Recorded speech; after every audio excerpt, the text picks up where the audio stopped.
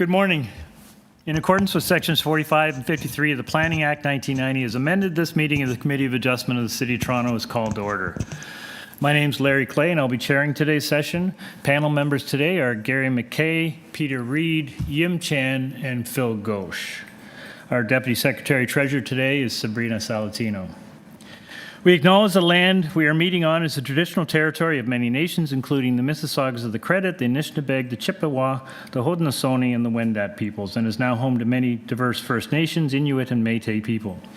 We also acknowledge that Toronto is covered by Treaty 13 of the Mississaugas of the Credit. Committee of Adjustment public hearings are now conducted in a hybrid in-person and virtual format. Some applicants and participants will make their submissions in person, and others will participate virtually by electronic means through WebEx. The meetings are also streamed on the Toronto City Planning YouTube channel, and anyone wishing to view the hearing may watch on YouTube. Those who want to participate virtually and have registered in advance will be connecting with their computer or telephone and have the option of participating via video or audio only. When your item is called, you'll be unmuted by the moderator. For both in-person and virtual participants, Committee of Adjustment staff will share presentations submitted in accordance with the written submission deadline. People attending in person today who want to receive a copy of the decision of the committee on an application must fill out a decision request card, and those participating virtually need to submit a written request for a decision by email. If you do not agree with the decision of the committee, you may be able to appeal the decision to the Toronto Local Appeal Body or, in some limited circumstances, to the Ontario Land Tribunal. However, the provincial government amended the Planning Act and generally removed rights of third parties to appeal Committee of Adjustment decisions. Only the applicant, the Minister of Municipal Affairs and Housing, specified persons and public bodies are permitted to appeal decisions of the Committee of Adjustment. Appeal instructions are set out at the bottom of the decision. Today I'll call each item in the order listed on the agenda, and where an application is uncontested, the agent or applicant may proceed with their presentation if desired. When the committee does not require a presentation, the applicants are to advise the chair should they wish to speak to the committee. The committee may ask questions and/or take the matter into committee for a decision. Each speaker, including the applicant, will be given a maximum of 5 minutes to address the committee, and I'll comment on when you're reaching the 5-minute mark. Any presentation or other materials you wish to submit to the committee must have been emailed in advance. Staff and committee members cannot accept new materials at the hearing. When addressing the committee, please clearly state your name and address, and remember to confine your remarks to the matters outlined in the application. The applicant or agent will proceed first and make a presentation on the application. Then individuals either in support or opposed to the application will be invited to speak. Generally, we call first on speakers in the hearing room and then those participating through WebEx. Committee members may ask questions of each speaker after they have finished their presentation. When all speakers are finished, the applicant or agent has an opportunity to rebut those issues that were raised by the speakers. This will mark the end of the discussion, and the application will be taken into committee for a decision. Madam Deputy Secretary Treasurer, any minutes to confirm? Good morning, panel members. Yes, the July 30th hearing. Okay, I will move adoption of those minutes. I have a seconder, Peter. Seconded by Mr. Reid. All in favor? Those minutes are adopted. Any declarations of interest from staff or panel? Panel, Peter? Thanks, Chair. Number 10, 94 St. Claren's. I'm an acquaintance of an interested party in this application, so I'll recuse myself. Thank you very much. Anyone else? That's it. Thank you. Any files to be closed today? Through you, Mr. Chair, yes, there are. So there's 8 files that need to be closed. So these are files that were previously deferred from the years of 2021, 2022, and 2023. The agent and the landowners have been notified that their files will be closed. They had the option to submit revised materials along with a revised zoning review, at which point we have not received it by a certain deadline. So we are at a point that we can close the files. So I just need a motion. I will read through all 8 files, and then we just need one motion to close all 8 files. So the first one is 11 Cavell Avenue, file number A0091/21TEY. The second is 155 Witchwood Avenue, file number A0318/21TEY. The third is 32 Proust Avenue, file number A1155/21TEY. The fourth is 24 01 Bloor Street West, file number A1503/21TEY. The fifth is 708 Euclid Avenue, file number A0159/22TEY. The sixth is 206 St. Clair Avenue East, file number A0380/22TEY. The seventh is 40 Doris Drive, file number A0958/22TEY. And the eighth is 1552 Bloor Street West, file number A0216/23TEY. Great, thank you. I will move that we close these files. Do I have a seconder? Ms. Chen, all in favor? Those files are closed. We have some deferral requests this morning. Through you, Mr. Chair, I'm seeing one deferral request for item number 1 at 199 Strathmore Boulevard West.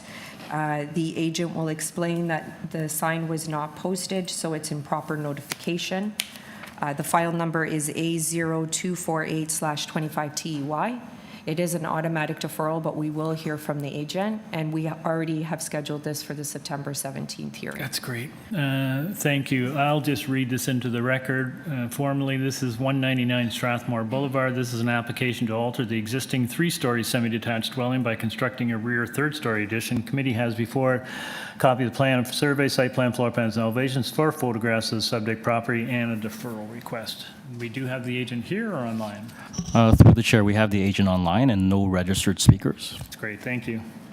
Good morning, sir. My name is Rameshwar Jagdat. I'm the agent for 199 Strathmore, and I'm requesting that postponement. And that's because of improper notification? That is correct. Okay, thank you. Panel, straightforward. Can I have a motion, Peter? Thanks, Chair. I move we defer this application to allow for proper notification. Okay, motion by Mr. Reed, seconded by Mr. McKay. All in favor? That application is deferred. All right, we can move on to item number 2.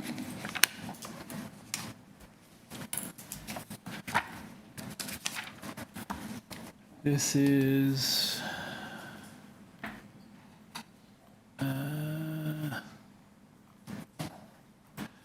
322 Queensdale Avenue. This is an application to alter the existing 2-story semi-detached dwelling by constructing a new front covered porch with a basement walkout and a rear 2-story addition with a ground floor deck.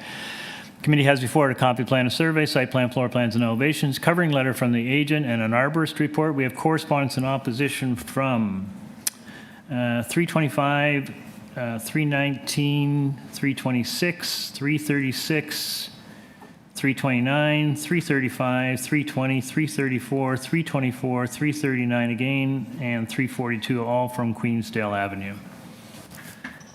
We have the agent. Through the chair, we have the agent online and 2 registered speakers. One is here in person. Thanks so much. Darren, you've been unmuted. Good morning.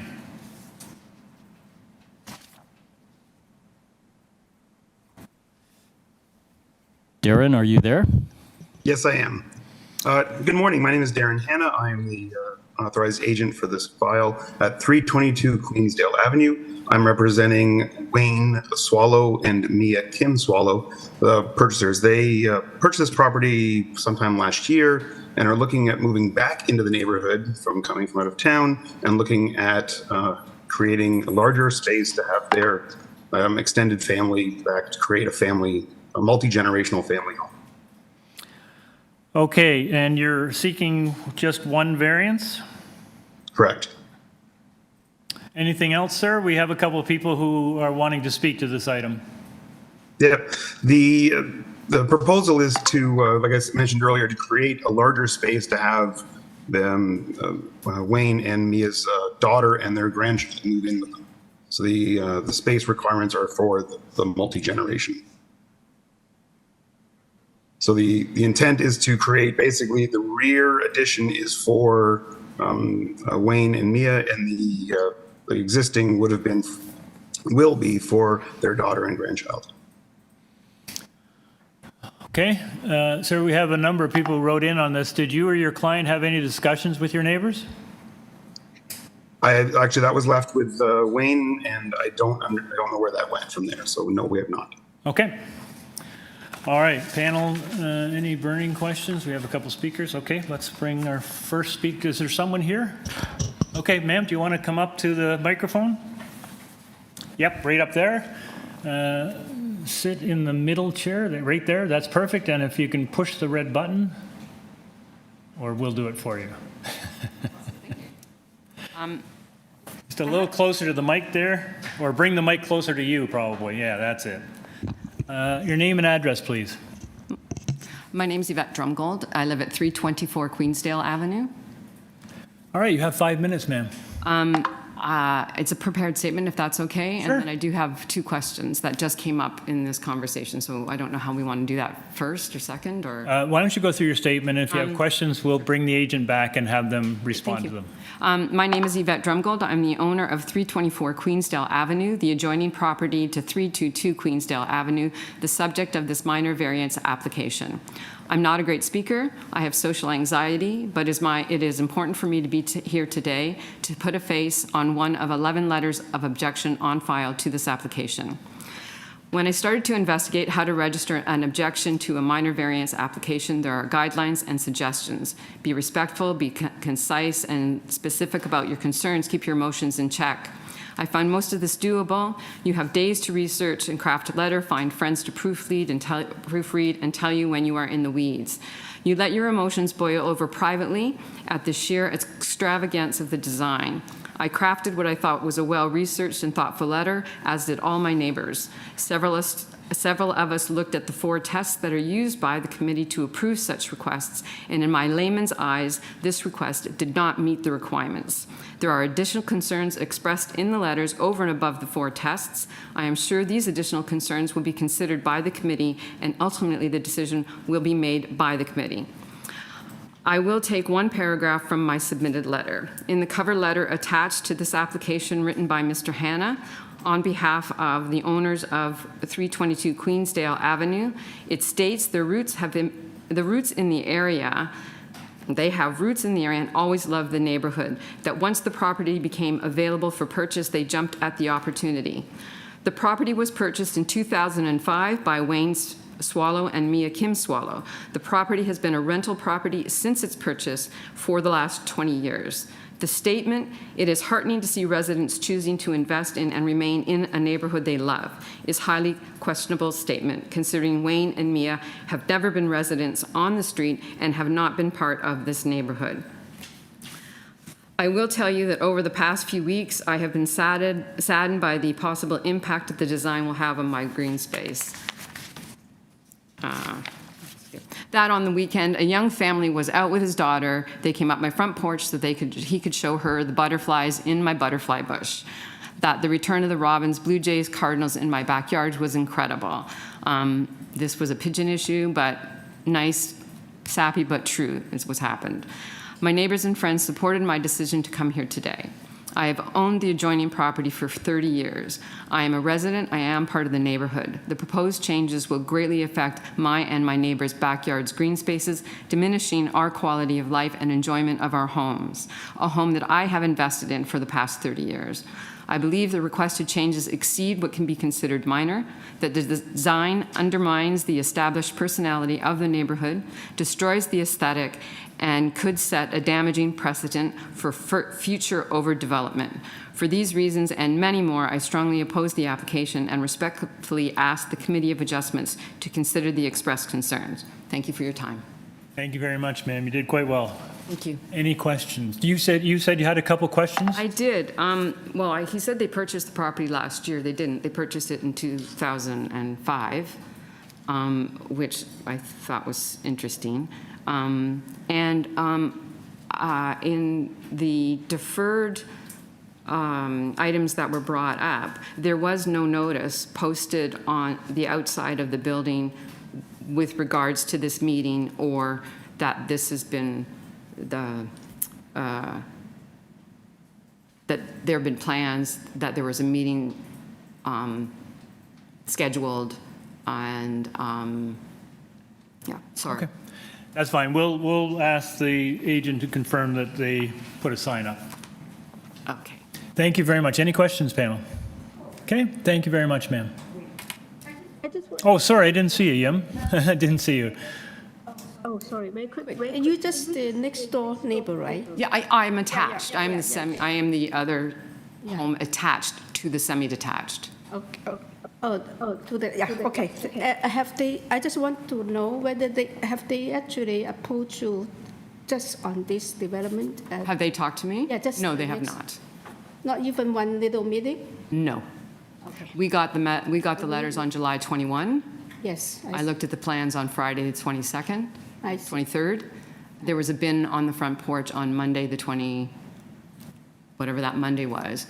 Several calls went in about business, or about building permits. They don't need them, apparently. So what I want to know is that what they're proposing is almost like, in terms of the length of the house, will be almost double than That's it is correct.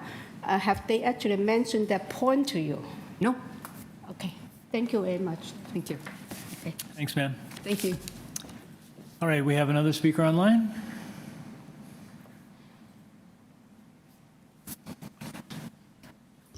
David, you've been unmuted. Good morning, sir. Mr. Strang?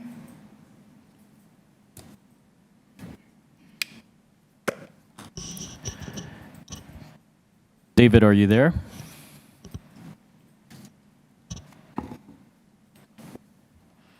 David, we're going to attempt to contact you. Okay, hang tight. Sabrina, was this a waiver or a building inspector? Do you know? Zoning waiver? Oh, zoning review, pardon me.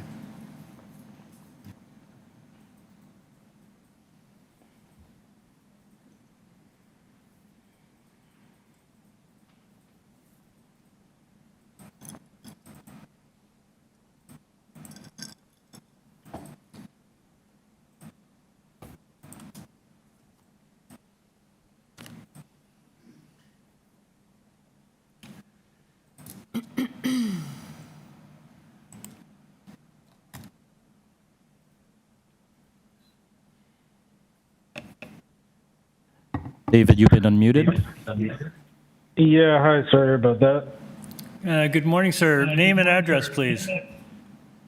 Yep, my name is David Strang, and I live at 326 Queensdale. All right, sir, you have 5 minutes. All right, thanks very much. I submitted a letter. I just wanted to talk a bit beyond what I submitted, just give you a little more color of, some of the families that would be affected if this variance is approved. So basically living next to Yvette, who just spoke. And we have a small child, 2.5-year-old, so we use their backyard a lot.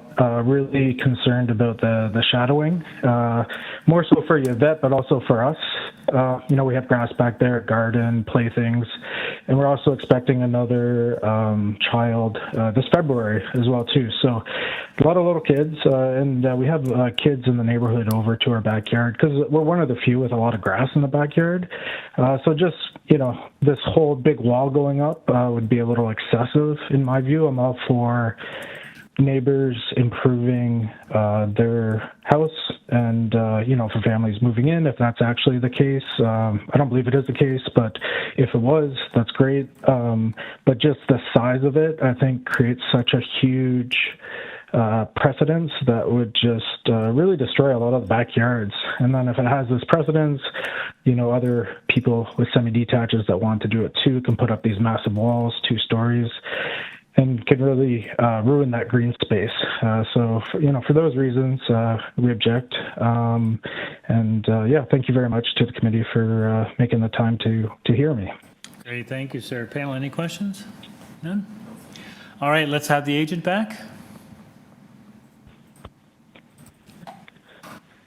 Mr. Hanna? I'm here. Hi, sorry about that. I just wanted to touch base. I do apologize. I was told that they did purchase it recently, so that was coming from my client. So I do apologize for that if they've owned it for that long. Sorry, through you, Mr. Chair. Can he speak to the posting of the sign? Yes, And whether or I not was- that was done, because we don't have record of it. And my concern is that if it wasn't posted, then it's improper notification. So I was told from the contractor on site that it was posted. Do you have I'm photos and a signed declaration form?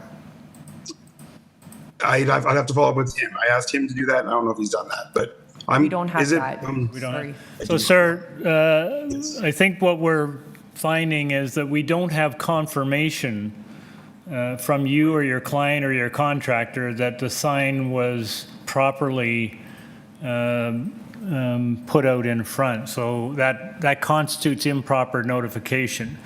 If your contractor has said that it was posted, then we should have seen some evidence that it had to have been submitted, and we don't have that in our records.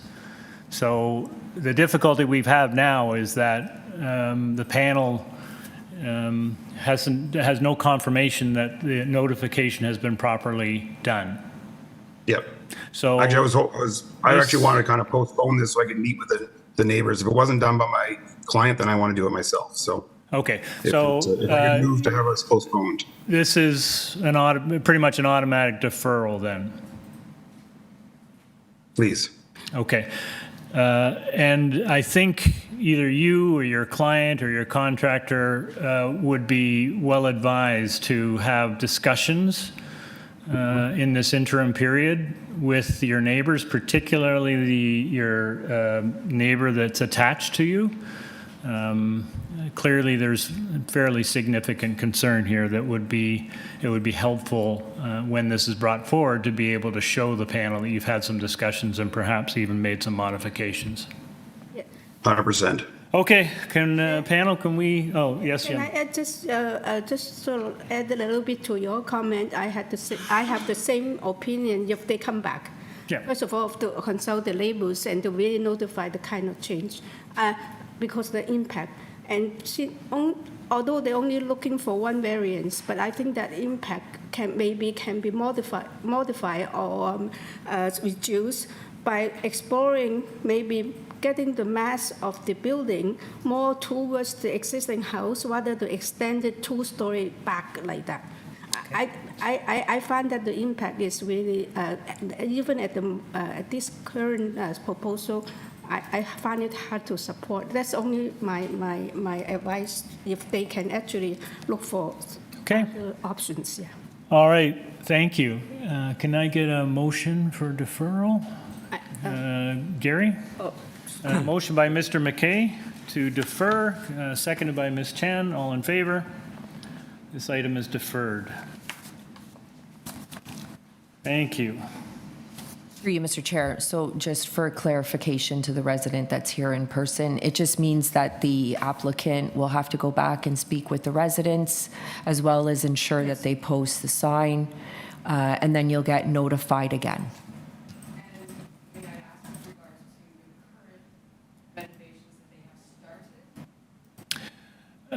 Well, again, that's something that's beyond us right now. I mean, Well, you have to call 311 and have the inspector has to be out to the site and do what they need to do on their end. We can't do anything through the committee of adjustment, but we will re-notify again and ensure that the sign is posted. There will be another hearing, and you'll be re-notified of that. Thank you. all right, thank you. Okay, we can move on to item number 3.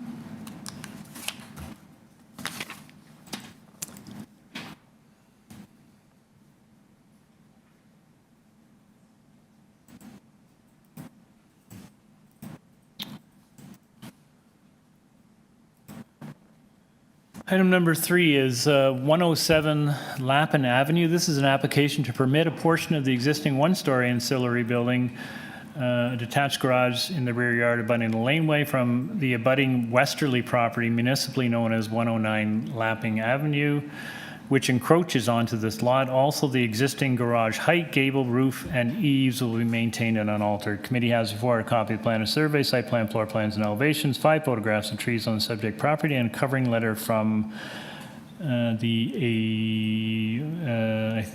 guess the owners. Through the chair, we have the agent online and no registered speakers. Okay. George, you've been unmuted. Yes, I'm here. Good morning. Good morning, Mr. Chair. Good morning, all the members of the committee. My name is Jorge Dacuna. I represent the homeowner of 17 Lappin Avenue. Great, sir. I think we'll just need a quick explanation on this one because it's a little confusing. Yeah, it is. The reason we went for the committee is by orientation by city official. The 109 Lappin Avenue, the garage was done before they bought the house back in 2010. And the garage encroaches, the existing garage on 109 encroaches the 107. That's the reason we went to the committee. Actually, we went to the committee for 109, one grant for the committee. We get the building permit for 109, but we haven't going to the committee for 107. So as per city official zoning, they recommended that we go into the committee to get a clearance for the 107 as well and apply for building permit for 107. Okay, sir. So you're applying for a variance for 107, but you have 109's agreement. Yes, you have an agreement. And 109, you went for the committee last year. Oh, 109's already been here. Yes, and we apply for building permit as well. We get the building permit for 109, but 107, remains without building permit and remains without the clearance for the city. Okay. Thank you very much, sir. Panel, any questions? Does that make sense to everybody? Okay. All right, sir. Thank you very much. Does someone want to take this one on? Everyone's intimidated? Peter? No, I mean, I guess it's more of a question for Sabrina. I've never experienced a file like this where we're approving someone else's building on someone else's property, right? And it's just the portion of it. And I'm just wondering how that works procedurally. So through you, Mr. Chair, 109 Lappin Avenue came in to Committee of Adjustment and got this encroachment approved a few months ago. 107 Lappin Avenue, the owners were told that they also had to submit an application to get the approval of having this structure on their property. Right. So Toronto Buildings has confirmed that actually both owners would need this approval. Okay. Yes, because I agree, we typically don't do this, but this is something new that will continue to happen moving forward. So buildings is fine with. Toronto Buildings has given the sign off, yes. Okay, thanks. Oh, the question, the question is that committee adjustment now can approve encroachment agreement? So through you, Mr. Chair, no, it's not an encroachment agreement. It's a 0-meter setback. Oh, okay. The encroachment agreement, I presume, is a separate legal document. It's separate. Yeah.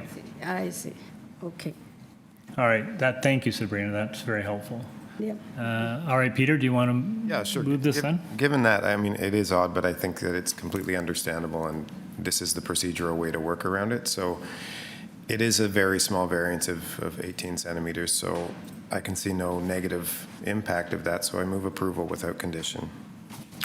All right, motion by Mr. Reed to approve. Do I have a seconder? Mr. McKay, all in favor? You have your approval. Thank you. Move on to item number 4.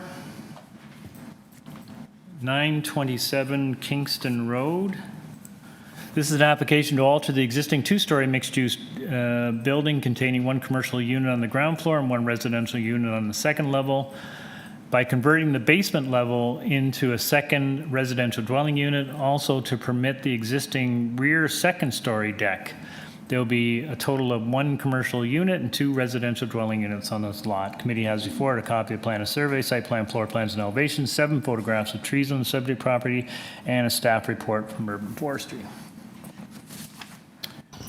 All right, do we have the agent?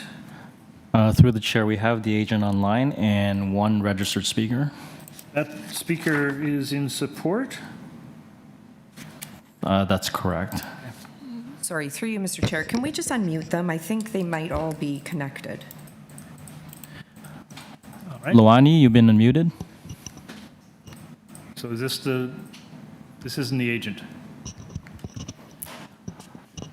Through the chair, this is the speaker from 10 Scylla Avenue. All right. Ms. or Mr. Fuzdez? Yes. Hi there. Our name and address, please. Loani Gonzalez Fostes, 10 Sila Avenue. Are you in support of this application, sir? Yes, I am. And are you affiliated with the applicant? Yes, I am. Okay. All right. Thank you, sir. Okay, let's. You're welcome. Just stand by, sir. Let's just get the agent Thank you. online. Sophia, you've been unmuted. Hello? Hello? Hi, good morning. Hi, good morning. My name is Sophia Canavis. I am the agent file. Sorry, ma'am, you cut out on us. Could you just restate your address, please? Hi, Sophia Canavis, 25 Valleywood Drive, Markham. You sound like you're quite a distance away from your microphone. Oh, sorry, I am actually right next to my computer. I'm not quite sure why. I've been having some issues with WebEx this morning with regards to my sound. All right, ma'am, can you get a little closer to your computer microphone? If you have a headset, you can use that as well. For some reason, my headset will not connect to my laptop. Okay. Would you prefer I call in? Or could somebody call me directly from? Can we manage that, guys? Can you hear? I think we can probably. I think, ma'am, we'll try and muddle our way through. But if you could just, I wouldn't suggest shouting, but if you could speak loudly, please. Sure, that's no problem. Can you hear me now? That's better. Yes. Okay. All right. Well, good morning, Mr. Chair and members of the committee. My name is Sophia Canavis. I'm a senior planner at M. Bahar Planning and Design Limited, and I am the planning consultant for the owners, representing the agent as well on his behalf since he's not able to attend today. The subject site before you today is located on the south side of Kingston Road between Silver Birch Avenue and Willow Avenue. Currently, there exists a mixed-use building which contains a commercial ground floor unit with a residential unit on top on the second story. The application proposes to, sorry, one second, I'm just trying to navigate my screen here because I'm working on 3 different screens. The application proposes to convert the basement level of the building to a 1-bedroom residential unit and to recognize and legalize an existing porch encroachment condition. The main floor commercial unit and second-story residential unit will be maintained. These variances were found during a zoning review for a building permit. We do note that although no found indicating a residential conversion in the basement, when my clients purchased the building, there was a bedroom residential unit with a kitchen. Okay, Sophia, can I just ask you again? You're fading out on us. If you could just try and speak louder. Okay. So I'm not sure if you caught that last part. We note that although no existing permits were found indicating a residential conversion in the basement, when my clients purchased the building, there was a 2-bedroom residential unit with a kitchen and 3-piece bathroom existing at the basement level. There is no external construction proposed on this application. With regards to the 4 tests for the minor variance, the proposal maintains the intent of the official plan by proposing a renovation to the interior of the building. The prevailing physical character, most frequently occurring, of the geographic neighborhood in both the broader and immediate context is maintained. The proposed development also maintains the intent of the existing zoning of the commercial residential CR zone by continuing to provide a mixed-use built form, now with an additional below-grade residential unit. Where variances have been requested, those are consistent with the existing built form character of the area. The proposal represents an appropriate development of the land, as the relief being sought would result in a proposal that has been designed to find a balance between providing a commercial residential use, an additional residential unit at an affordable rental rate in an established neighborhood serviced by surface transit is desirable and appropriate for this neighborhood. The variance is minor in nature as the porch encroachment is existing and the conversion of the basement to the residential unit does not affect the overall function or intent of the CR zone. Additionally, we have read the forestry conditions submitted by staff, and we agree with the statements contained within. All right, ma'am, thank you very much.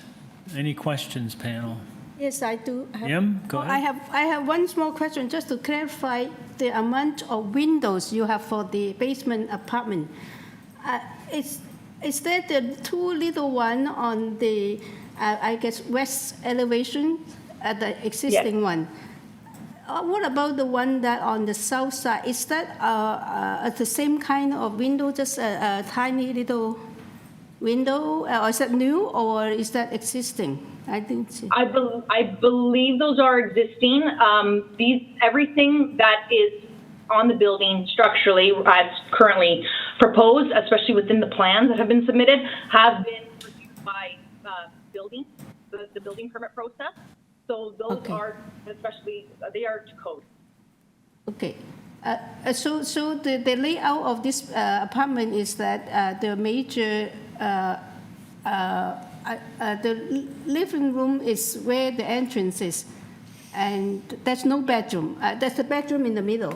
I see. Okay. Bedroom is in the middle. Yeah. Yes, it has to do with how the building code requires the layout of the. And the kitchen. The living room has to have a window as well as the bedroom. So it was the configuration that we could find that worked the best. Yeah. And the kitchen does not require any window, I guess, right? I believe not. No.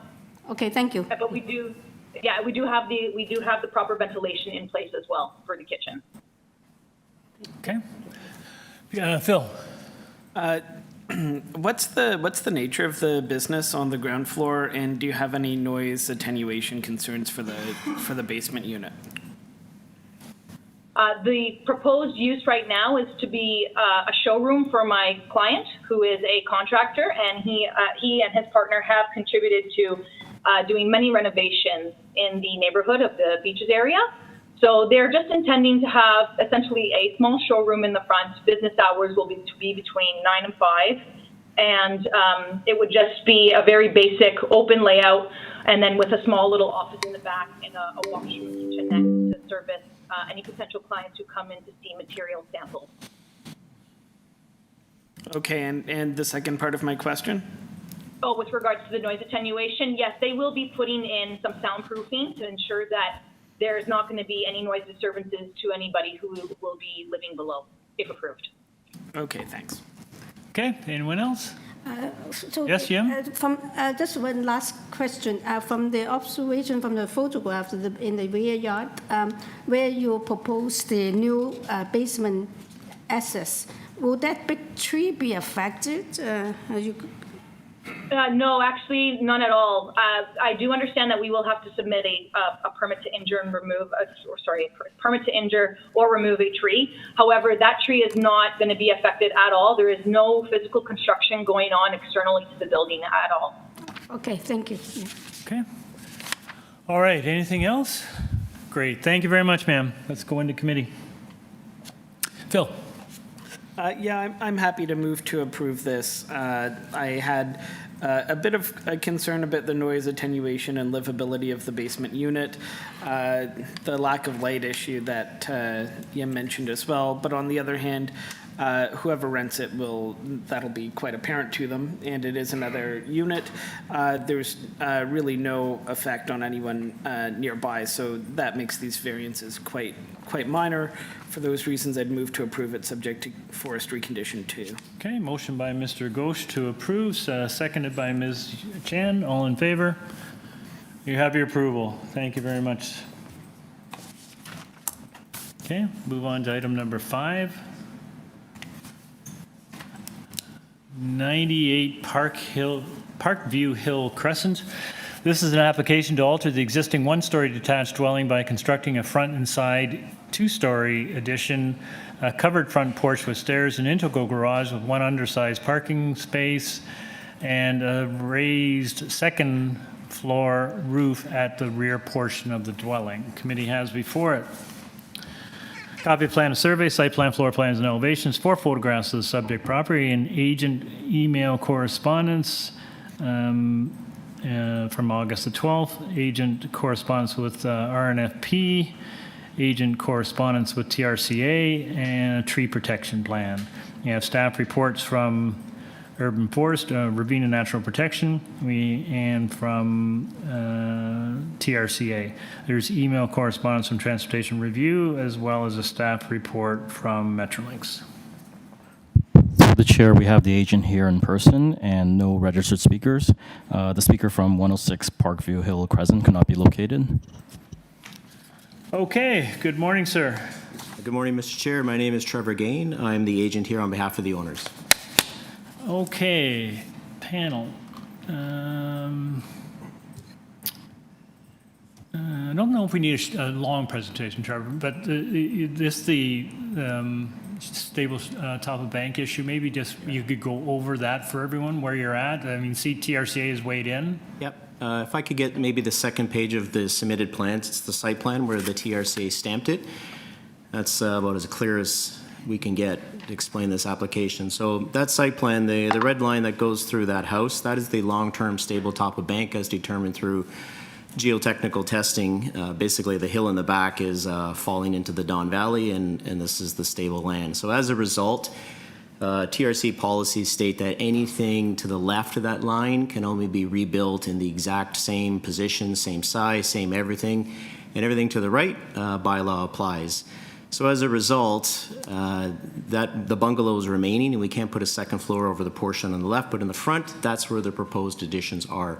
So the variances in front of you are essentially enabled to accommodate 3 small bedrooms and bathrooms for the family. We have to go forward in the house, so we're seeking the front yard setback. Recognizing, it's kind of unorthodox, we just pushed the front to sort of match the front porch projection. We spoke to the neighbors about that. And then the other variants are just, it's a truncated lot. So again, our lot area now is from that red line to the right, so it's significantly smaller. And then, of course, we're right at that red line, so that's the last variance where we need to be 10 meters away from it, and we're 0. So that's it. So really, this is all just generated by TRCA policies. Otherwise, this would be an as-of-right development, unfortunately. Right. Okay, great, thanks. Any questions, panel? Yes, I do have if you look at that plan with the red line, the proposed is like the proposed addition, it sticks out towards the top of bank a little bit, but in the front it seems to be flush with the existing house. But when you look at the your ground floor plan, it's stick out in the front also. Yeah, so originally the plan stamped, that was what we submitted to the TRCA, and then as we kind of developed the plan further, you're talking about the garage. Yeah. We just extended the garage further to kind of align with the second floor setback. So the TRCA is fine with that because they're more concerned about what happens to the left of that line. So now the proposal, you push it to the front, actually it sticks out further. The ground floor plan, you can see the ground floor plan, the garage is in front of the existing house, right? That's correct, yeah. Okay. So that was the change, and that way it sticks out in the front, that aligns up with that front porch, which is where our second floor. So that does not change our front yard setback because the front yard setback is measured to the second I understand. So, but then your site plan is not reflecting the same thing though, right? If you go back to the first site plan, It does? it's there. Revised one? Yeah. Yes. That's the site, so there you can see it's sticking out, but I just included the one Yeah, from the so it gets TRCA just for confusing. You got clarification. 2 site plans, that's right. Okay, so the first one is what is now? That's Not the the red correct line one. Okay, thank you. You're welcome. All right. Through you, Mr. Chair, I just want to confirm, there's no amendments to the purpose of application? Or, sorry, to the purpose of the application? Other than, yeah, thanks for the reminder. So We just put up the... I think in the purpose it talked about a new second floor or something at the back, or a raised. A raised second floor. Yeah, so we caught that, but I think it was kind of too late. So what's happening is that this is relating to the area to the left of the red line, the original bungalow. We're just pulling the roof off and putting a new roof on top. So there's no second floor over that back portion. I think it just looked at it when the examiners were putting it together because we have some clear story windows because we're doing scissor trusses back there. But the second floor is only to the right. And And so we talked to the neighbors just to make sure, but I think that's a good point to just clarify. So I don't know if you want to change the purpose, but So what would you suggest to be accurate? maybe instead of a raised second floor, we just say a new roof over the existing one-story portion of the dwelling. Or just delete the word second Yeah. floor and Yeah. raised roof at the rear portion. Yep. Yeah. I think so. I think that's what. Okay, Trevor, you okay with that? Yeah, I mean, regardless, there will be no raised second floor. TRC won't allow it. Okay, we'll make that a change. Thank you. All right, any further questions? See none. Let's take this into committee. Jim? Oh, sorry. Yeah. It was a tie, so I picked think you. that, just to, after understanding, I don't think that this addition will create too much impact. I think that it is actually tuck in and just build it up where they can. And I will support it, and I will also like to have a motion to approve with amended purpose clause. And also, are there any? That's it. The TRCA and RNFP are fine. They are fine. Okay, that's Okay. yeah. Motion by Ms. Chen to approve the amended application, seconded by Mr. Ghosh. All in favor? You have your approval. Thank you. Thank you. All right. Item number 6. 124 Roxborough Drive. This is an application to alter the existing 2.5-story detached dwelling by constructing a rear 2-story addition with a porch and stairs. There will be a new front peaked roof over the integral garage. Committee has before it a copy of plan of survey, site plan, floor plans, and elevations, 4 photographs of the subject property, email correspondence from the owner, 2 correspondences, and presentation materials from the agent. We have staff report from community planning, the correspondence and support from 77 and 109 Roxborough, correspondence and interest from 122 Roxborough, and correspondence in opposition from 126 Roxborough. Good morning, sir.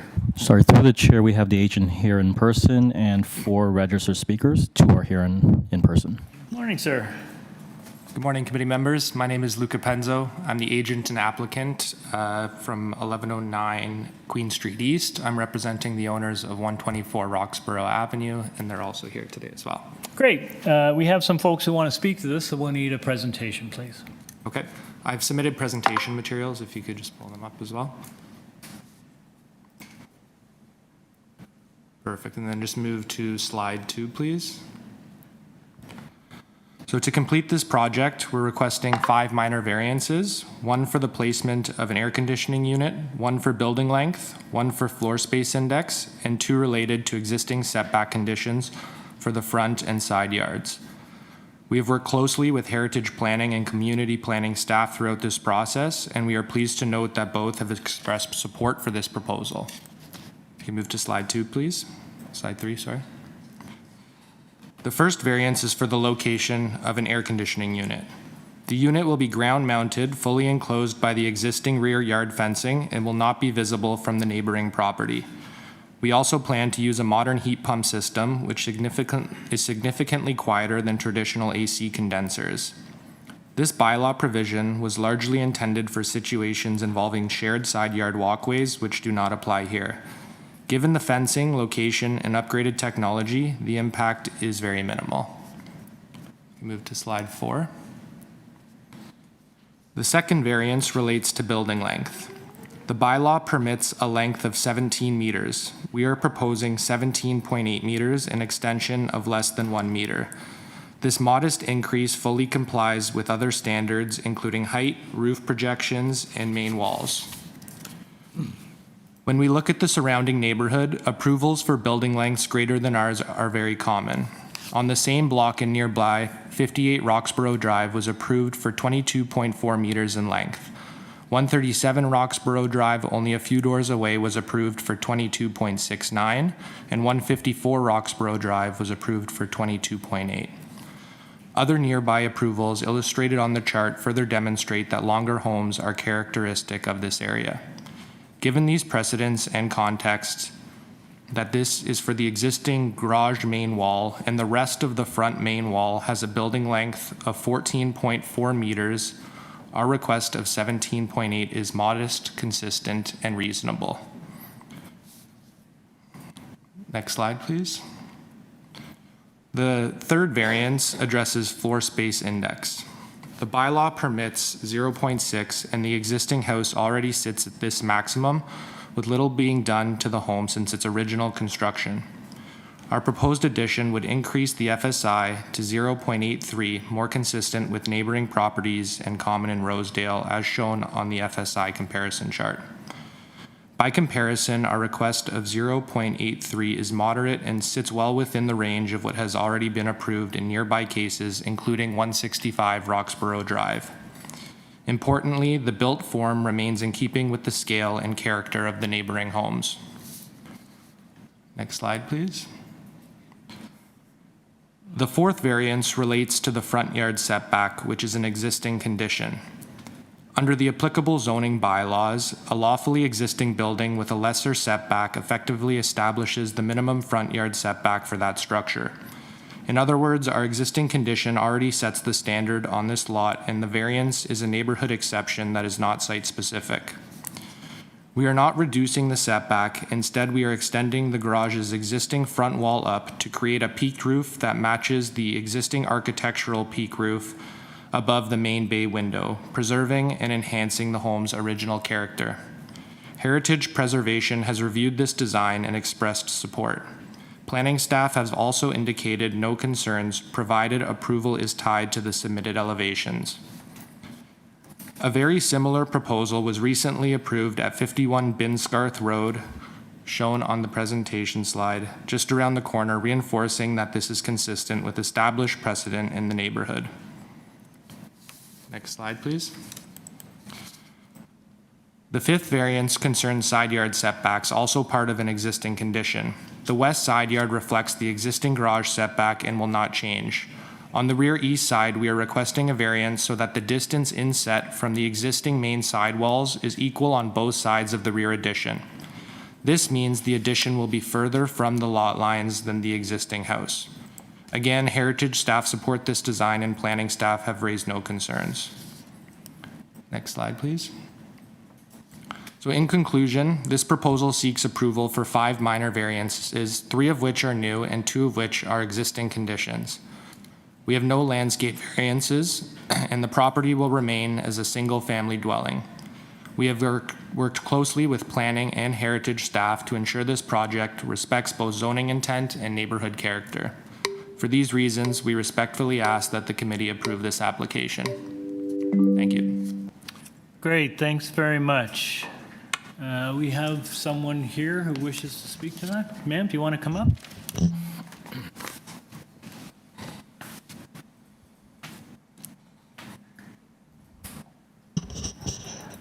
Morning. Good morning. My name is Jane Milburn, and I am the co-owner of 122 Roxborough Drive, the property immediately west of the subject property, 124. I did submit a letter of concern dated August the 5th. Sorry, through the chair, can we just confirm whether Martin Shady will also be speaking? No, he will not. Okay, thank you. So I want to expand on what was in my letter. The applicants elected to buy this property, which is only 40 feet wide and 113 feet long, with no driveway or other access to the backyard. They knew that to demolish the entire interior and massively increase the footprint, they would need to pass many hurdles, including this committee. The applicants want the benefit of the existing home's walls and garage, even though they're different than current planning requirements, and yet they're going to demolish the entire interior.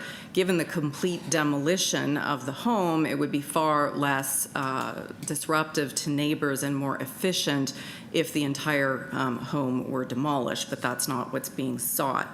There's 5 variances being sought. I have no opposition to the air conditioning device, item 1, no opposition to the construction over the garage, item 4, but I do oppose the other 5 variances. I'm here on my own without the benefit of agents or contractors to prepare 278-page submissions, but the committee has said it's interested in public input, so I'm here to give it. I should also say that although the owners contacted me after my letter of concern. I never heard from them before that, and the contact after was to just justify what they want. On the side setback, I've seen conflicting information about whether or not the extension will honor the 1.5 meter setback because the current structure does not. So I think it would be wise for the committee, if they approve that, to require that the 1.5 meter side setback be honored. My home is 115 years old. I'm very concerned about damage structurally and otherwise in the course of construction. So my main opposition is to the floor space index and the building length.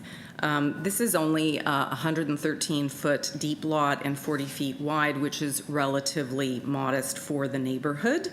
By increasing the floor space index by 39% in my submission, that is not a minor variance request. They're going to be paving over a significant part of the backyard. I really don't think in meters, so the feet, it's 5 meters, is about 15 feet. So this is a major two-story extension into what is a relatively small backyard.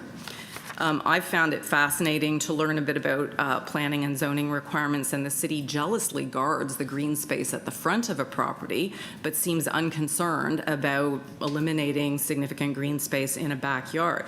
One of the whole reasons I bought in this neighborhood 10 years ago, one of the attractions was the private green space and larger lots versus where I lived previously.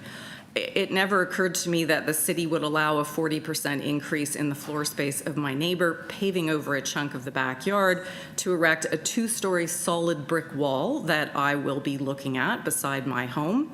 It's going to be looking like the back of a strip mall. That's not what I paid for, and I'm quite confident it's going to seriously devalue my property.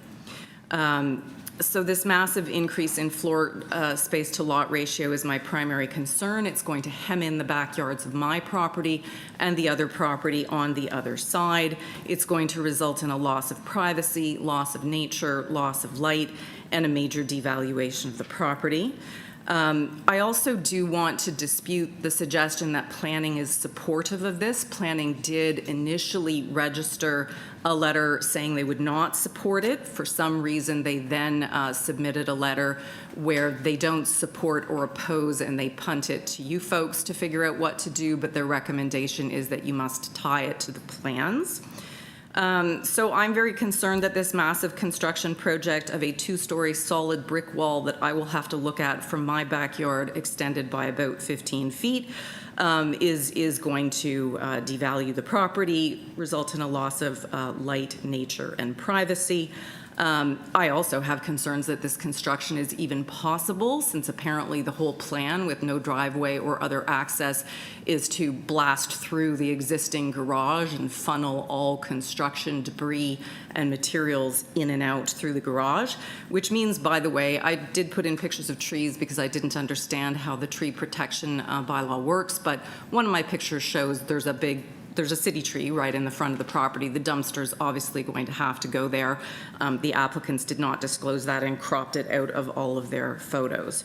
So I appreciate the fact that the committee heard my concerns, and I do have concerns and ask that the floor space to density on the lot not be approved, and also that to the extent there is approval, that side setbacks be respected for any new construction. All right, ma'am, thank you. So before I let you go, so you're 122?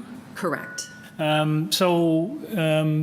Will their proposed extension go beyond the back of your house? Yes. It will, okay. All right.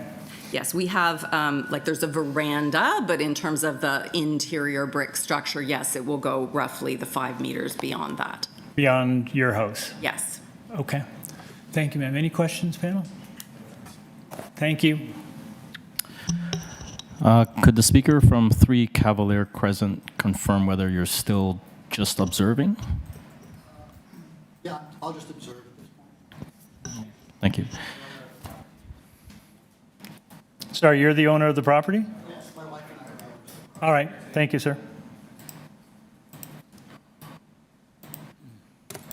We have 126 Roxborough. Doug, you've been unmuted. Good morning. Good morning. Good morning. Could I have your name and address, please, sir? Yeah, my name is Douglas King. My address is 126 ROXBOROUGH Drive. We have been residing at 126 for 37 years, and we've enjoyed the open spaces and greenery that our backyard provides to us. And we have very deep concerns about the impact of this proposed development will have on the livability of our property, livability and enjoyment of our property. I did submit a concern in writing, and I'd just like to reiterate those concerns. And by the way, I totally endorse the comments of the previous presenter and the neighbor to the west. All of our concerns are equally shared by my wife and I. The two concerted more concerns that we have is, number one, the air conditioning device will be smack beside our property, right beside our deck. The fact of the matter is, this property is relatively small, and the proposed addition in relation to the size of the property is huge. The maximum permitted floor space index will be exceeded by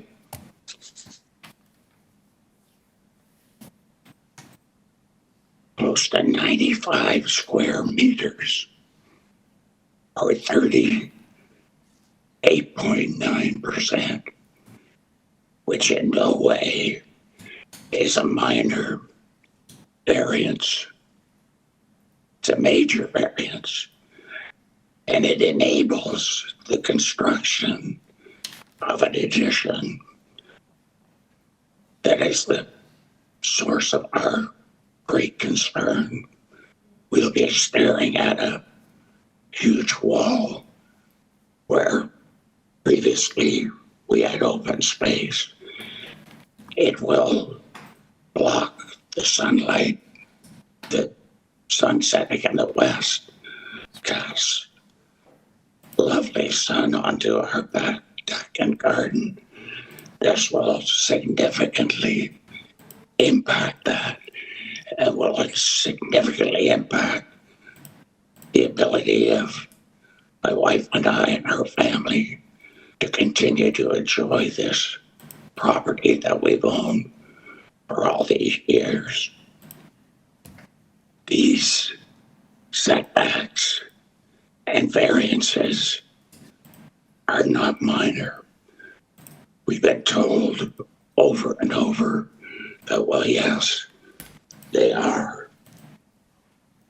But the numbers and facts simply don't support the fact that they are minor. And I am very pleased to note that approval of this addition requires that the committee is satisfied that the variance requested is minor, because any review of the numbers and facts indicate clearly that this is not a minor variance. I presume that site inspections have occurred if you haven't visited the site, I would welcome you to visit and stand in our shoes and note the significant impact that this will have and the unacceptable precedent that it will establish. So I, for my respectfully request that the application be declined. Okay. Thank you. Thank you, sir. Panel, any questions of the speaker? None? Thank you very much, sir. I think we have the agent coming back. Come on up.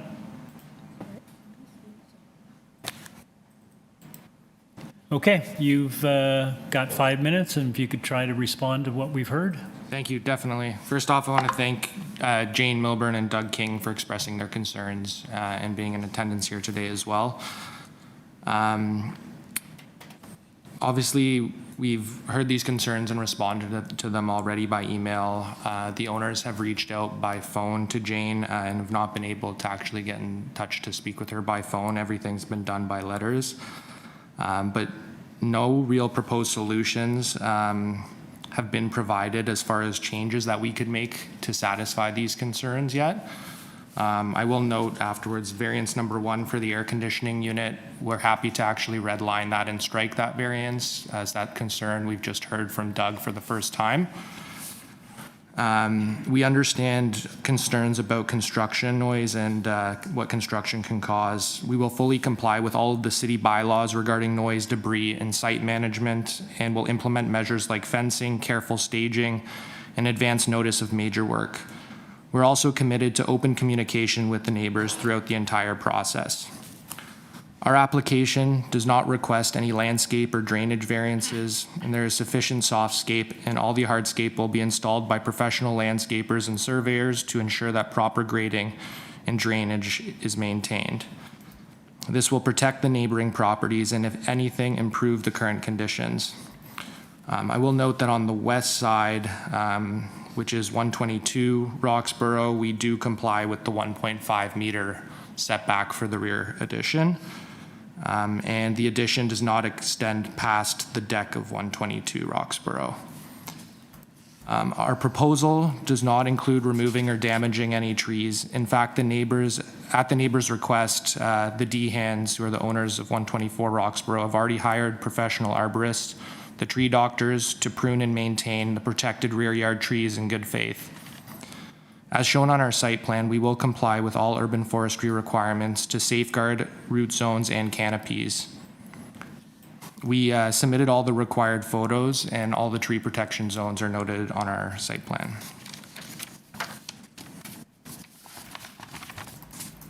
The rear of these lots are north facing, so none of these yards currently actually get any direct sunlight, and the yards already have trees causing shading.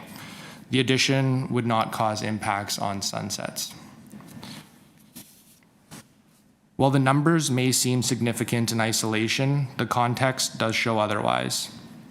The building length increase is less than 1 meter and for only a portion of the existing garage.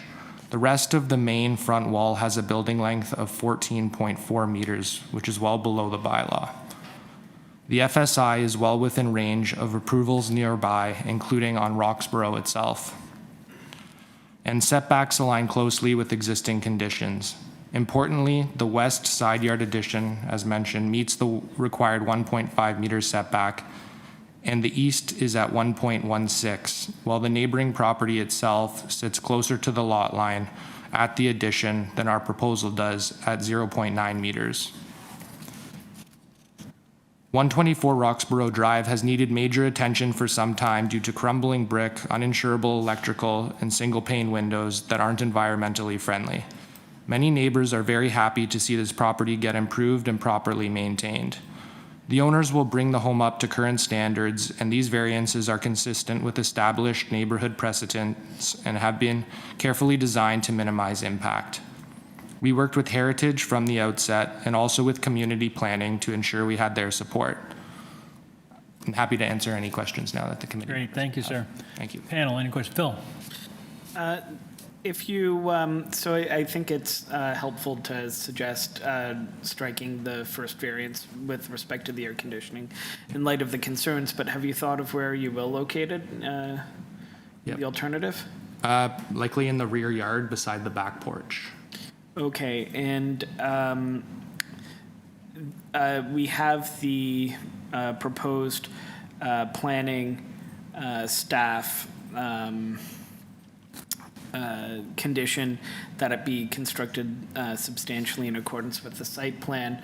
Would we, in your view, should we amend that to, will that need to be amended? Like, will the porch need to be altered in size to fit the air conditioning unit, or you're not certain, or? I'm not certain right now. I'm not too concerned. I know the planning staff report was more due to the front yard variance because they didn't want us to put an addition, for example, on the other side of the house that doesn't have the garage. So it wasn't really concerning the site plan. It was more concerning the elevations front. Okay, perhaps it's more of a question for the Secretary Treasurer, either now or when we go into committee.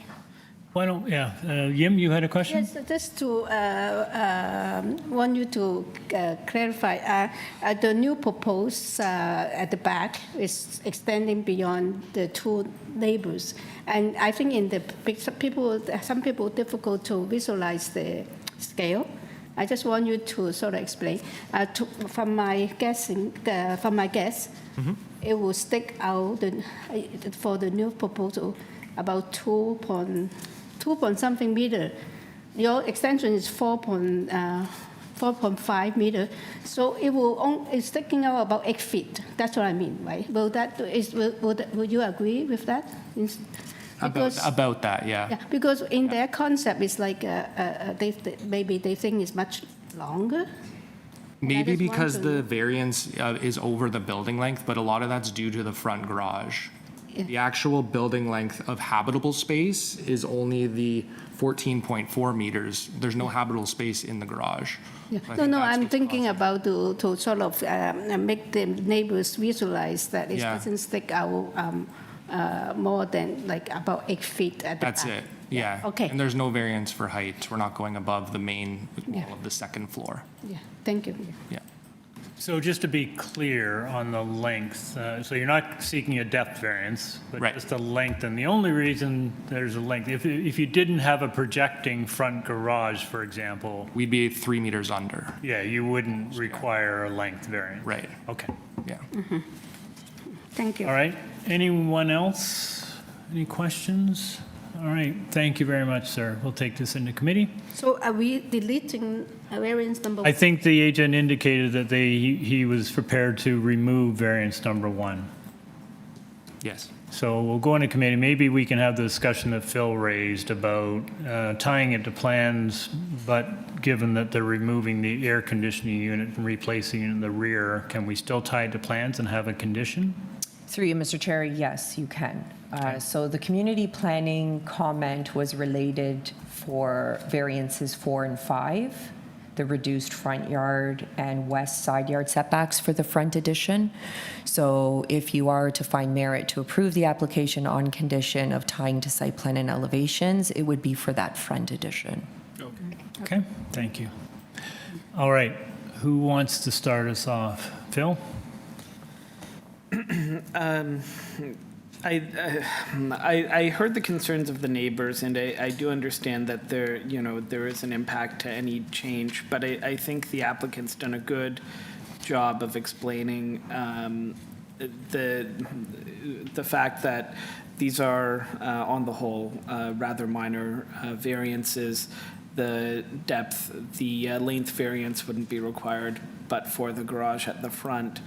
And this is very much in keeping with, for instance, the FSI is very much in keeping with other houses in the area. The relatively smaller lot actually is part of what pushes up the FSI because it's not such a deep lot, despite it being a reasonable length of home. So I see no reason not to approve this, as amended. Okay, anyone else want to speak to this item? Peter? Thanks, Chair. Yeah, I agree with Phil's points, and I'd just add the side yard setbacks are, for the new portion, are improved over the existing house, and are pretty minor as well. But I do agree that a lot of this is driven by the garage, and I think that they've dealt with it in a very sensitive way, and this is a supportable application. Okay. All right. Then I'll look to someone for a motion. Sure, happy to move to approve it as amended, subject to the planning condition to tie it to the plans as outlined in the report. So we're amending it by removing variance number 1. Do we need to have, do we care about where the air conditioning unit goes, or will it just be silent on that? Let them figure it out. Silent on that, since we've removed the variance, so they can put it wherever they're permitted to. Okay. Motion by Mr. Ghosh to approve the amended application, seconded by Mr. Reed. All in favor? You have your approval. Thank you. Thank you. All right, we move on to item number 7. 23 Doncaster Avenue. This is an application to construct a new 2-story detached dwelling with an integral garage containing 1 parking space, front covered porch, a rear ground floor deck, and a rear 2nd-story balcony. The 2nd story will be partially cantilevered at the front of the dwelling. Committee has before a copy of plan of survey, site plan, floor plans, and elevations, 3 photographs of the subject property, previous decision numbers affecting the subject property, and a letter to the neighbors from the owners. We have email correspondence from Transportation Services and a staff report from Urban Forestry, 2 form letters in support from 22 and 24 Doncaster, correspondence and concern from 152 Westlake, 25 and 21 Doncaster. We have correspondence in opposition from 32 Gatwick and 20 Doncaster. Through the chair, we have the agent online and 4 registered speakers online. Okay. All right. Mr. Gerber. Good morning. My name is Joel Gerber of 23 Doncaster. All right, sir. We have some folks who want to speak to this item, so we'll need a presentation, please. Of course. Good morning, Mr. Chair and committee members. Thank you for your time and consideration. I'll endeavor to keep this presentation very short and sweet, despite having lived here for 12 of the last 13 years with my 4 children. We did have a previous Committee of Adjustment approval and thereafter building permits. Due to COVID, put a bit of a damper in our family planning and scheduling, but nonetheless, this past winter we started construction, and during excavation and the concrete phase, we had a few issues with the 100-year-old foundation and had to pivot with our engineering team. The new footings had added slightly to the overall width of the house, and so we therefore subtracted from the building length to compensate and keep similar statistics. The knockdown effect was that we were able to increase the size of our rear garden. The proposed house is still less overall width than the original 100-year-old bungalow, but still this triggered a permit revision because of the committee nature, and this was all coordinated, with clear communication with our building inspector. During the project slowdown, we had submitted the revision package, and there was a long back and forth with the examiner team that led to a different interpretation of our bay window cantilevered at the front of the house. This was previously approved by a committee and also by the building. It was issued for building permit. But this new interpretation had created a series of new variances, visually making the project appear more aggressive and creating a series of confusions with the neighbors. We shared a letter with our application technician to mitigate some of the confusion, and I tried to personally meet with a number of our neighbors to explain the situation. We also, my architectural team, ran an analysis of over 200 previous committee applications to compare and contrast the previous decisions. In summary, the building length, FSI, lot coverage, and setbacks have all been approved in more extreme cases, and we had concluded statistically that it fell either within or below the range of previous approvals granted. Having also spoken very clearly with our community planner.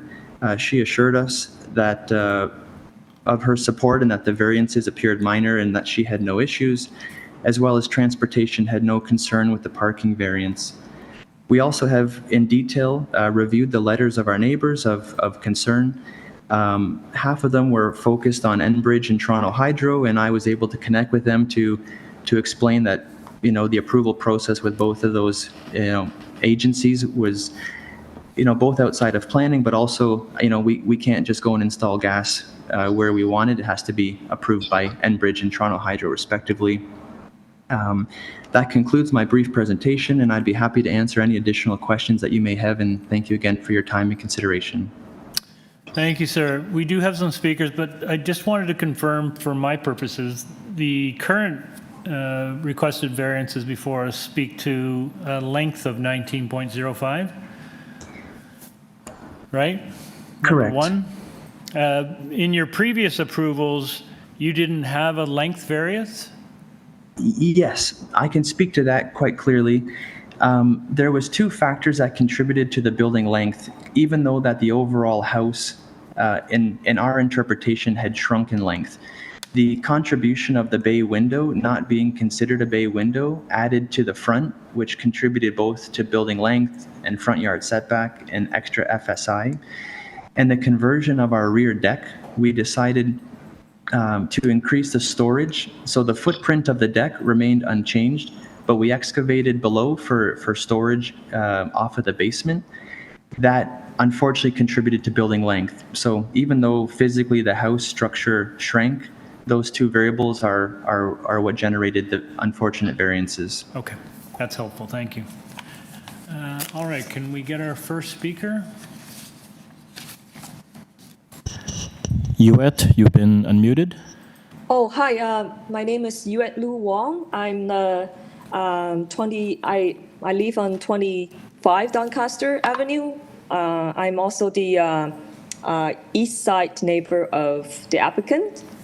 I sent in a letter of concern about the gas meter on the east side because I'm complaining about item number 4, which is the side yard setback, which is 0.9 meter, which is interesting because the previous applicant was 1.5, but in our neighborhood, I guess it's only 0.9 meter.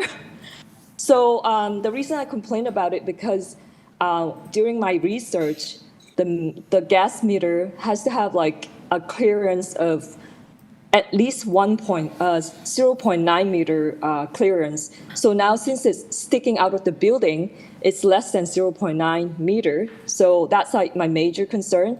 But Joe did send me the locate form, not really the certificate, but the locate form that they're okay to install the gas meter, I guess. I don't know. So that's my major concern. But the other things already approved, Joe told me, is that, we're going to lose sunlight. We're going to lose some of the biodiversity of plants, things that we used to be able to plant because of better sunlight. Now it's not able to plant. But I think those are minor. So my biggest concern is the gas meter and the utility line, the hydro line. Okay, thank you, ma'am. I think Mr. Gerber tried to explain the issues around the gas meter, but we'll ask him to revisit that when he comes back. Thank you. Yeah. Okay. All right, our next speaker. Jolie, you've been unmuted. Hello. Hi. Hi, my name is Jolie Chrisman. I live at 21 Doncaster, the property neighboring Joel Gerber's directly to the west. Okay, ma'am, you have 5 minutes. Okay, my spouse and I bought our house in late 2009. We've lived here ever since. I've prepared these remarks. I'm reading them, so they expand on my letter of concern. I'm trying to keep my emotions in check and only state facts, but this comes after a number of frustrations and overstepping during the construction process, including over this past weekend. I don't think that 8 variances very similar to ones that have been asked for and denied at this property and other nearby properties is minor. The structure is already up and much of the exterior is already finished. The back extends past about a third of our backyard. It looms over our patio and changed our view from greenery to a gray stucco wall and replaced a tree. In addition, I believe that the lateness of this application after the structure is already built is a problem. It seems to me that building something other than the plans and then asking for variances after the fact, it seems like it contradicts the process and goes against the intent of the bylaws and community planning process. My attitude toward this has been influenced by the way that Joel has conducted the build, which is going on just a few feet from the side of my home. It's just a couple of things. Joel's team has repeatedly put scaffolding up that extends onto our property without asking and did not take it down when asked. There's damaged fencing and damage to the exterior of our house. They nailed wooden supports into our concrete sidewalk just a few centimeters from our foundation. We also have an over 100-year-old foundation. Again, this was without asking and without permission. I could go on. There have been a number of things, but we did enjoy living next to Joel and his family. We were happy to share a fence and have our kids talk and play over the back fence. I would be happy to have them back as next door neighbors if that is their plan. But I would have expected Joel to conduct his building project in a more professional and a more respectful and neighborly way. With 8 variances being requested after the fact of building and several of the building inspections not being passed, I'm less supportive than I was. Thanks for your time. Thank you, ma'am. Panel, any questions of the speaker? No? All right. Do we have anyone else? Darren, you've been unmuted. Morning. Hello. Good morning, sir. My name is Darren Smith. I live at 32 Gatwick Avenue. I share a property line in the backyard. I've also submitted a letter of opposition, which is on file. Part of the context of this is that I have serious concerns of the proposal being done without approved plans and was only caught after the neighborhood became suspicious of what was being built and asked for an inspector to investigate. Additional history on this application is on file from the 2020 proposal at the committee, which at the time agreed was not minor and did not pass the 4 tests. I was of the assumption that when the work was eventually started that it was adhering to a new permit and plan that was approved without variances issued in 2023. I thought and continue to think that it seemed too large, but assumed that the agent and the city were aligned. To my disappointment, a month ago, I was notified that, in fact, the work started and is, in fact, essentially done, is essentially the same size footprint, requiring the same lot usage related to the variances as the one that was refused in 2020.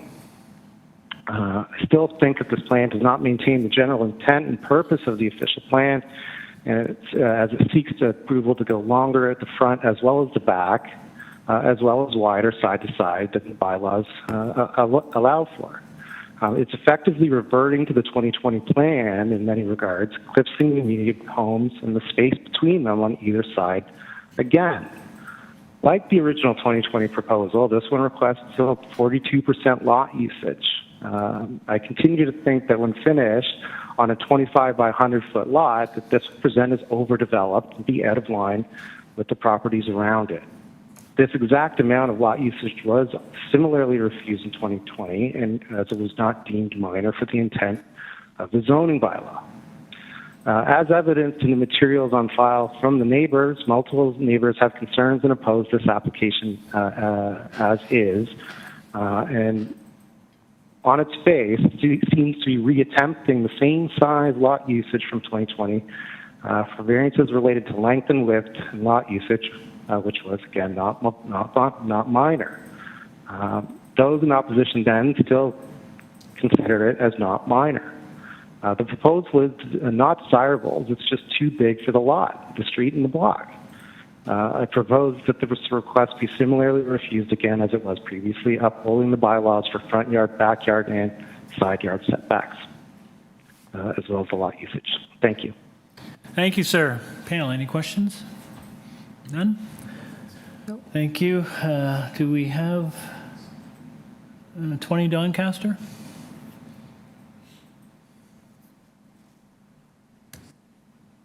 William, you've been unmuted. Good morning.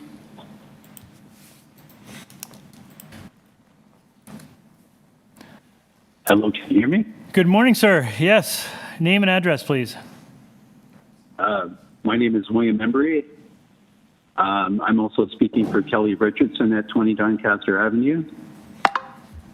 All right, sir. You have 5 minutes. Okay, thank you. Good morning, and thank you to the committee.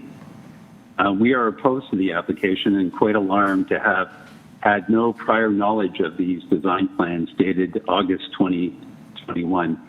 The current proposal is a completely different house from the one approved by the COA in February of 2021, the house we thought was being built. That one had plans dated September 2020 and was a much simpler building. The basement level with a cold storage and rec room was underground. The garage was on the main floor at the front. The northern elevation showed the house as 2-story at street level. The building presented here today is completely different. It doesn't meet the 4 tests. It would impact the physical character of our street in a negative way. It would set a troubling precedent for future overbuilding, threatening the upheaval of what the COA describes as a very stable neighborhood. Our stretch of Doncaster, as the committee noted in previous hearings, is remarkably uniform in being very low scale. It's predominantly bungalows and 1.5-story homes. Modifications have been thoughtful and in keeping with the tone of the neighborhood. We may be stable, but we're not static. Change has been welcome. From sleek modern builds to bungalows doubling in size with additions, meaningful active regeneration benefits everyone. Change should not be simply defined as 2-story, but looking like 3-story overbuilds, leaving a streetscape of garage doors. An application for a similar overbuild at 15 Doncaster was refused by the COA in 2021. It was determined the cumulative impact of 8 variants would be large. The owners of the property reconfigured their building to fit within the zoning bylaws. The proposal at 15 Doncaster failed in part due to the lack of consultation with neighbors.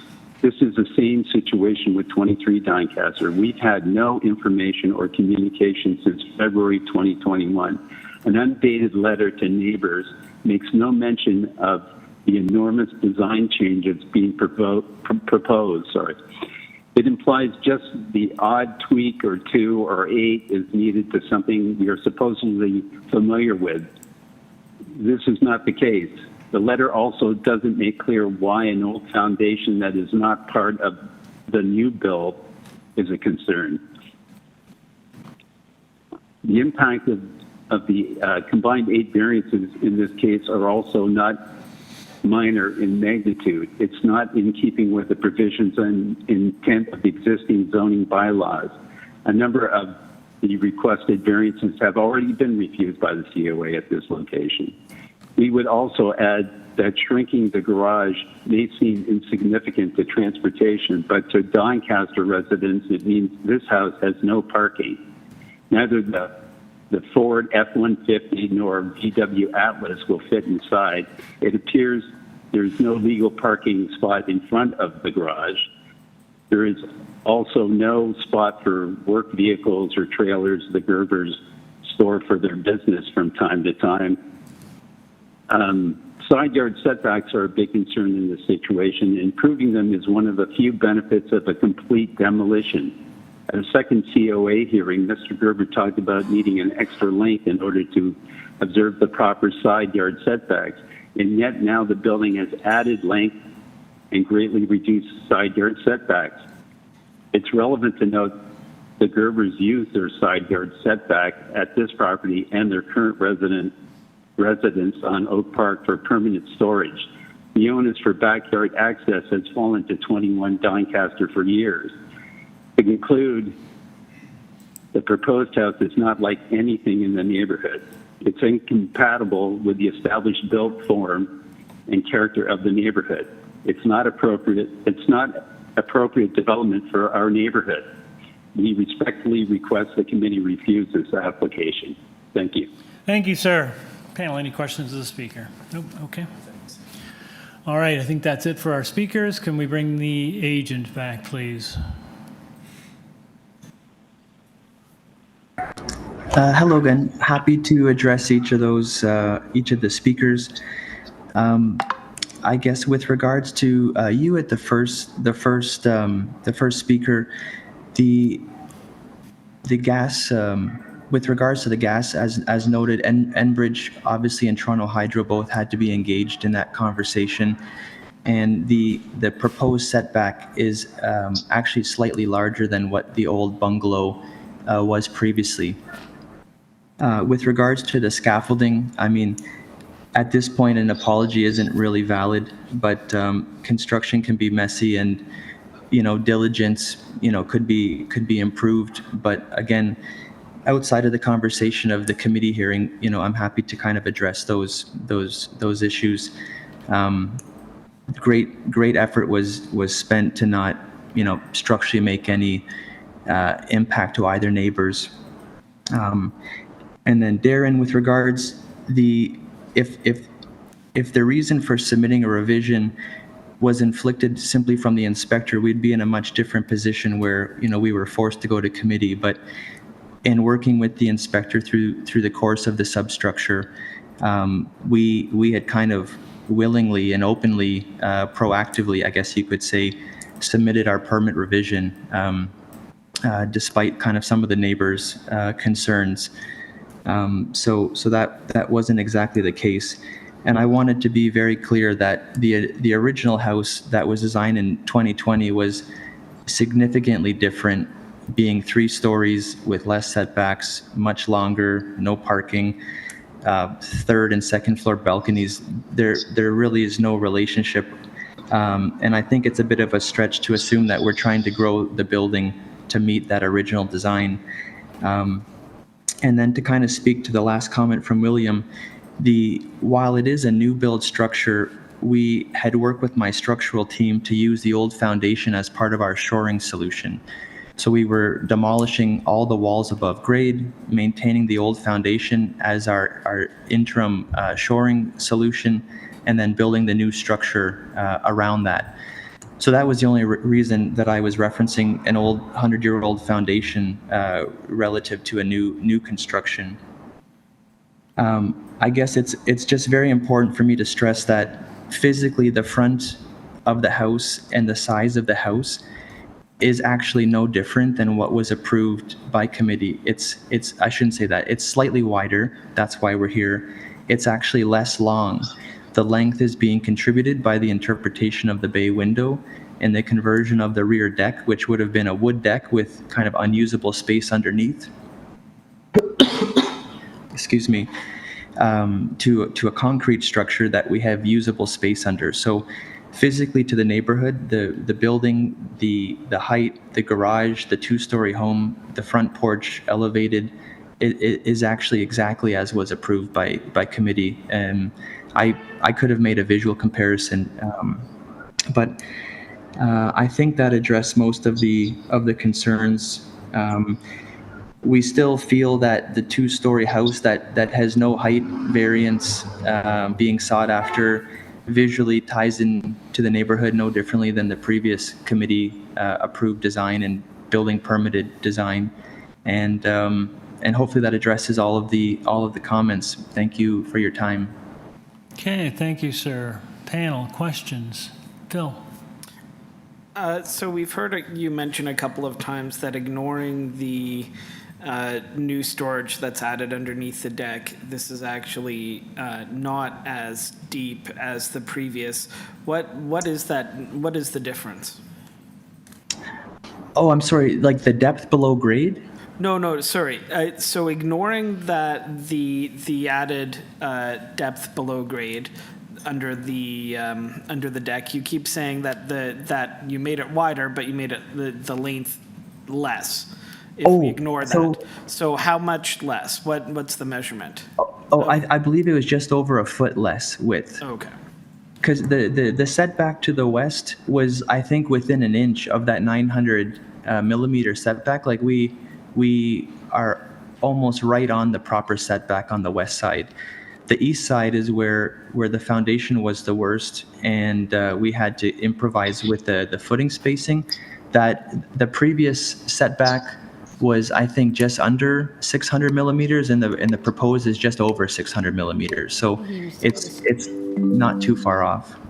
Okay, that's not the question I'm asking, though. You said you compensated by making the massing of the building less in terms of... Oh, at building length, yes.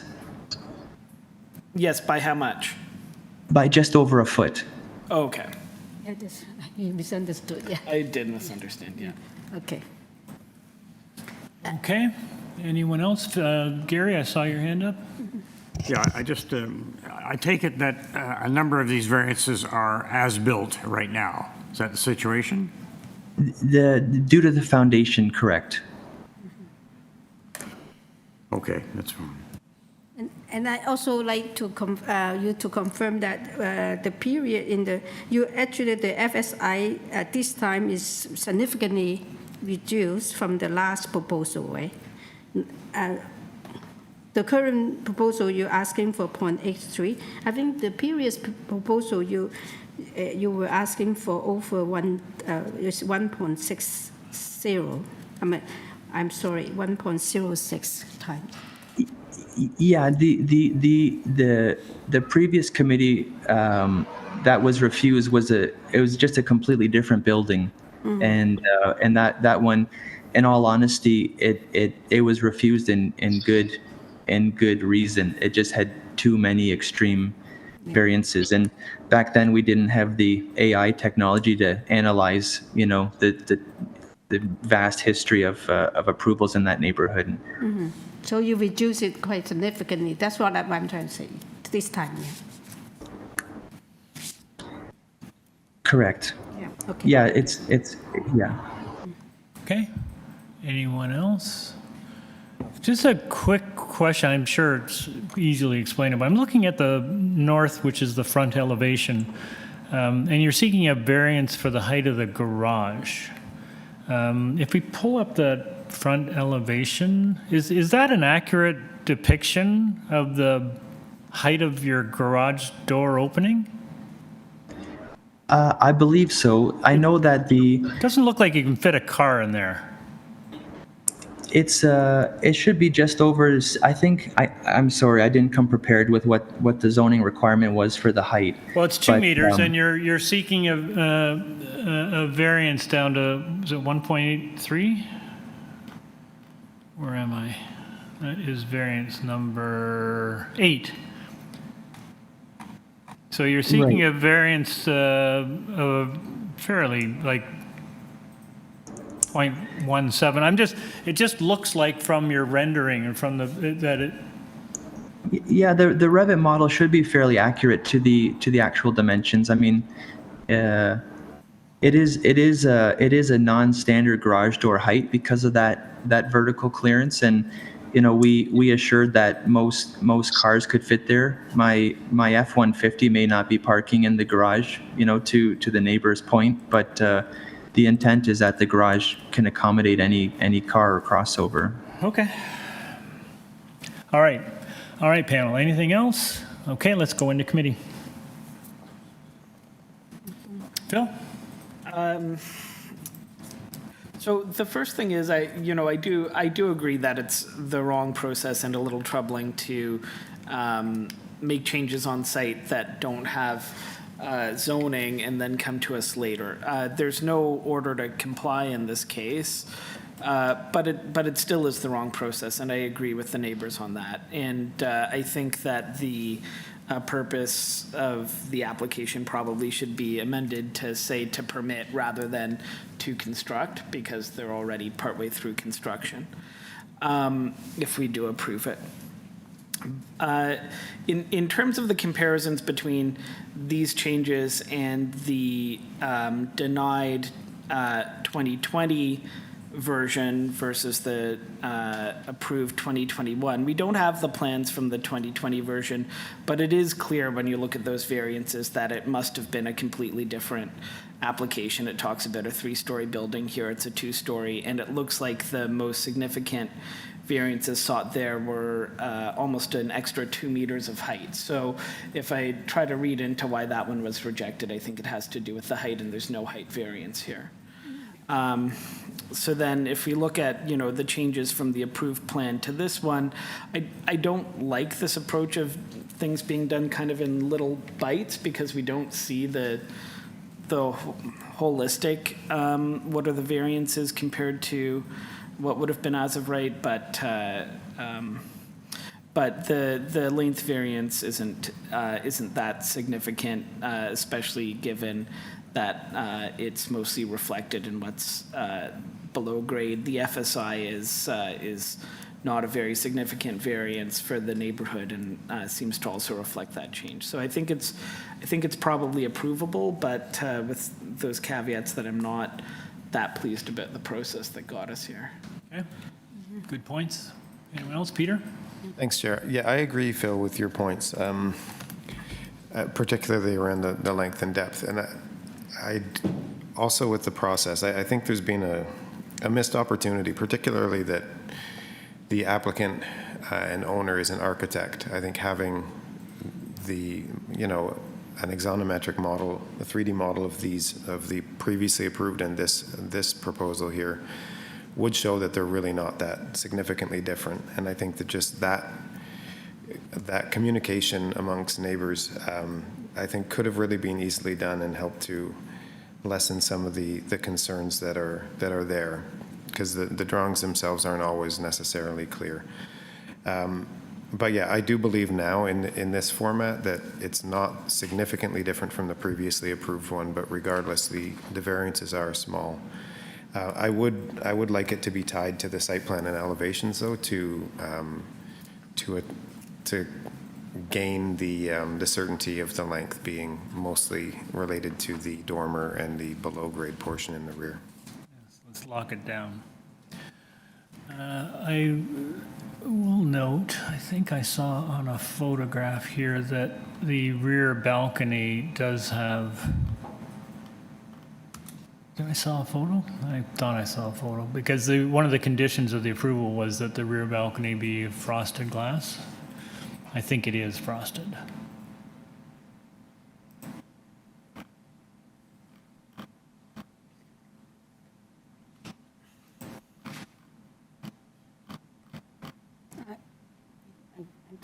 Yeah, so there was a condition. So I'm just looking for the photo, and I thought I saw it, but perhaps I didn't.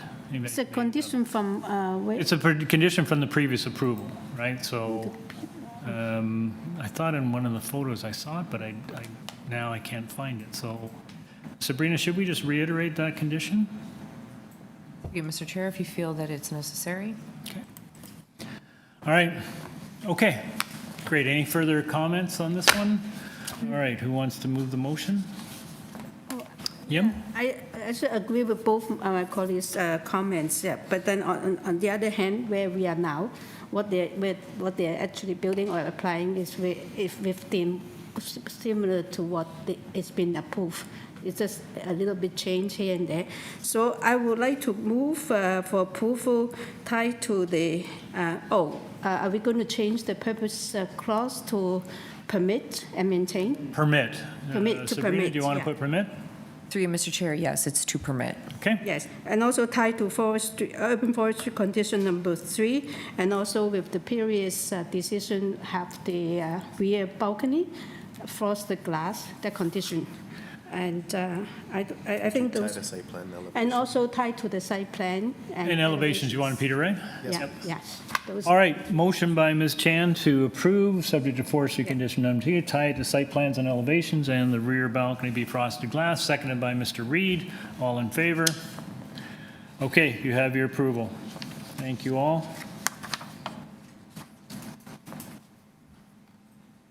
All right. Mr. Chair, does anyone need a break? Yeah. I was gonna say. Oh, you.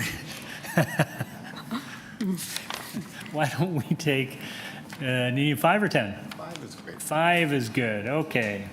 5-minute break. Please turn off your videos, microphones.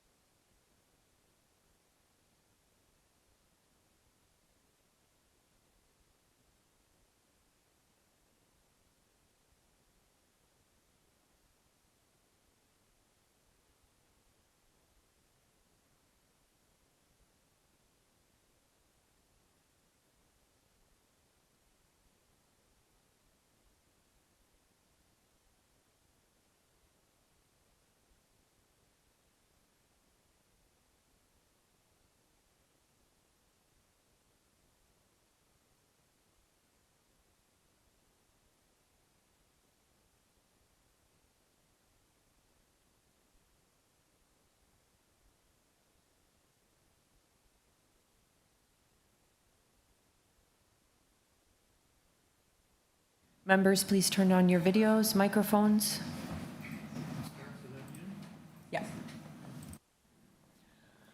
All right, we continue on with item number 8 on the agenda, 497 Richmond Street West. This is an application to construct a one-story enclosed freestanding hospitality kiosk that will be fully serviced and used as a servery for an existing outdoor patio on this site. Committee has before a copy of the plan of survey, site plan, floor plans, and elevations. Revised diagram 4 received July 23rd. 3 photographs of the subject property and a site-specific zoning bylaw affecting the subject property. You have staff reports from Metrolinx and community planning. Through the chair, we have the agent online and no registered speakers. Great, thank you. Stephen, you've been unmuted. Good morning, sir. Mr. Fong? Would you like me to speak? Well, hang on a sec. Just give us your name and address for the record, please, sir. My name is Stephen Fong from Stephen Fong Architect. I'm the applicant and agent for the owner. Okay. Sir, I don't think we need a presentation today. We've read your application. We're familiar with the material. Is there anything you'd like to share with the panel before we take it in for committee? One quick note. We're very confident. We've talked to the area planner. We're very confident we can achieve something that would be approved. But it does seem a little unusual that the committee would have a condition that is aesthetic in nature. And I'll just leave it to the committee to decide whether or not you want that condition to stay there. If you want it, we'll completely abide by it, but you may decide that it is unusual. Well, sir, the condition that we have from planning is basically to tie the approval to the site plan and the various plans that you've submitted. It's not necessarily related to design other than what's contained in the drawings you've submitted. Okay. It just is to ensure a high quality design. It's fine with us, as I'm saying. Yeah. So I think that's all they're doing. And that's a fairly common practice with committee that we tie it to some of the materials that are submitted to us. Agreed. Okay. Peter? Thanks, Chair. I just have a quick question about the location of the proposed kiosk. Immediately to the north is 60 Brant. Have you been in discussions with them in terms of how they feel about this? And can you talk about what the photos show that it's still under construction? What is going to be the finished nature of that first floor on 60 Brant facing the back of your kiosk? That was the old loading dock for 60 Brant. They have no windows on that side. Essentially, it's a brick wall. Okay, thank you.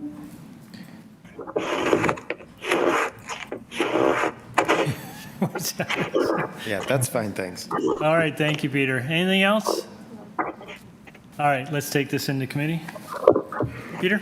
Thanks, Chair. My only concern was about the adjacency to 60 Brant, but given that it's going to be a brick wall, I can see no downside, and I think having this one-story kiosk makes this patio much more usable. So I'll move approval of the application subject to the community planning condition. All right, motion by Mr. Reid to approve, seconded by Ms. Chan. All in favor? You have your approval. Thank you, sir. All right, we move on to item number 9, 293 to 295 Indian Grove. This is an application to construct a new pair of 2-story ancillary buildings containing 2 garden suites in each pair for a total of 4 residential dwelling units in the rear yard. Also to construct a parking pad for 3 spaces and 8 bike parking spaces.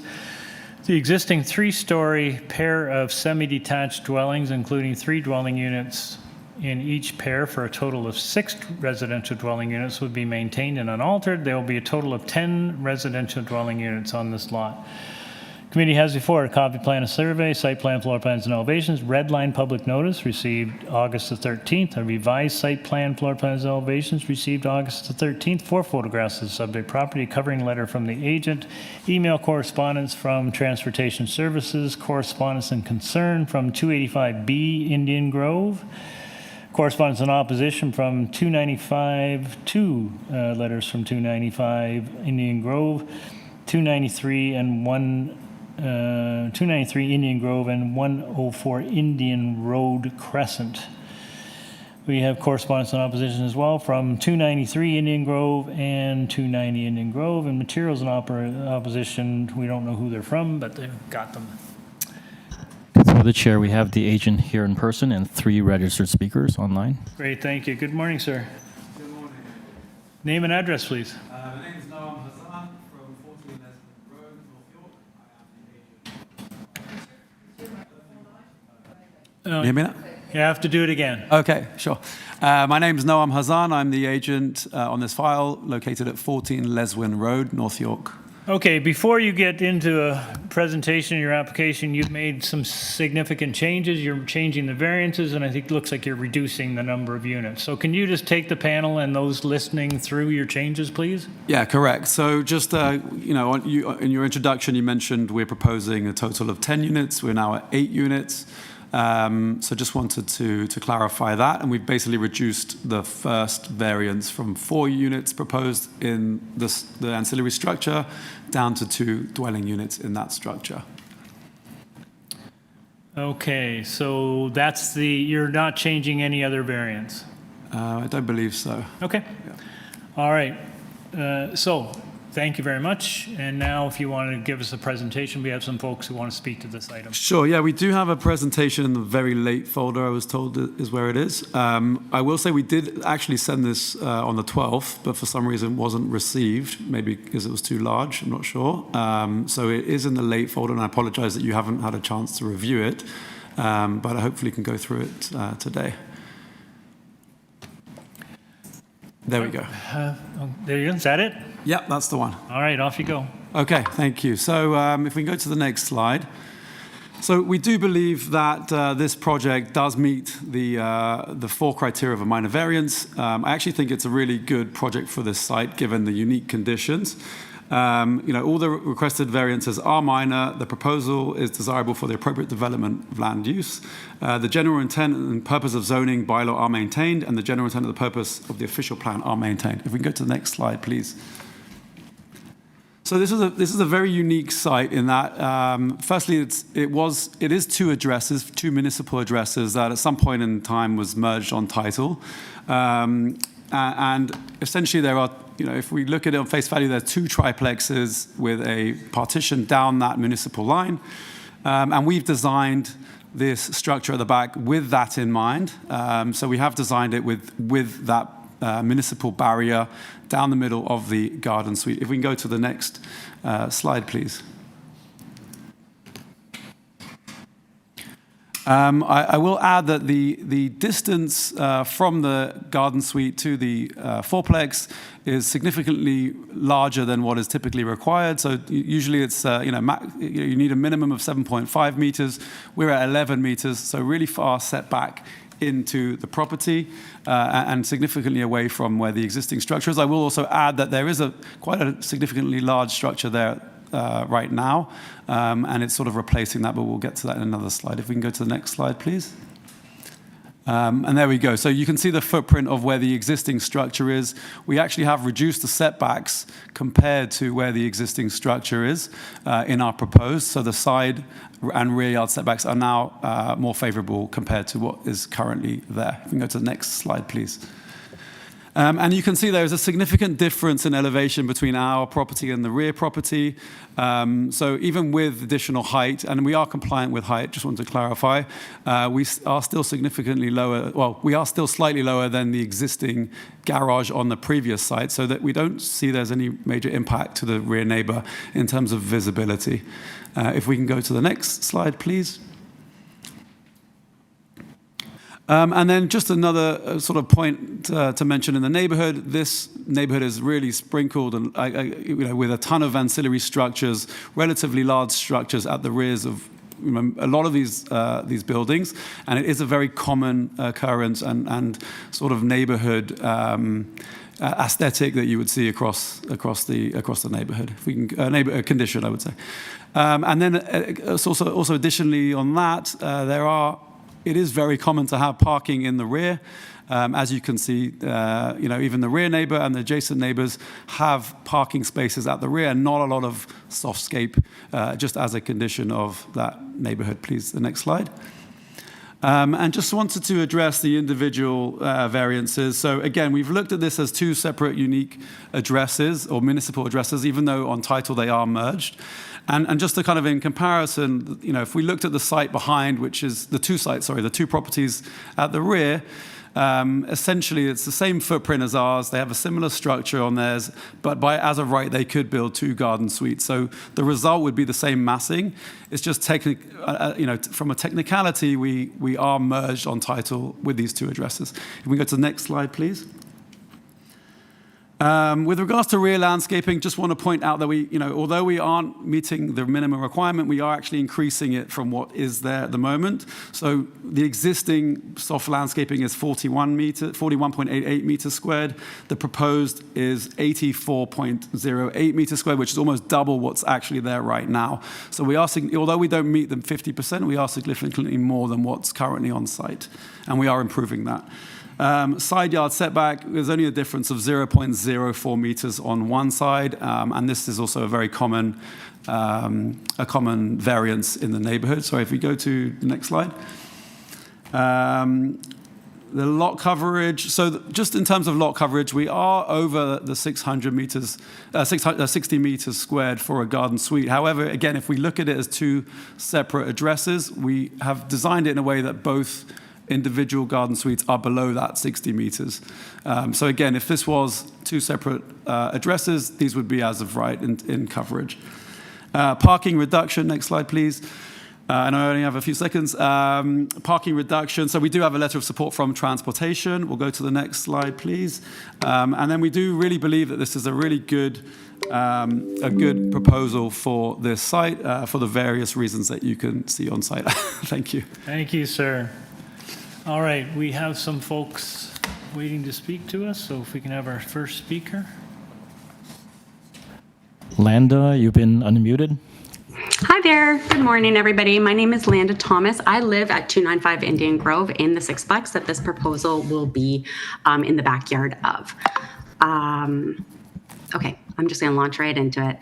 I do see that the updated proposal on August 13th has that the 2-story 4 units has been adjusted to the same 2 stories. The footprint is exactly the same, but 2-unit build. I believe that this is probably just to satisfy it being more family friendly. However, the 2 units less from the original ask does not reduce the structure size or the number of bedrooms being offered. So the capacity is exactly the same, and therefore all the concerns in the community sort of remain the same. This has also not been reflected on the sign or even on the description online of the applicant. So members of the community haven't been updated to this. I'm going to move right into the issues with density, and I have to respectfully disagree. When we look along our neighbors' backyards, they are very small. Nothing is this height at all. We're in a very interesting neighborhood where the grounds have shifted, and so yes, our neighbors are on a hill behind us, but nothing that this would be looking out onto has any garden suites currently right now. They are small garages, and nothing is as high as 2 stories. So the density, our 6 units right now hold 15 residents. So the plan to add 2 additional units, one of them being a 3-bedroom, is going to result in a huge density jump, more light pollution, especially in the backyards where currently there is no living spaces or garden spaces in our backyards yet. And more noise. So the height is really a concern here. So second, the height, light, and privacy. The 2 stories height of this building is actually almost the same as our sixplex because the first floor of our sixplex is a raised basement. The height actually goes up into the middle of the 3rd floor's window. This means that the windows are going to directly look into each other, privacy, access to natural light, the dark, quiet backyards that all the bedrooms face out onto us and our neighbors as well will be lit up. This backyard will just become a residential area. There is nothing that is directly around us that is this proposal. And it does come out further in depth than anything that is in our direct sight line for our neighbors and our height as well. So this would be the first kind of residential concept in a backyard space. potentially increasing size and does not make this a minor variance at all for me. The third is the neighborhood character. A proposal like this can set a troubling precedent for future builds. As it's been brought up, there is a sixplex directly behind us. There's also 3 other sixplexes down the roads from us. So if each one, so that's 4 in totals that are within a 100-meter radius. If each one was able to build something that was this huge and this residential based in the backyards, it would increase the density significantly and alter all those backyard spaces, as I said, to be a little bit too residential in the backs. The parking, I'm not going to really touch on this.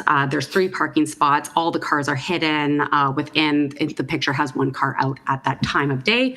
And you would now have 3 parking pads that everybody is looking directly at. 1 parking would be displaced, and it doesn't take into consideration additional members.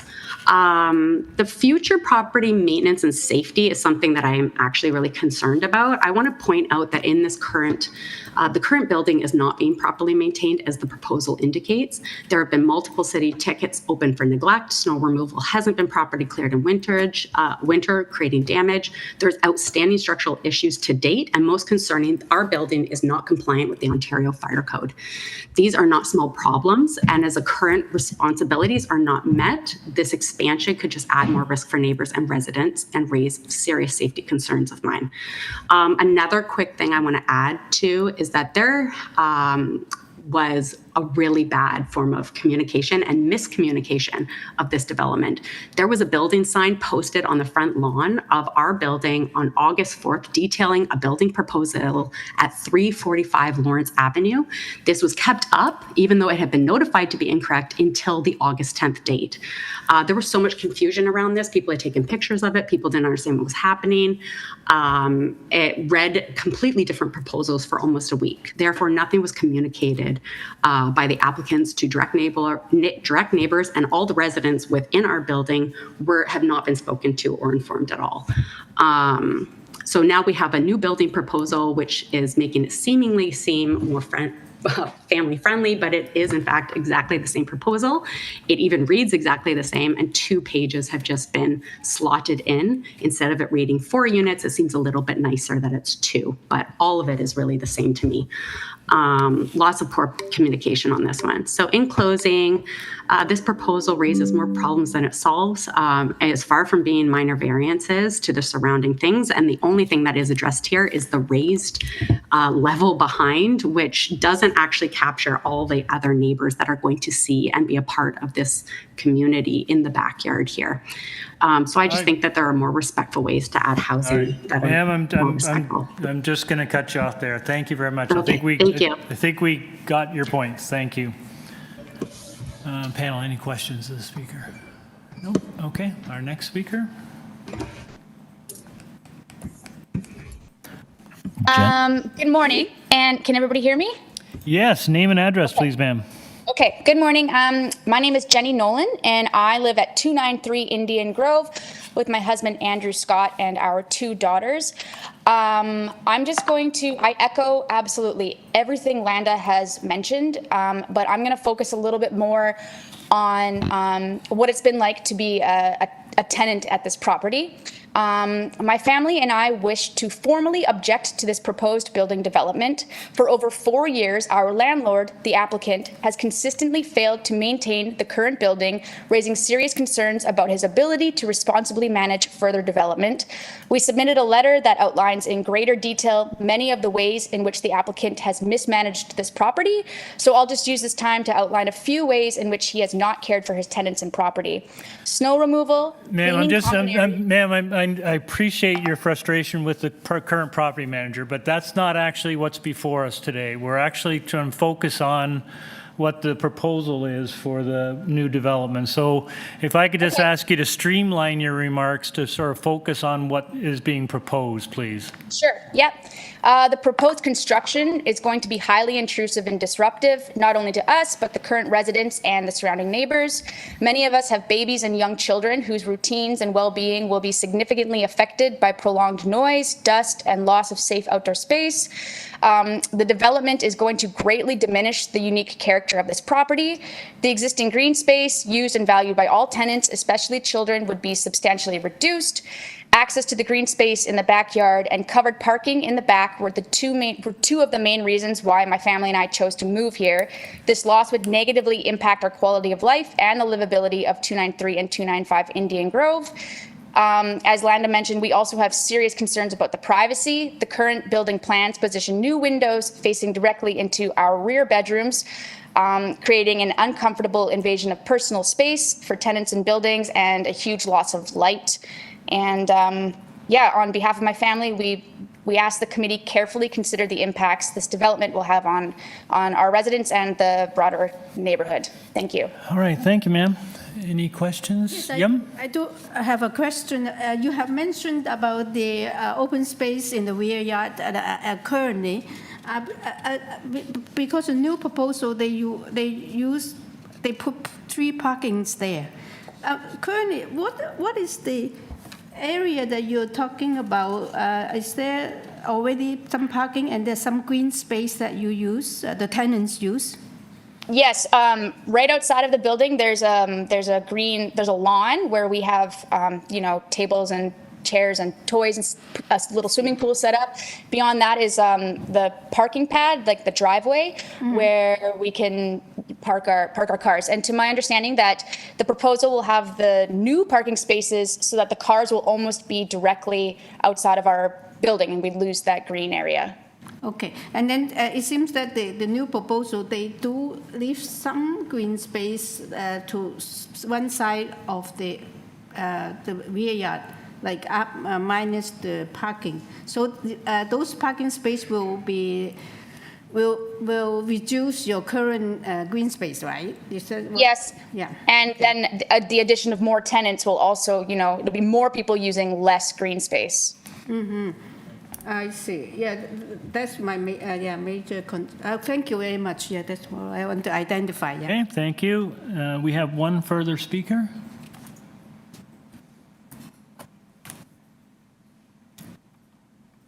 Andrew, you've been unmuted.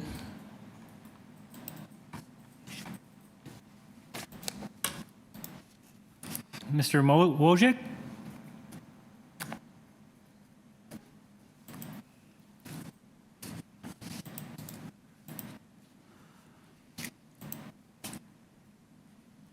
There? Andrew, are you there? You've been unmuted.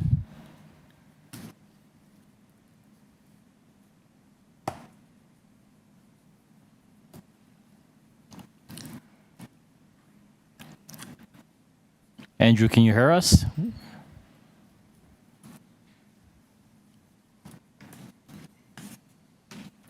Through the chair, we're going to attempt to contact Andrew. Okay.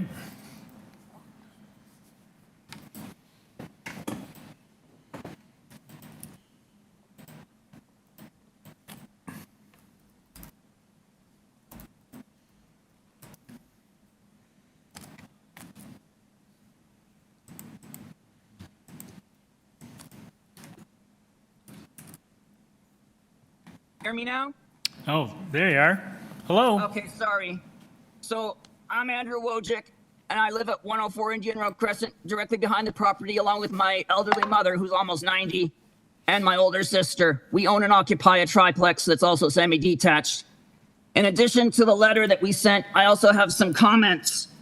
If I have time, I'll try to read both. My additional comments are that these variances and this application should be refused. They are not what the spirit and intent of a garden suite is meant to be. A garden suite is supposed to be one small unit, something like a studio or a bachelor or junior one bedroom that has minimal impact on the character of the neighborhood and its residents, not something that looks like 2 semi-detached houses with over 2,100 square feet of livable space. When the city changed the bylaws to allow for garden suites, they were meant to provide a small, affordable apartment for someone who was just starting out, renting for the first time, someone with modest income who can't afford a full-size apartment, someone downsizing, a senior, someone retired, someone widowed, someone with reduced income, while providing some supplementary income to the primary residence owner, such as a retired senior, a widow, a young family, or a first-time home buyer. Garden suites were not meant to be a vehicle for landlords to maximize their profits at the expense of changing the character of the neighborhood or the enjoyment of the neighborhood for its residents, especially when the landlord is a corporation who does not live in the neighborhood and is not impacted or forced to live with the changes. These garden suites are not small, so they will not be affordable. Market rents in this area are $1,200 to $1,500 per bedroom. 293 will have 3 bedrooms. This is not small. It is approximately 1,175 square feet of habitable living space. So it will rent for between $3,600 to $4,500 per month. That is not affordable. 295 is configured as a very large one-bedroom apartment, approximately 934 square feet of living space. But rent is also based on square footage. So I would estimate the rent to be at least $1,800 per month, if not $2,000, $2,400 or more. Again, this is not affordable. The bylaws have already been changed once, and they currently allow for only 1 small garden suite. Until the bylaws are changed citywide, additional units or excess square footage should not be allowed. And I'll address the points that I submitted in my letter. Variance 1, the owner is allowed 1 garden suite, not 2, although I originally applied for 4. If everyone were granted 4 suites or even 2 suites per property, that would greatly change the family nature of the neighborhood, making it much too crowded and causing problems with street parking and strained city services such as water, sewer, and garbage collection.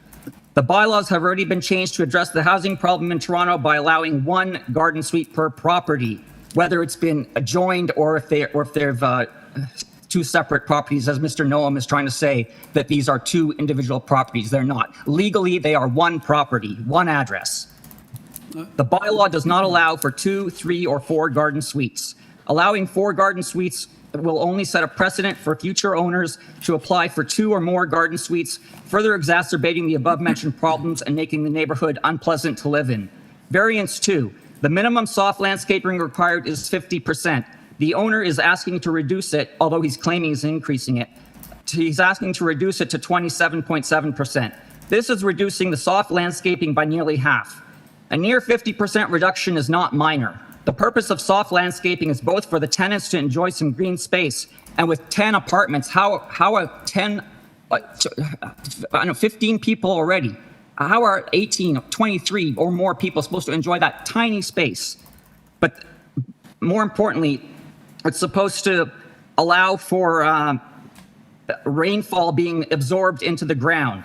With climate change, allowing soft landscaping to be reduced will reduce the area available for rainfall to be absorbed into the ground, and in turn will overburden the sewers. The more owners that are allowed to reduce their soft landscaping, the worse this burden will be on the sewers. Variance 3, the owner is required to have 1.5 meter setback from the side lot lines. Yes, this is minor, but if the owner were to comply with the bylaw to build only 1 garden suite as allowed per the bylaws, he would easily be able to comply with the bylaw for the setbacks. Variance 4, the square footage of any ancillary building containing a garden suite may not exceed 60 square meters or 645 square feet.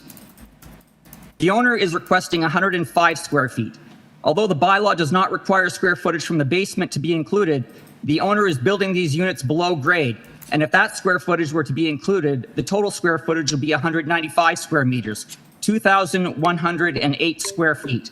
This is 3.265 times greater than the 60 meters squared required by the bylaw. Sir, This you've is reached not your a minor sir, I'm variance. sorry, you've reached your 5-minute mark. I wonder if I could ask you to conclude, please.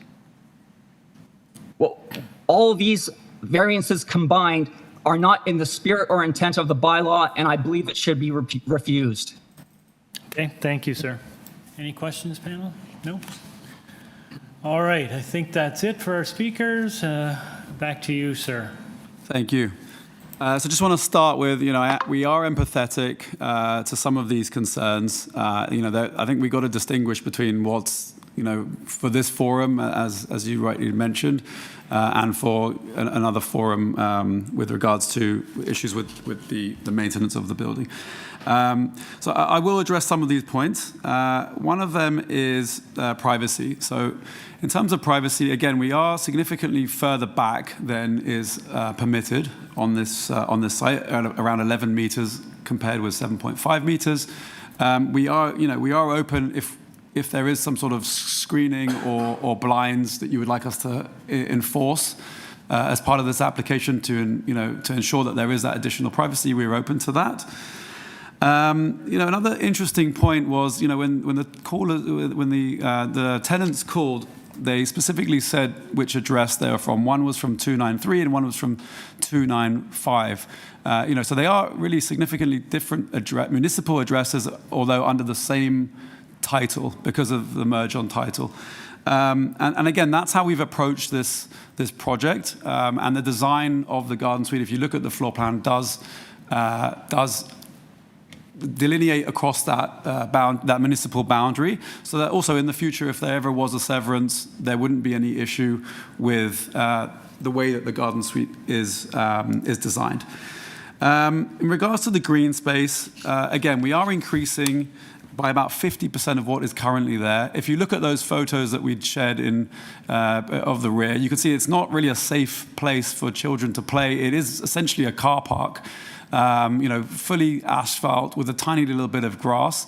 What we're proposing, and you can see this on our site plan, is really a designated area that's green that we could actually screen off with some glass or something to provide that additional, or some railing to provide that additional safety for the families that would like to play on site. If you could just pull up the proposed site plan, you can see what I'm talking about. And if you're going to zoom in on the, yeah, there we go. So to the left-hand side, there is now a significant piece of grass area that can be played on, as opposed to this. What's currently there is this like little strip of grass adjacent to the building. So that we do think this is a significant improvement. I will add again that the characteristic of the neighborhood has these large parking lots at the back with not much softscape. So we are adding to that with this proposal.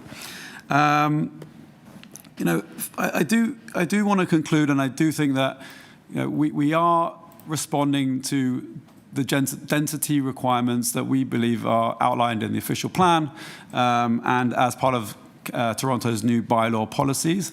And we do think this project does represent a really strong case for gentle densification.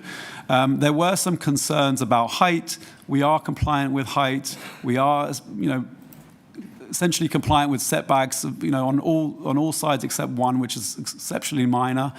And again, if this was two separate properties or had two separate owners, we would be able to build something very similar as of right in terms of massing and height and size.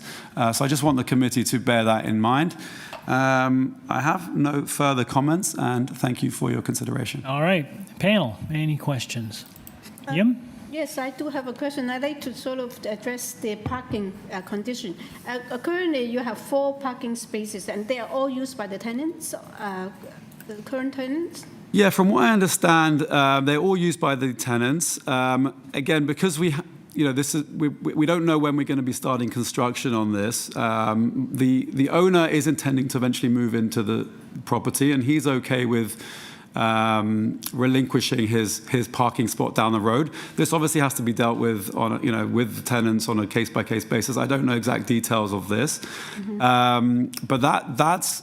From what I understand, that's sort of the future plans of this, and obviously I think this needs to be finalized before construction. So the future, the current proposal, if it's approved, you have reduced it by 1. So it's going to be 3 parking spaces. So who will be given? Are they rental on top of the rent? So who will get these parking spaces? Yeah, so I'm not sure exactly how the terms of the lease, but from what I understand, the owner is willing to write a letter of support to write a letter to the city requesting parking permits, because you can get parking permits on that street. And we will just discuss now that he's also open to reduction in rent, in rent by about $200 for the parking issue, like in lieu of that parking, essentially. But again, that's something that I think has to be discussed between the owner of the building and the tenants. So, the other thing you have mentioned that you actually improved the soft landscaping area from the existing condition. Do you know the existing percentage and area? Yeah, I mentioned earlier, let me just get it up on screen. If you open up our presentation, we've actually outlined the sizes, the difference in area. Okay. On page 10. So currently the existing soft landscaping, according to the survey, is 41.88 meters squared. Our proposed soft landscaping is 84.08 meters, which is over 50% increase, or sorry, 200, yeah, which is almost double, over double, sorry, of what is currently there right now in terms of softscape. I think the client will also be open to permeable pavers if that was a condition. I know there was some concern of water runoff. So, you know, if that is a condition of, if that was a concern, then we would be open to that as a condition. So do you mean the permeable paver for the parking space or the walkway, I mean the little patio, whatever paved area in front of the garden suite? Yeah. You will go... yeah, in terms of the area in front of the garden suite, we're open to permeable pavers. Yeah. And the area and the setback area that around the garden suites will be like sod or permeable material? Yeah, around the garden suite is all grass sod, essentially. Also, it's yeah. like permeable material. Correct.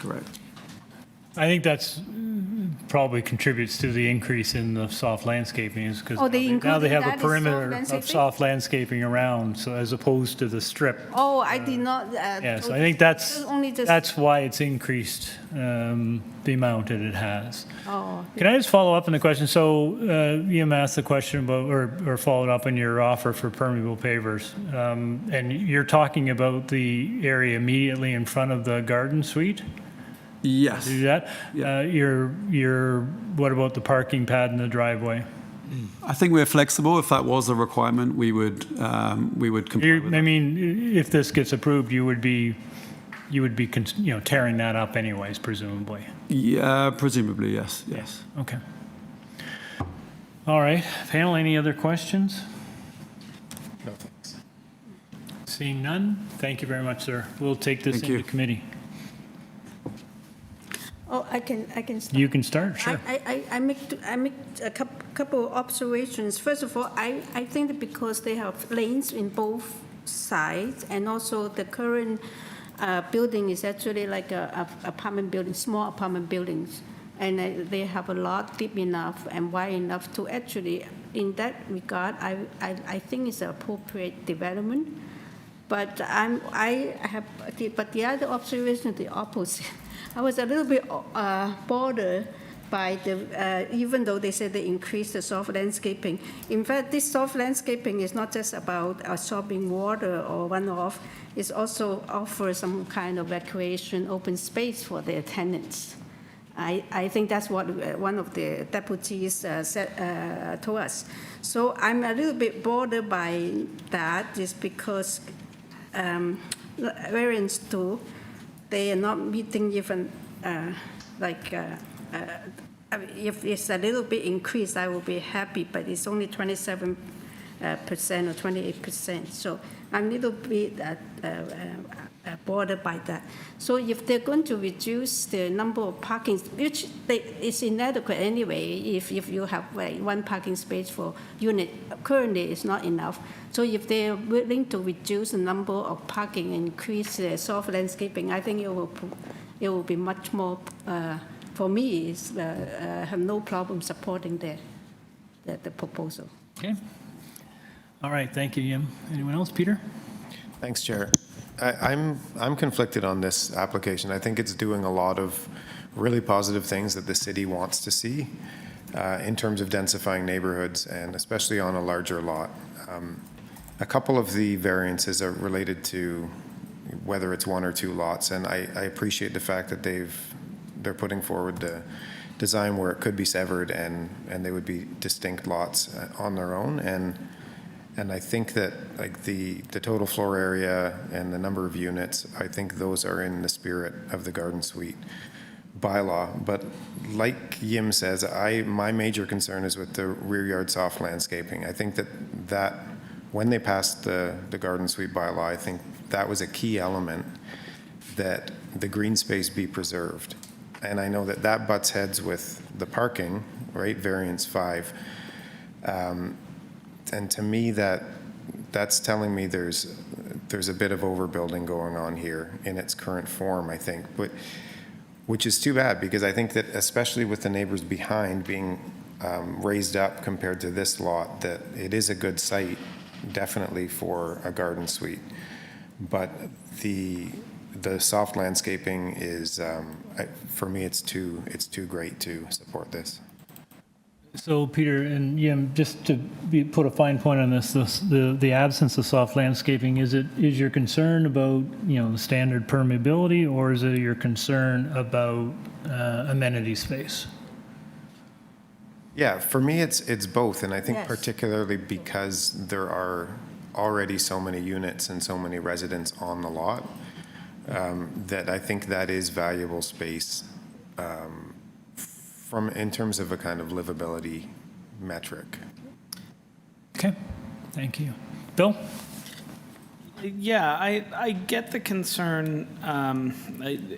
This is the reason why there's a requirement for soft landscaping, but I just take a bit of a different view. I think when you look at the plans, there is a increase in soft landscaping around the exterior of the garden suite, which will improve permeability because it'll kind of bring it to all of the edges of the property. And then I'm looking right now at the photos of the existing soft landscaping, and really there's just sort of one little set of table and chairs out there, and the green space that they're going to bring at the front will have at least that similar sort of area for recreation.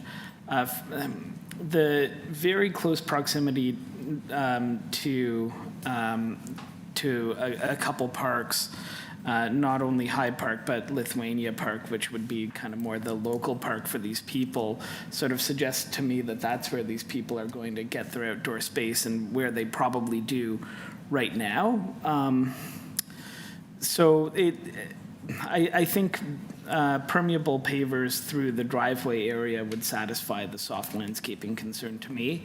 And then otherwise, 2 additional units in the yard, given this orientation. I find it supportable, but soft landscaping was my concern as well, but my thought was permeable pavers would alleviate it. So that's sort of where I fall on it. All right. Gary, you have any thoughts? Yes, I'm just wondering whether we should be allowing it 2 garden suites. Is 2 units something that maybe should be left for a city council with its zoning power to decide on? So I'm wondering, I'm not sort of questioning our jurisdiction, but I'm wondering whether committee shouldn't be considering units more than 1. On that point, I would say this really is 2 lots that have been joined. Like I'm pretty convinced on that, and you can see how they're aligning the suites to the property line. So if they were before us with a consent to sever, that issue would be alleviated. And we have seen a number of consents to sever in similar situations of semi-detached duplexes. So I'd agree if they were still seeking the 4, I think that would be more. Actually, I think that even with the purpose clause, this is, I think, is the issue or a problem with wording. They say the 2 units, but the garden suite structure actually is 1, right? But It's like a semi-detached, right, in some respects. I'm not too sure a semi-detached auxiliary building considered to be 1 auxiliary building.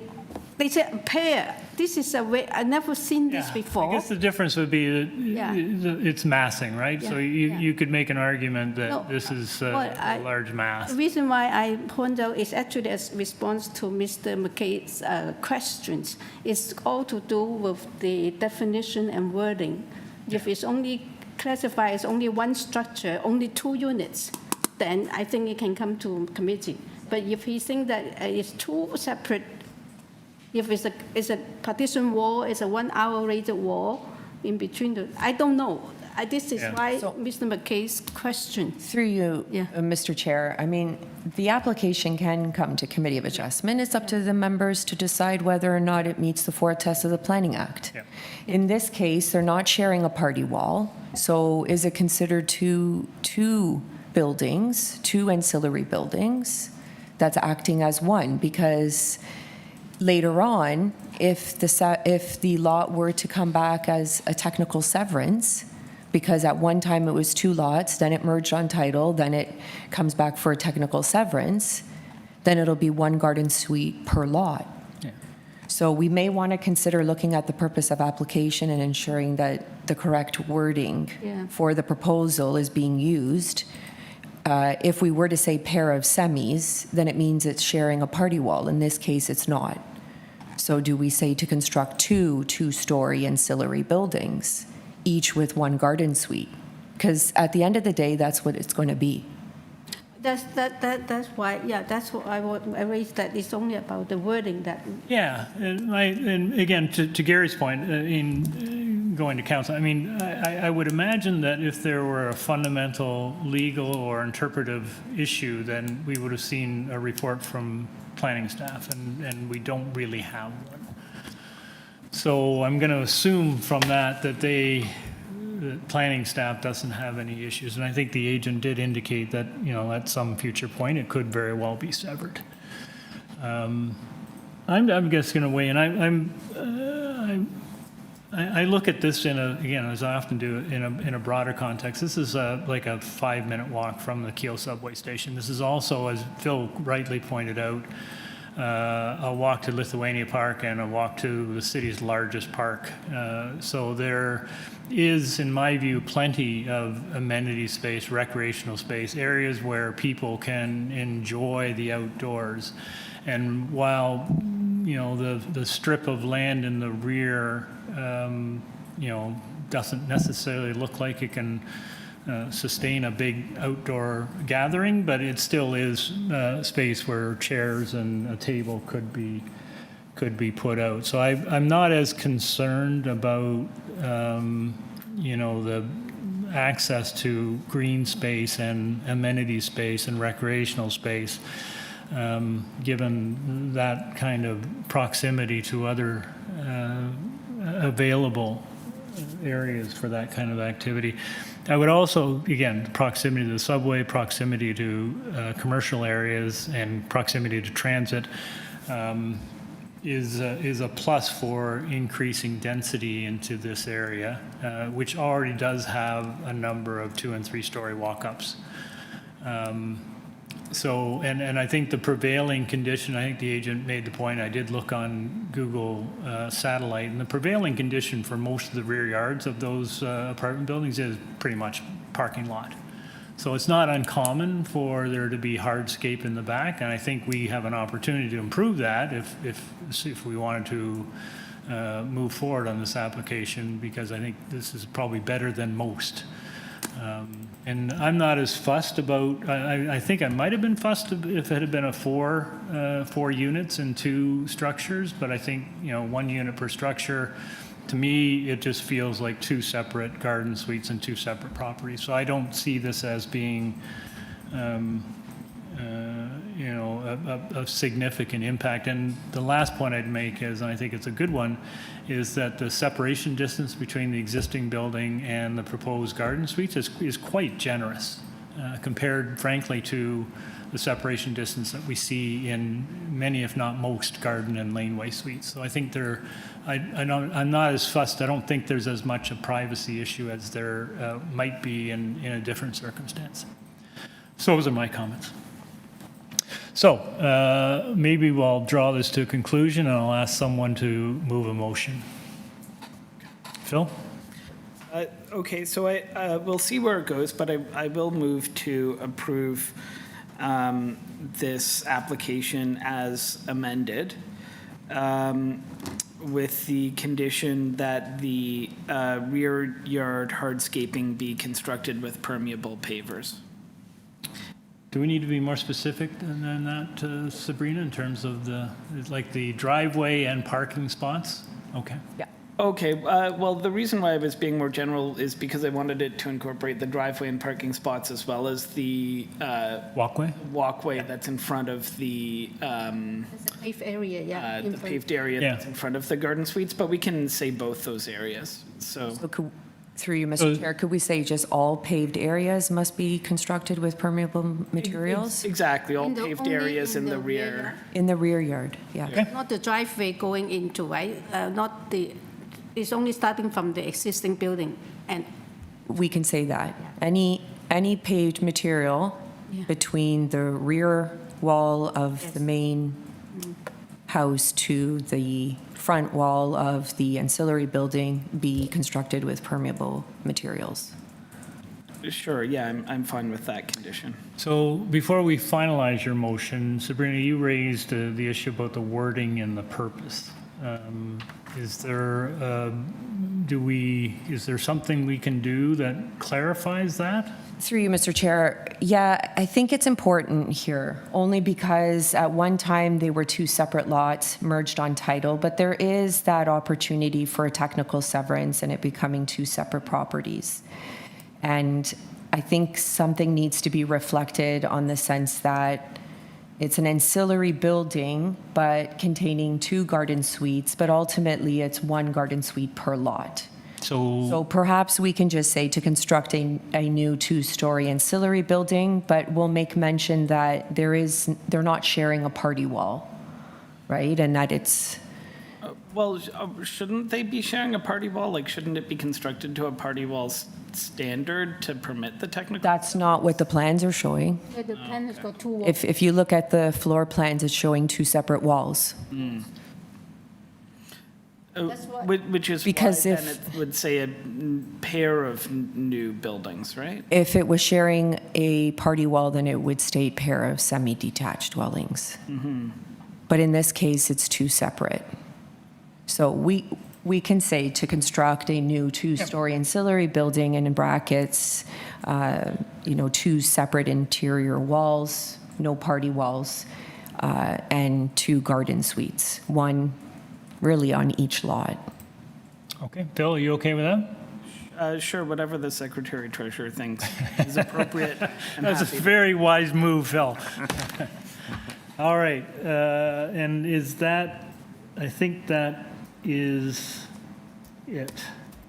All right, motion by Mr. Ghosh. Sorry, through you, Mr. Chair. Do you want to consider tying to revised plans dated August 20th? No? Let me take a look at the variances.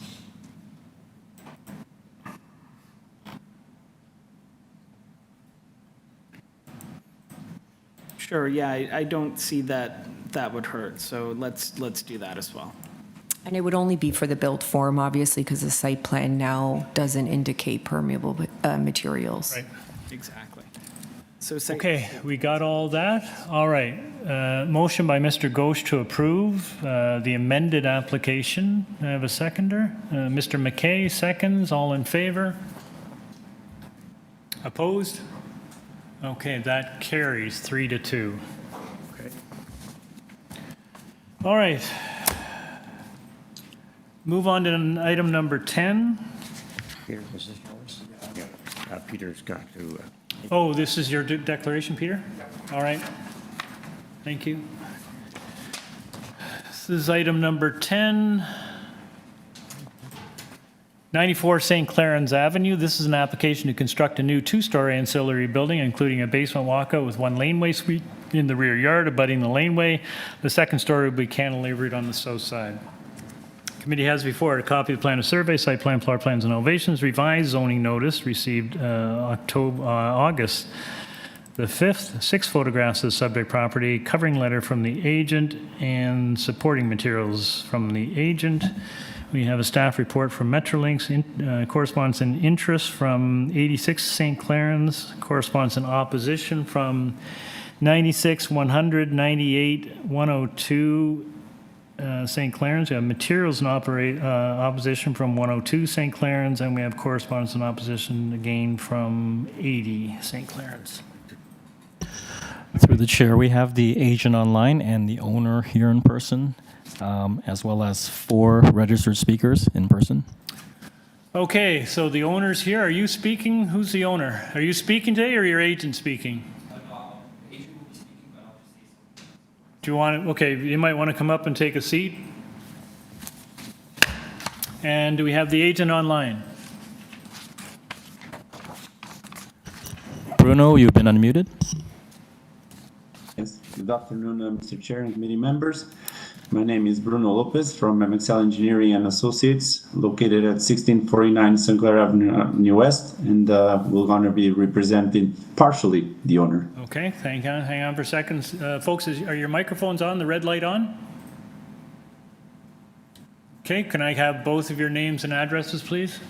Good afternoon, my name is Chris, and beside me is my father, Michael. I live at 90... Sorry, last name, Chris. Chris Ho and Michael Ho. Okay.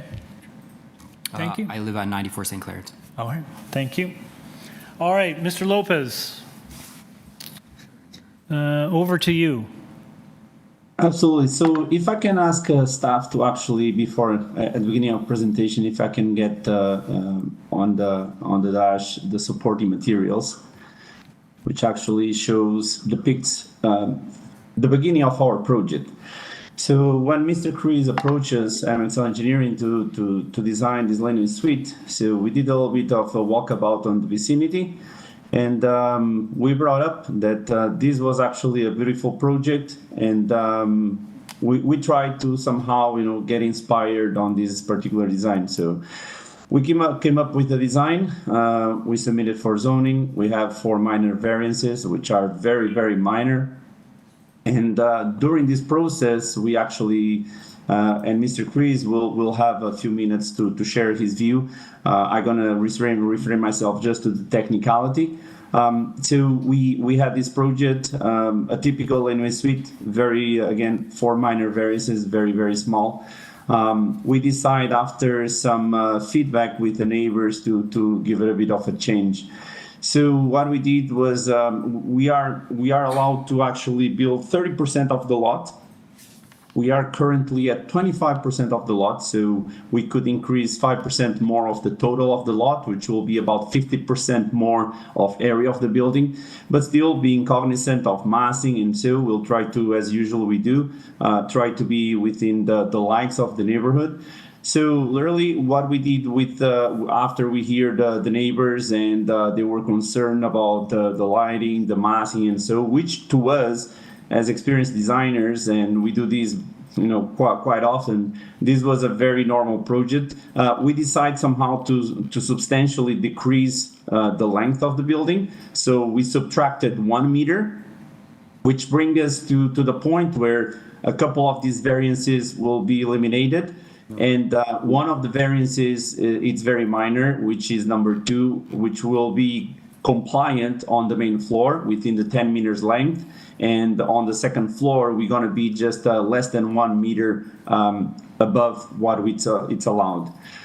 In regards of setbacks, so now the setback for in between the house and the laneway suite, it's gone. And this other setback within the angle, it's being very minor.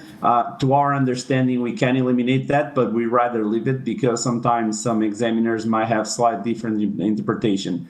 Variance number 4 is just the technicality, because right now, as it's presented, the laneway suite, it's slightly bigger than the existing main building.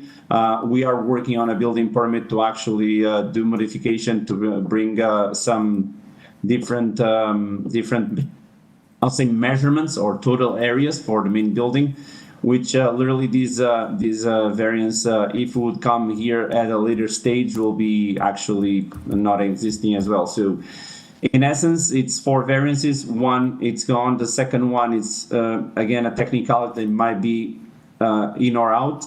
And 1, it's technical because the building existing right now, it's slightly bigger than what we are proposing in terms of laneway suite. And number 2, we reduce it to a very minimum. So if we reduce number 2, we literally and technically almost not needed to come to committee. I'll leave a few minutes for Mr. Chris, if he wants to talk a little bit about... Before we go to them, I'm just going to stop the clock. The supporting materials, so those photos that were up on screen, can you, like, what are we looking at there? Absolutely. So this is number 52 St. Clarence. So it's 52R, which is rear. So I do understand that there were concerns about parking, about setbacks, and so with the neighbors. And this is exactly what is there and was approved at committee. So literally, this is a 2-bedroom laneway suite with parking at the back.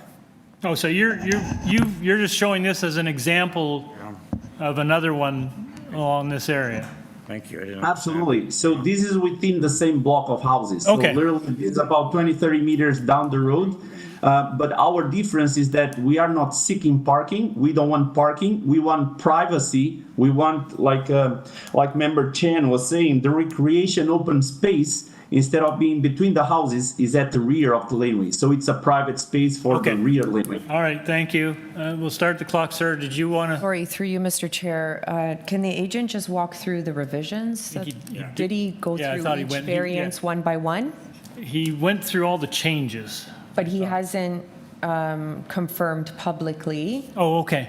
What those changes Fair enough. Bruno, can we go back to the public notice? I'm just going to pull it up. And if you could walk us through the actual changes in the public notice so that everyone is aware of what you're doing. So if staff can please pull up the red line zoning. No, I want you to go through the public notice. Oh, sorry. So we'll do. So variance number 1, the change is the proposed laneway suite is 6.69 meters from the residential building, and it's now at 7.7 meters. Okay. So it's past the 7.5 required. Number 2, the proposed building length, it's 1192. We actually gonna decrease it to 10.914 for second floor only. Main floor will be at 10 meters as per bylaw. Okay. Number 3, the laneway suite is located less than 7.5 meters. We have it now set back at 7.7 meters. Then you can delete So it? 1 and 3 can be eliminated? No. Really? No. No, all they're saying is that the distance will be 7.7 meters, but they're still higher at 6.3. Correct. I thought that if you have greater than 7.5, you can have 6.3. That's usually. I would keep the variances as is and just amend them. Absolutely. This is the one that can be suitable for different interpretation, and we have that case scenario in the past. That's why we would like to leave this one. Yeah, Correct. so if the agent wants to leave them in, we'll leave them in. Okay. Correct. We leave it at now set back instead of 7.5 meters, it's going to be 7.7 meters. Okay. And for number 4, we have the interior floor area of the ancillary building containing the proposed laneway suite as 210.96. We're going to reduce it to 191.55. All right. We got that? Okay. All right, thank you. Now, Mr. Ho, I'll return it to you. You've got a minute and a half. Thank you. So, as Bruno had mentioned at the start, we took inspiration from the house down the street at 52 St. Clarence. We really liked the idea that they had reset the house back so that it gave them a more private space in the back, just so that they had more space with their family privately. We thought this was really important for us so that everyone had their own private space. The main house and the laneway home would have private space.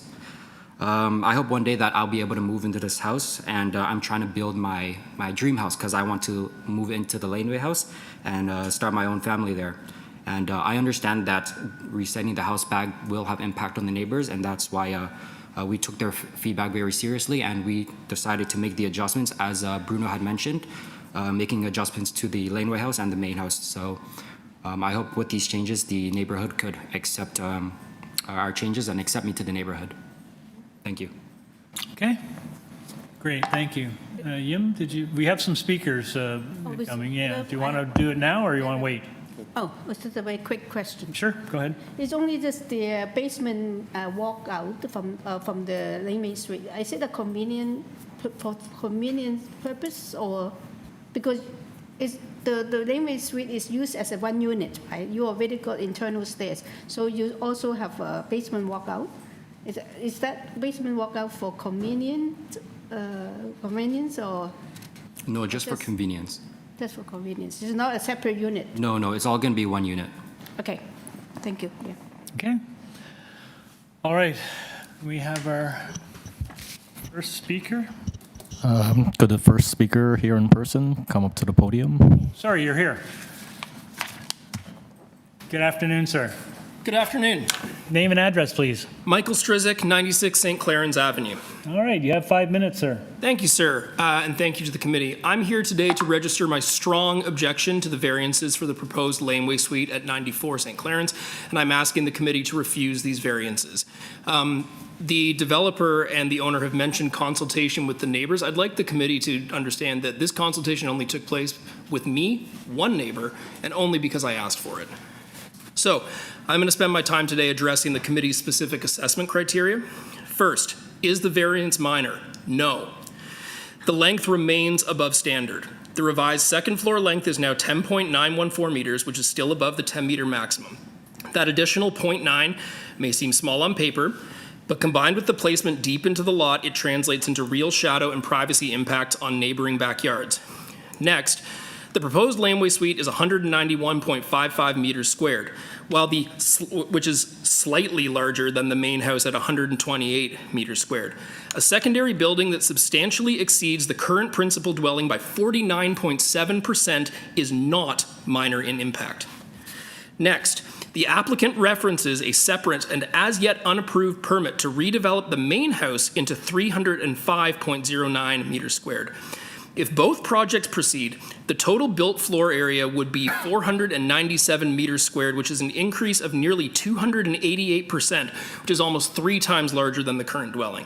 This is a massive step change in intensity on a small lot. It represents an aggressive overreach and intensification. Furthermore, the laneway suite's minor impact cannot and should not be assessed by assuming a future unapproved main house condition. I remind the committee that while the official plan shows this main house redevelopment to be a triplex, the developer's own website, which I've linked in my supplementary letter, refers to the project as a fourplex. I believe that this obfuscation, along with the fact that I believe the original garage to have been demolished without a permit or displayed notice, is significant and should factor considerably into your decision today. The second floor length of the proposed laneway suite is 10.09 meters. And that extra 0.9 combined with sitting pushed back from the laneway adds material shadow and overlook to neighboring rear yards, including mine. These are perceptible impacts. They are not minor. 2, is the general intent of the zoning bylaw maintained? No, it is not. The bylaw intends laneway suites to be ancillary, compatible, and to protect sunlight, privacy, and open space. This project does none of those things. A laneway building larger than the current principal dwelling conflicts with the ancillary intent. Based on my own conversations with Mr. Ho, the green space at the rear will function as a parking pad, not soft landscape as indicated by the plan and the supplementary materials. Converting soft landscape to parking undermines the bylaw's intent to retain permeable area, reduce heat, and buffer neighbors. This omission from the plans is significant and, in my opinion, represents an attempt to circumvent process. 3, is the general intent of the official plan maintained? No, it is not. Brockton Village is characterized by modest homes and shared green spaces. This proposal reads as aggressive intensification rather than gentle and risks setting an undesirable precedent for lot-filling forms. It signals a troubling shift away from the thoughtful preservation and towards the maximization of developer profits at the cost of neighborhood identity and cohesion. 94 St. Clarens is among the oldest houses on that street. It dates back to the 1800s. The official plan asks that change respect existing character, and the drawings that I've seen do not do that. Pairing a major third-story expansion in the front of the property with an oversized rear building completely erodes that character. I'm not aware of any consultation with Heritage Toronto to approve these dramatic changes to the property's character. Next, the official plan emphasizes comprehensive review over piece-by-piece approvals. Here, the Laneway Suite's entire justification relies on a separate and unapproved main house redevelopment. That sequencing does not align with plan-led or predictable outcomes. Finally, is the variance desirable for the appropriate development of the land? No, it does not. The primary sliding doors of the balcony face the inner courtyard and not the laneway. The laneway facade has minimal glazing, which suggests that the rear area is intended to function as circulation and parking rather than quality open space. If the owner is truly interested in green landscape space, there is plenty potentially available in the backyard with the laneway house aligned with their other garages on the street. For these reasons, this application fails all 4 tests. It is aggressive overdevelopment and it is not gentle. It is not minor, it does not maintain the general intent of the zoning bylaw and the official plan, and it is not desirable for appropriate development. I respectfully request that the committee refuse these variances, and I thank you for your time today. Thank you, sir. Right on the mark. Thank you, sir. I can go on. No, I'm sure you can. Thank you, sir. Any questions of the speaker? Thank you, sir. Thank you. Could the next speaker come up to the podium?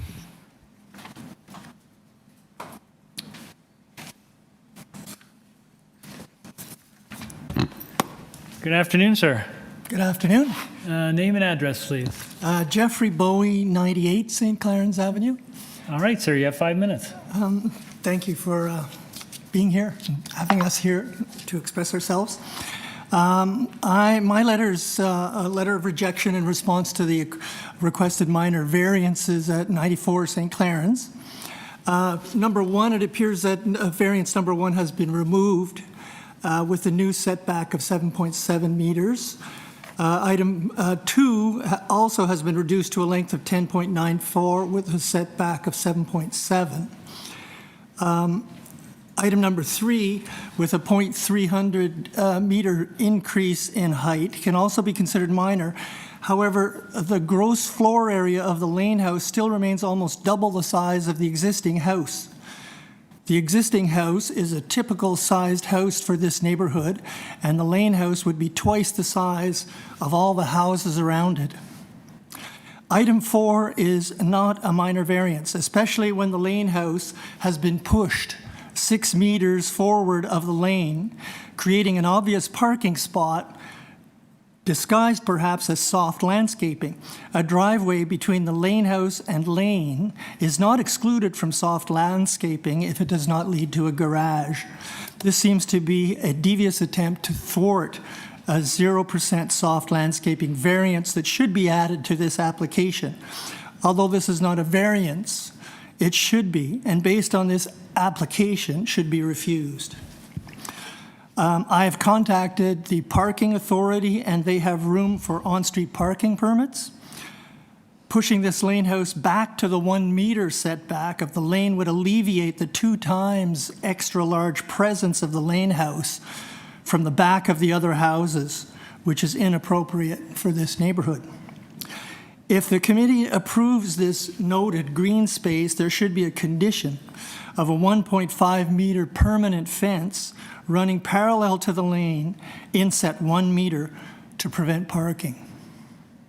A second condition for the basement walkout from the lane house should be a declaration of use that the basement cannot be turned into an illegal apartment in the future. That means the entire lane house would only be allowed to have 1 kitchen.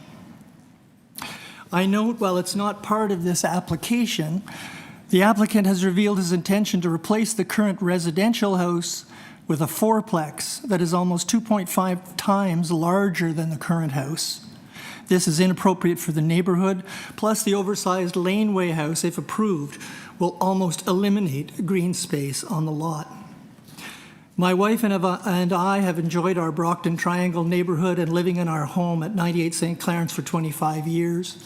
We ask that the development of 94 St. Claren's correspond with the character and green space that exists in this area. I would also like to advocate on behalf of our elderly neighbor at 92 St. Claren's. To my knowledge, she has not been consulted about this project by the applicant, and her experience, like Mr. Strizich, will be dramatically and significantly impacted by this construction. I ask the committee to consider the voices of those who are unable to participate in the process today, but who are nevertheless valued as neighbors and members in this strong community. Thank you. Great, sir. Thank you very much. Panel, any questions? Sorry, through you, Mr. Chair, just for point of clarification, no variances have been removed. They're increasing the separation distance and they're reducing the length and interior floor area. So I just want to make that publicly on record. They're not removing any variances. The applicant said they wanted to keep all 4 variances because of interpretation. That's the first one they said that they would delete. No, they're not deleting, they're just We increasing. confirmed We with confirmed. Mr. Lopez that he wanted to keep them all. Okay. Oh. So regardless, what they're doing is modifying them, but they're keeping them. Okay. Okay? Okay. Thank you, sir. Thank you. Could the next speaker come up to the podium?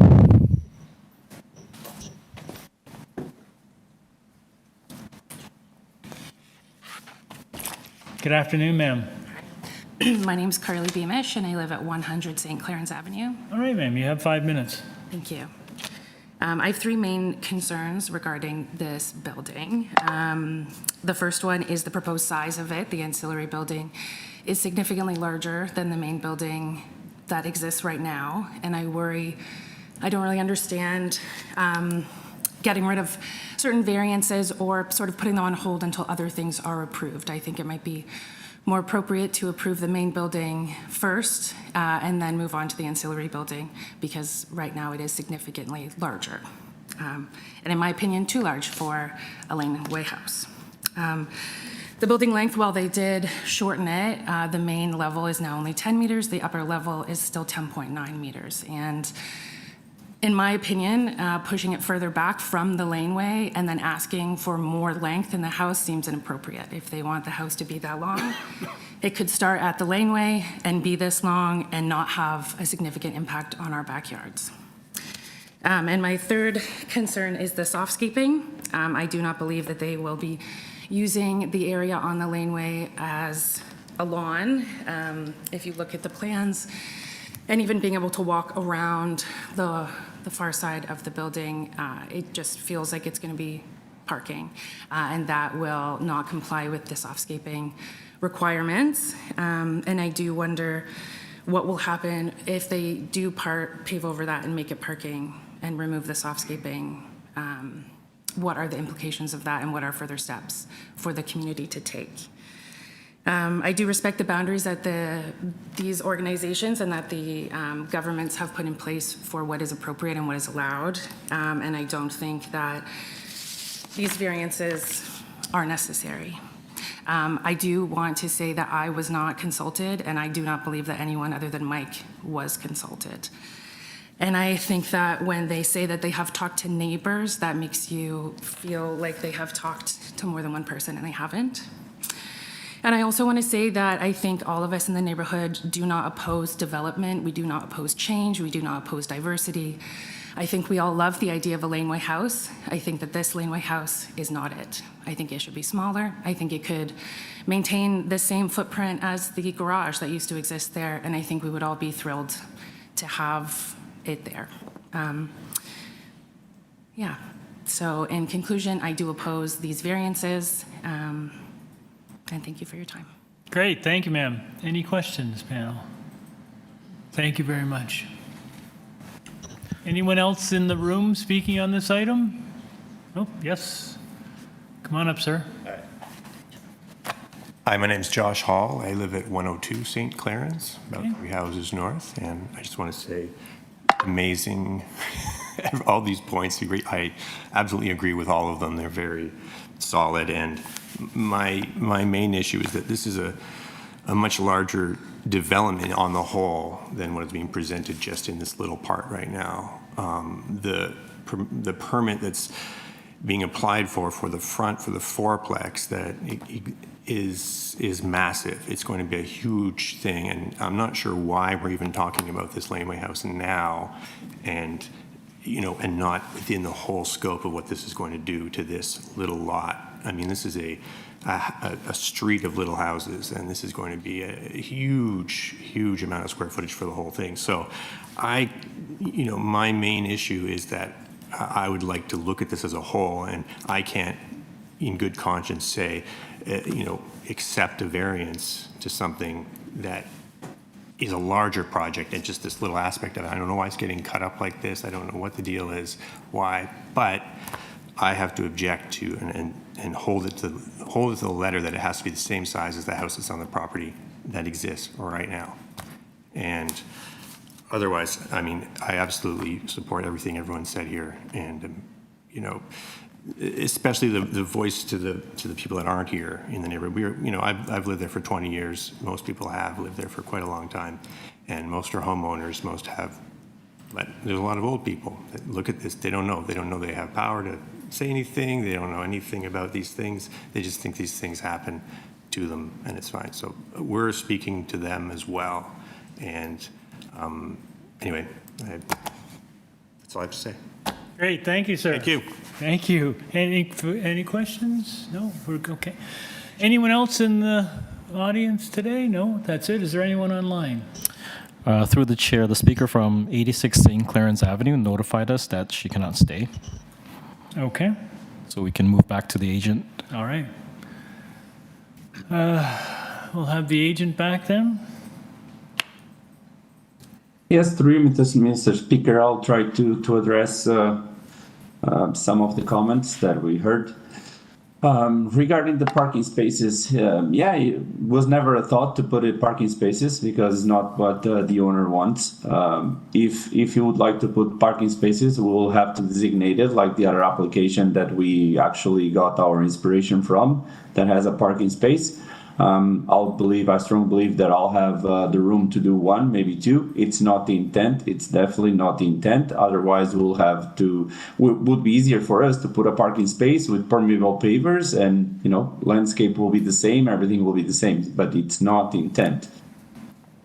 In regards to main building versus the proposed building, we actually had started both applications at the same time, and all honestly, we were expecting to have the main building already approved by now. Unfortunately, due to zoning and other situations, we couldn't have it approved, so that's why this application moved faster than the other application, and here we are. We had one zoning variance that we couldn't get rid of, and it's literally just a technicality.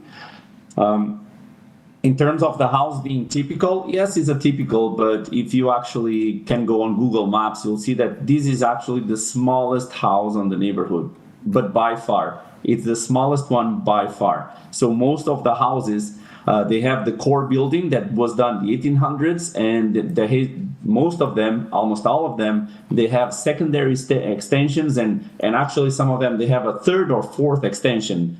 There is actually one lot within the neighborhood that the house is almost touching the garage. In terms of the fence on the rear yard, yes, this is going to be a garden. We're going to actually intend to put a fence. It's not depicted on the drawings, but the yard will I believe that Mr. Crees will have to have it fenced. And the reason why we have that walkway is to have a fence along the rear yard and have a gate that gives access to the back for whatever reasons. There was a point brought up from the main building, being a triplex or a fourplex. As everybody knows, they are approved within the city, they are within right, and we are coming to the sixplexes. So, I believe this is more on a personal matter, that sooner or later, people will have to get used that we're going to have sixplexes. So everybody, it's against massing, but it's just happening. I believe again that the small variances are very small. Coming back to leaving the variances as they are, I'd rather have the 4 variances there, even knowing that one of them, number 1, it's pretty much gone. But I'd rather leave it for the sake of clarity.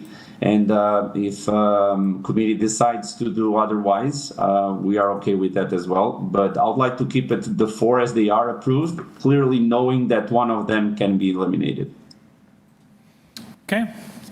All right. Thank you. Panel, questions? Yes, I do have a question. The area of your garden suite or laneway suite, does it include the basement? Through you, Mr. Chair, I believe that this doesn't include the basement. Basements usually are not counted as square footage. Okay, so it means that if you add the area of the basement, it will be even larger, right? Yes, correct. Okay. But usually on the bylaw, yes, basement areas are not that's not my included. question. I just want to know whether it's including the basement. Okay, the second question is that you have mentioned some of these, especially variance 4, this is what we have called, you said that it's a technical, only a technical variance. Can you explain why it's only technical? I'll say technical in the basis that if we have the main building already approved, which is ongoing application, this wouldn't be here because the main building obviously is going to be bigger than this laneway suite. It's just the existing building is so small that with natural development, it's going to be bigger. But it's not happening yet because the other application is concurrent, but it's slower. This one, it's being approved faster. So it's actually, we're just projecting it, we might be technical if the main building is being redeveloped, right? At the moment, it is not technical or it's not minor. Is that what? Absolutely. Okay, thank you. Okay. Phil? So there is an intention to redevelop the main building into a fourplex? It's in development. We are the application is actually triplex.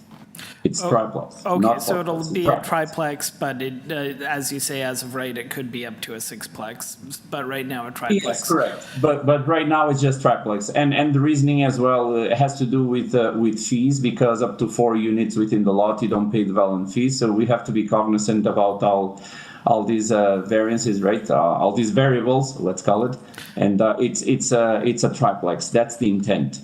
I see. So that's part of why we're seeing it as 2 applications, is for fee reasons. As well, correct. So the reason why I'm asking, though, is because it does impact variance number 1. So, recognizing that now you're saying there'll be 7.7 meters separated, that's compared to an existing building, and we don't have a sense of what the proposed triplex or whatever it'll be, how far back that will go.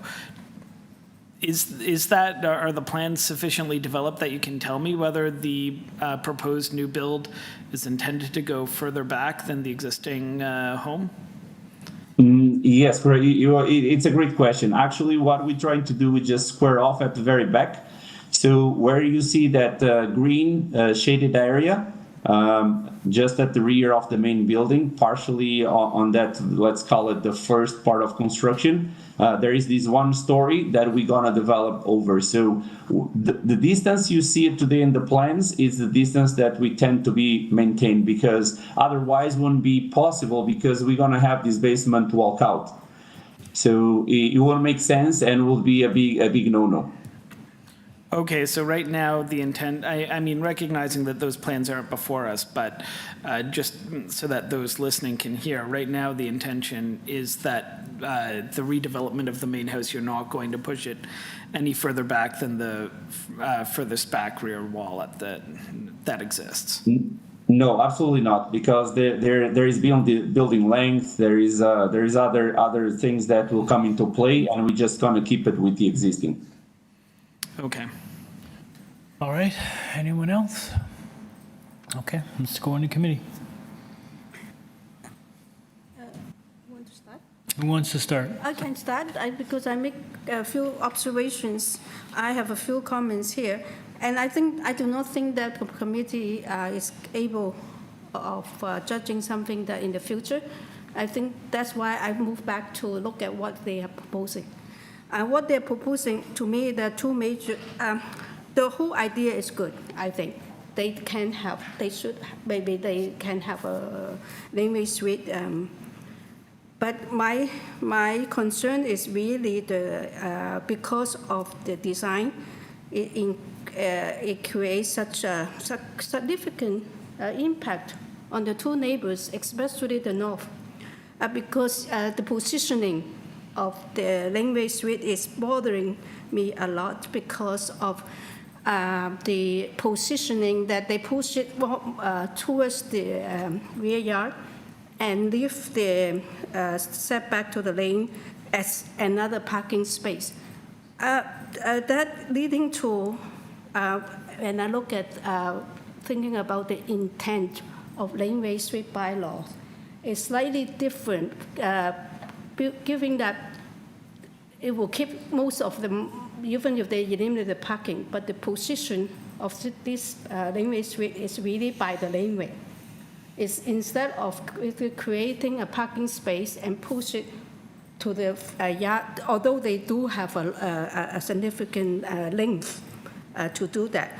But I'm concerned almost just about the intent of the laneway suite bylaw is to make moderate increase by using maybe the existing or the built on existing garage or a similar size. So to me, this building is actually building another building behind a building because of its size too and its position. And it actually, I would like to see if we're not talking about future, but if I think that it would be easier for me to make a decision if there is actually some kind of commitment for the main house development to see the whole impact.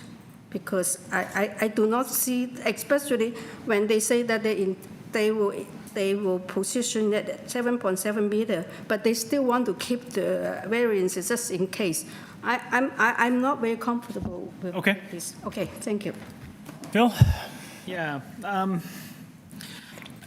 I have concerns that are somewhat similar to Ms. Chan's in the positioning of this building. I'm not sure that I'm that fussed about the ancillary building being larger than the main building in and of itself.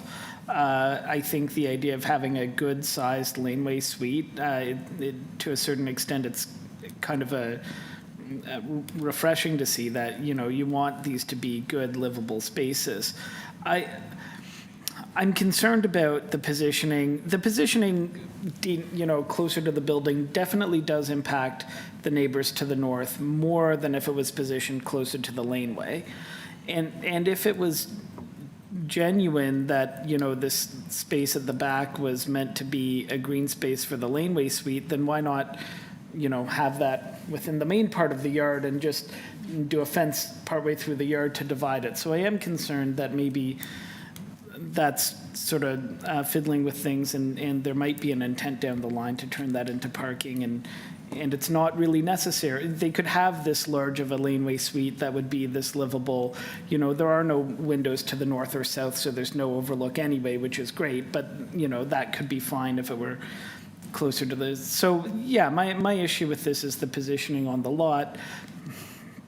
I'm divided. I'm not saying that I'm entirely opposed to it, but I could see myself being swayed in either direction. Okay.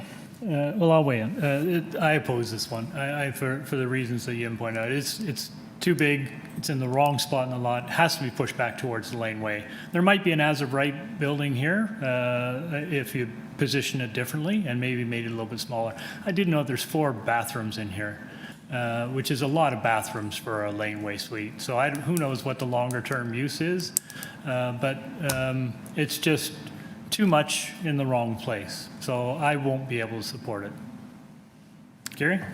Some similar thinking. I'm thinking maybe it's really premature to deal with this. So I think my own view would be I'd refuse these particular variances and let the zoning application process go through, and we'll see what we've got finally in terms of the main house. All right. We'll look for a motion. So yes, So I try? Yeah, okay. I tried, I will put a motion to refuse. As amended. As amended, yes. Yep. Okay, motion by Ms. Chen to refuse the amended application, seconded by Mr. McKay. Got his hand up first. All in favor? The application is refused. Okay, can we get Peter? Do we need, Okay. Okay, back on to item number 11.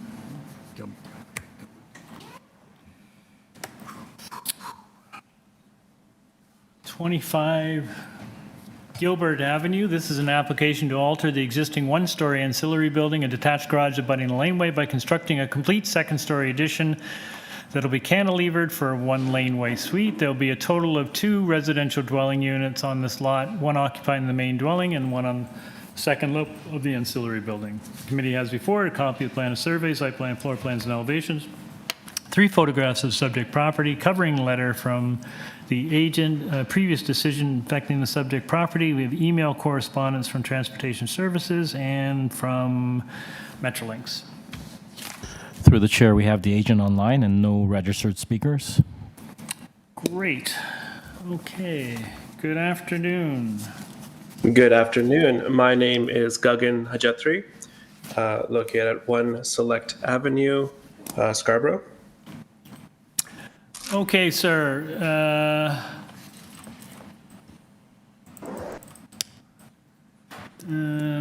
Does anyone need a presentation?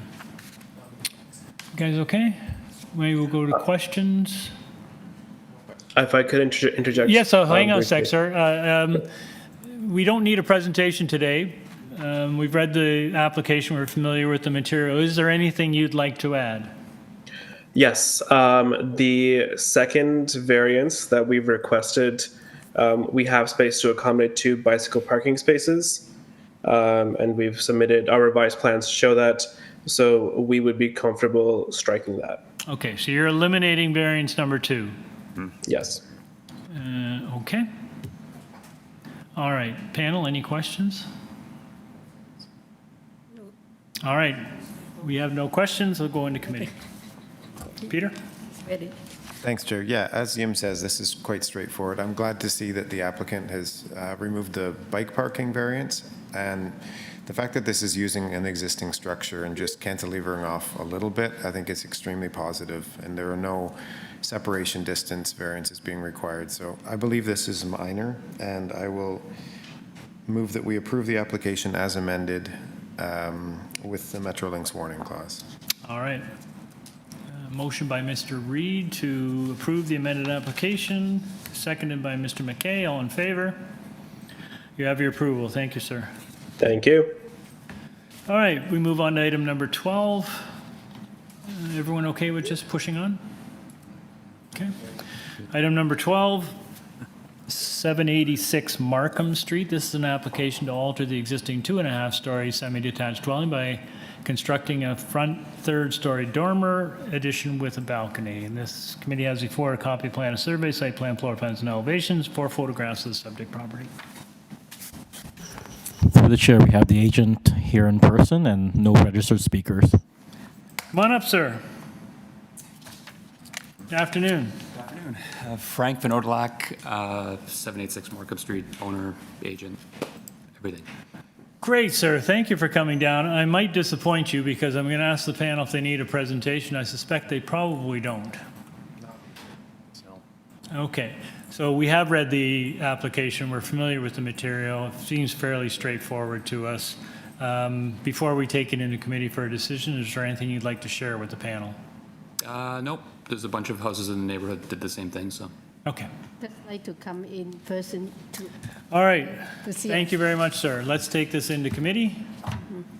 Anyone want to take this one, Phil? Yeah, I'll just go straight into a motion to approve it. It's a pretty straightforward application that's going to have minimal, if any, impact on the neighbors to make the 3rd floor more usable with more usable space. So I move to approve it. All right. Motion by Mr. Ghosh to approve, seconded by Ms. Chan. All in favor? Thank you for coming down. Sorry, through the chair, we don't have Member Reed's camera. Oh, pardon me. All right. Thank you. Item number 13, 40 Norway Ave. This is an application to alter the existing two-story semi-detached dwelling by constructing a rear second-story addition. And committee has before a copy plan, a survey, site plan, floor plans, and elevations, 8 photographs of the subject property. We have a cover letter from the agent and a previous decision number affecting the property, 2 form letters in support from 38 and 42 Norway on each adjacent neighbor, and correspondence and concern from 108 Elmer Avenue. Through the chair, we have the agent online and no registered speakers. All right. Mr. Chair, members of the committee, can you hear me okay? Yes, we can. My name is David Smith. I'm here representing the homeowners at 40 Norway Avenue. All right, sir. My address is 401 Craven Road. Thank you. Hang on a sec, panel. This is just an FSI. Anyone need a presentation? No. No? Okay. Mr. Smith, we read your application. We're familiar with the material. We don't need a presentation today. Before we take it into committee, was there anything you'd like to share with us? I think this is exceptionally straightforward. I'll leave it with you guys. All right, thank you. Let's go into committee. Who wants to take this one, Liam? Yeah, I can take this one because they also, I just want to mention that they do have support from both sides. Yeah, exactly. Okay, so I will have a motion to approve with no conditions. All right. Right? There's no condition. Yep, I don't see any. Motion to Ms. Chen to approve, no conditions, seconded by Mr. Reed. All in favor? You have your approval. Thank you. Item number 14, 41 DEWHURST Boulevard. This is an application to alter the existing 2.5-story semi-detached dwelling by constructing a rear 1-story addition with a deck and stairs. There'll be a total of 2 residential dwelling units on this lot, one occupying the basement and first story, and one the second and third stories.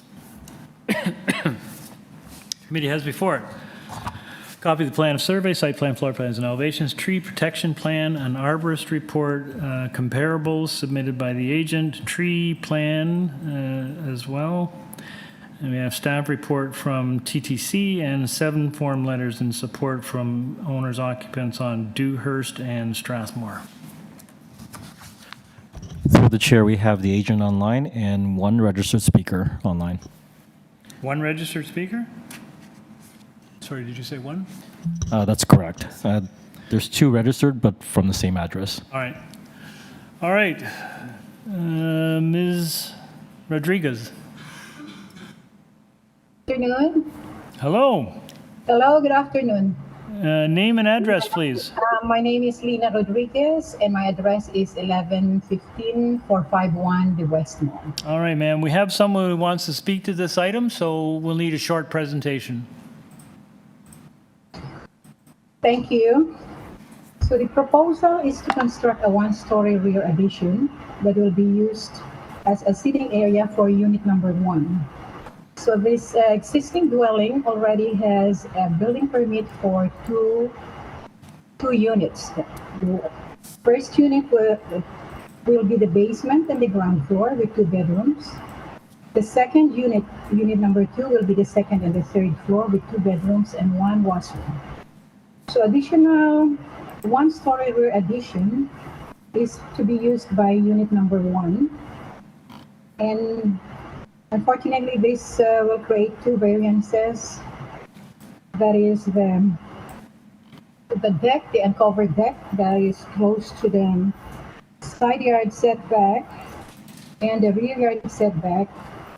It will be 6.28 instead of the 7.5 bylaw. It's a very minor in our opinion, since the neighbor, the adjacent neighbor is already actually protruding, extended more than what we are proposing, and so are the other neighbors, number 47, number 45, and 43, which we actually have their support. They're all situated in a similar lot area, lot size, the same lot size, and similar houses too that already had extended at the rear. So we actually are the one that has the shortest length of the house, even after the proposed addition. The total addition would be 12 meters plus the 2.6. It will be 16.6 meters. That just reduces the backyard, of course. But then the covered deck is a minimal covered deck. It's just that we extended the south side yard, south railing of the deck until to be in line with the existing south side wall of the house. We believe these are all minor, and we are requesting your kind approval. Thank you very much. All right, thank you. All right, we have someone willing to speak? Milton, you've been unmuted. Hi, can everyone hear me? Yeah, Ken, can you have your name and address, please? Yes, absolutely. Hi, my name is Milton Kong, and I'm here with my wife, Carmen Tang. We both live at, we're the owners of 10 Strathmore Boulevard, which is located on an adjacent lot south of 41 Dewhurst. We've lived here for over 9 years, and over that time we've grown our family. We now have 2 young kids. We do have some significant concerns relating to this addition. So first off, the structure is already built. We have not had any consultations or heard of any approvals. This construction started on April 8th and lasted a few days. So today we have not received any communications from the owners of the project. We don't know what the final design looks like outside of the quick site plan that was sent over to us in this public hearing notice. Right now, as it stands, there's a unsightly, unfinished wooden structure with some roofing and drainage pipes that we can see from our property. So some of the concerns we have is the length, like how far it extends out. We do not consider, there's basically an increase of 115% of the setback from the side lot line. And the length of this addition extends 58% of our lot. So before we had nothing in our sight lines from our property until their neighbor, which is way farther back. So we did have a lot of open air space, but now there is a giant wall essentially that spans about 58% of our lot. Our lot's just some very modest, like 90-foot deep lot. It's not very big. It's about 2/3 visually. Secondly, the height is also an issue for us. Dewhurst is already kind of elevated compared to us.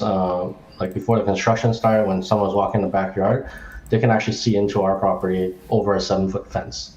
And with this structure, it looks like it's at least about double of that fence height, about 14 feet. I don't know the exact measurements. I don't have any documentation on that.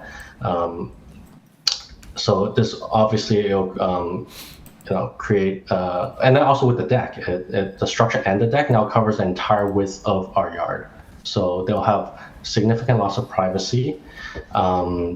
We're going to be new shadows that are created. We've been designing a backyard renovation, which is now impacted by the structure. And also, it looks like, from what I can see, the structure actually extends higher than the first floor a little bit, which I don't see as part of the variance request. Another concern we have is just loss of softscaping. There may be some incremental risk of flooding to our property given the lack the softscaping that is removed. Overall, we're just very concerned with the impact of this addition will have on our property. We do not believe these setback changes to be minor. It's a 115% increase in just the side lot line alone, not even counting the rear setback. The proposed changes will create a loss of light, loss of nature, definitely visual pollution, loss of privacy, and a decline in property value, and just an overall significant reduction in our ability to enjoy our property. We believe that this variance does not meet the general intent of the zoning bylaw or the official plan, which seeks to protect the enjoyment and livability of properties, and request that this proposal to be rejected and revised to better align with the zoning bylaw standards and official plan policies for neighborhoods. All right, thank you, sir. Panel, any questions of the speaker? No? All right, we'll have the agent back. Hi. I'd like to note what the neighbor had commented. As regarding the height of the addition, if you look at the number 43 DEWHURST Boulevard rear view photo that I submitted, their addition there that is online with our proposed addition is 2-story, and ours is only 1 story. And also the next door, number 47 also, the number 47 rear view photo also showing the rear view photo of number 47 is also showing an addition that is 1 story. And 63 DEWHURST has even a longer addition. The side, it's a corner lot, so the addition at the rear showing on the side view. The side view photo has a 2-story addition and a 1-story addition. As you can see the bricks there. So actually, in the 4 lots and the 4 neighboring semis that are adjacent to this, right? To our number 41, number 43, 45, and 47, we actually has the shortest length of the building, as shown in the Google map. And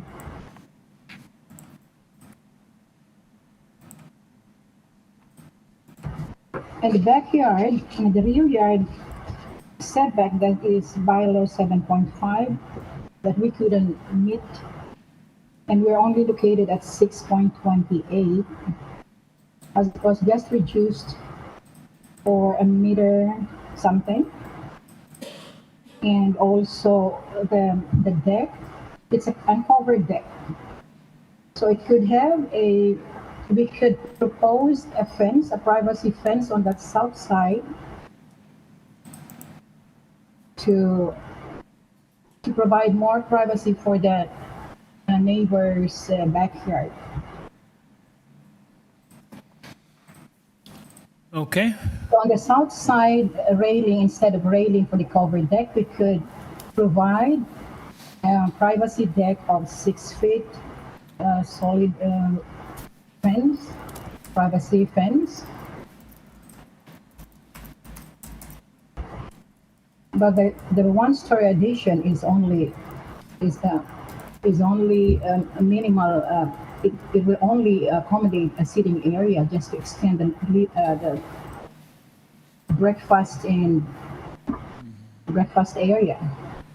and kitchen.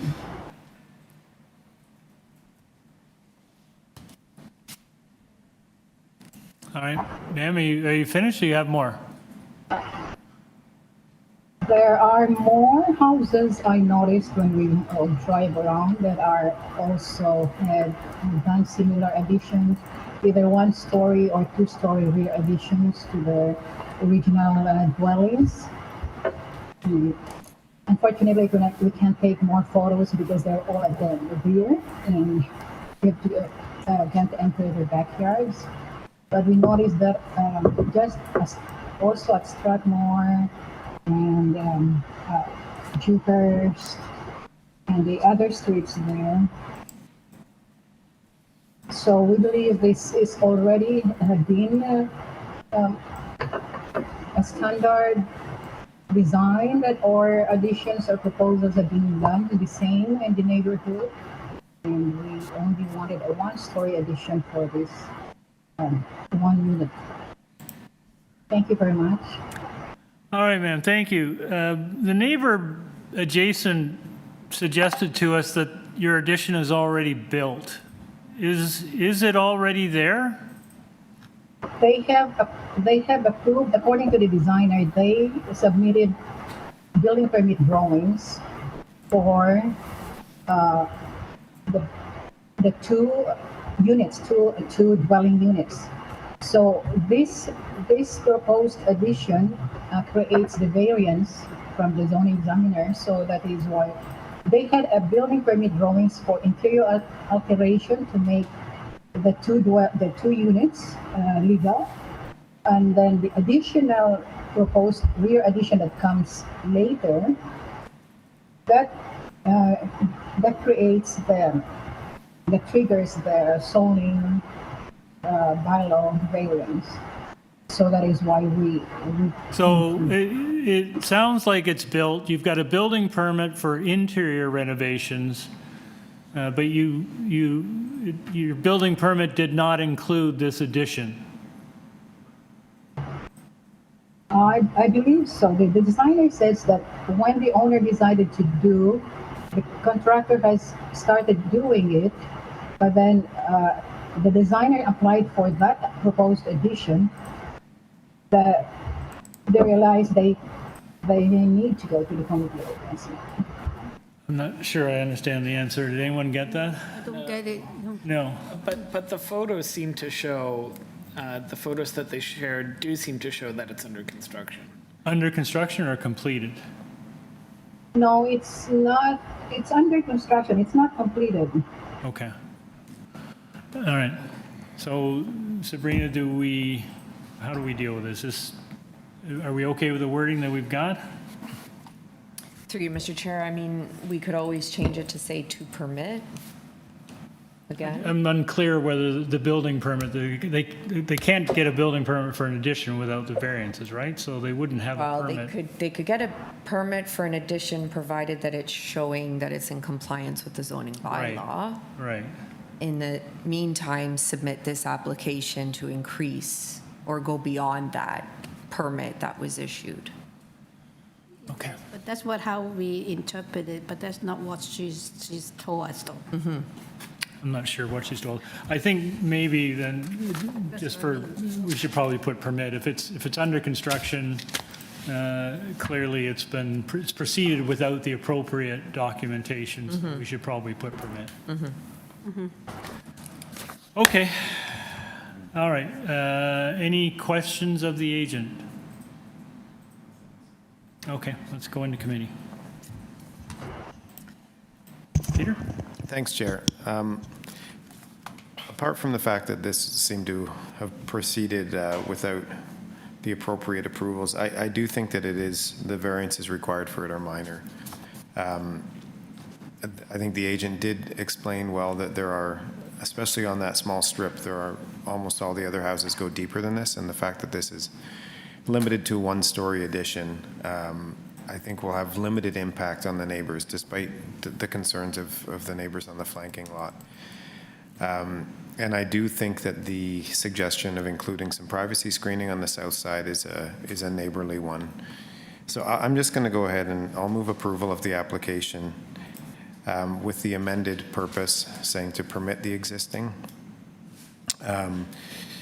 And with the condition that the privacy screen on the south side of the deck to 1.5 meters be provided, and that this be conditional on the TTC condition. Okay. Motion by Mr. Reed to that effect. Do I have a seconder? Mr. Ghosh, all in favor? 4 in favor. Mr. McKay dissents, so that application is approved. Okay. Item number 15.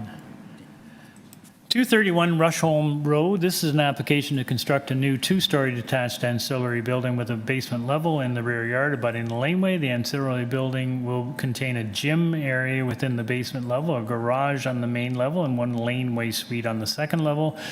The second story will be partially cantilevered on the east side. There will be a total of 2 residential dwelling units on this lot. Committee has before it a copy of the plan of survey, site plan, floor plans, and elevations, previous decision affecting the subject property. We have an arborist report and presentation materials from the agent. There are staff reports from Urban Forestry. We have correspondence and opposition from 247A Rushholme Road. the chair, we have the agent online and one registered speaker in opposition online. Okay. Good afternoon, Mr. Tusi.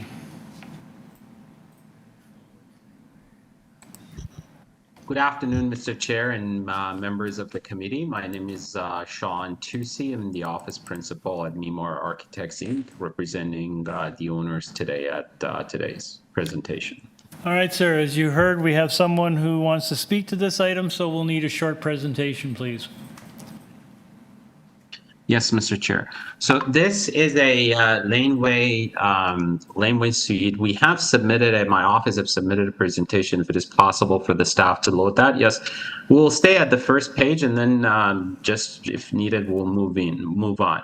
This is one of the larger lots in this area. And if you have had a chance to actually walk or drive along the Rushmore Road, that neighborhood, as well as the lanes that are typical to this area for the access of the car to the garage, in this case, the Bill Cameron lane.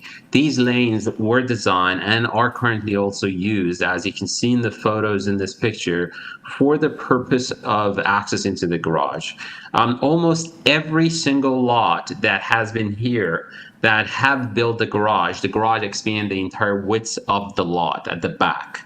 And the reason is that typically the ones that are not are a place for garbage and dumping and the drug use, and it is for the safety as well as the character of these lanes are that the garage is span the entire width. So this house is one of the widest lots, which causes this variance, and I think it's a very good sample of why the Committee of Adjustment exists, because while the bylaw requires the 8-meter width, which is a typical size of the lots, so this lot is nearly 16 meters, and that's why this becomes wider, leaving enough space for shoring and other structure to make sure the properties, neighboring properties, don't get any negative effect.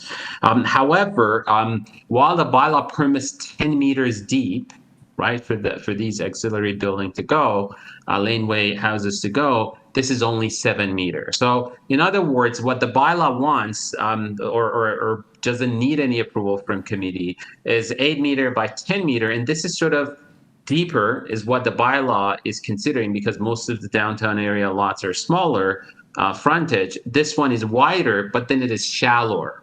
So it's not that it is a huge math, maximizing everything on every aspect. So we're 7 meter deep, which is about 3 meter less than what the bylaw permits. But then we're wider. Why are we wider? Because that's the character of that area. Every garage there goes from lot line to lot line, and again, we think it very much fits the characteristic of neighborhood. It is a minor variance considering everything that I mentioned, and respectfully request your approval. Great, sir. Thank you. I think we'll just ask you to sort of speak to this application was before the committee previously. It was a joint application for the laneway suite and the main building. You got approval for your main building, but you were refused for the laneway suite, which at the time had a width of 13.62 meters. You are now asking for a greater width than what was refused in the past. Maybe you could explain that to the panel? Yeah, at that time, we had a few discussions with urban forestry. There was a row of trees that would have to come down because of this purpose. And then the urban forestry had a concern for trees, but then at that time, the decision was to give it time for the owner and the urban forestry to work through it. And that's why it was removed from the final decision. So the decision was for the main house, which no changes being made, from the application you have in front of you. Well, so the concern was you've seen that forestry is recommending refusal of this application again, right? Yeah, so the concern is for if we could see the site plan, if the staff can bring up the site plan. So now the issue is not any of the trees that are backing the backyard. The concerns, yeah, you could see it in this. There are 2 trees that are to the rear of this laneway, between the suite and the house, the 2 trees that you could see there, which it's really just those 2 items, and the owner is willing to work with the urban forestry should you decide to approve the application, make it conditional to the satisfaction of the urban forestry. And the arborists that have been hired, they're very confident that with manual digging and doing discovery and root study, they will be able to save the trees to make sure they stay, as well as we've done other solutions in the past where we cantilever the ground floor, we sort of provide more setbacks. But this allows the owner, which is really at the middle of the construction with the previous permit, to move into negotiate with urban forestry, receive their approvals, and sort of complete the whole project faster. The house is a 130-year-old house, so the construction has been taking more than what it would typically take for a new house or a typical addition. There's a lot of things that is delicate, and while it is not designated as heritage, the owner themselves, they're really keen into keeping as much as they can from the past to make that a character of the house. So this potential approval today, will give them the chance to work with more freedom with the urban forestry. Again, a condition for their approval is something that we're definitely looking forward to it from the committee should they decide to approve it. All right. Maybe we'll probably revisit that, but we do have a speaker on this item.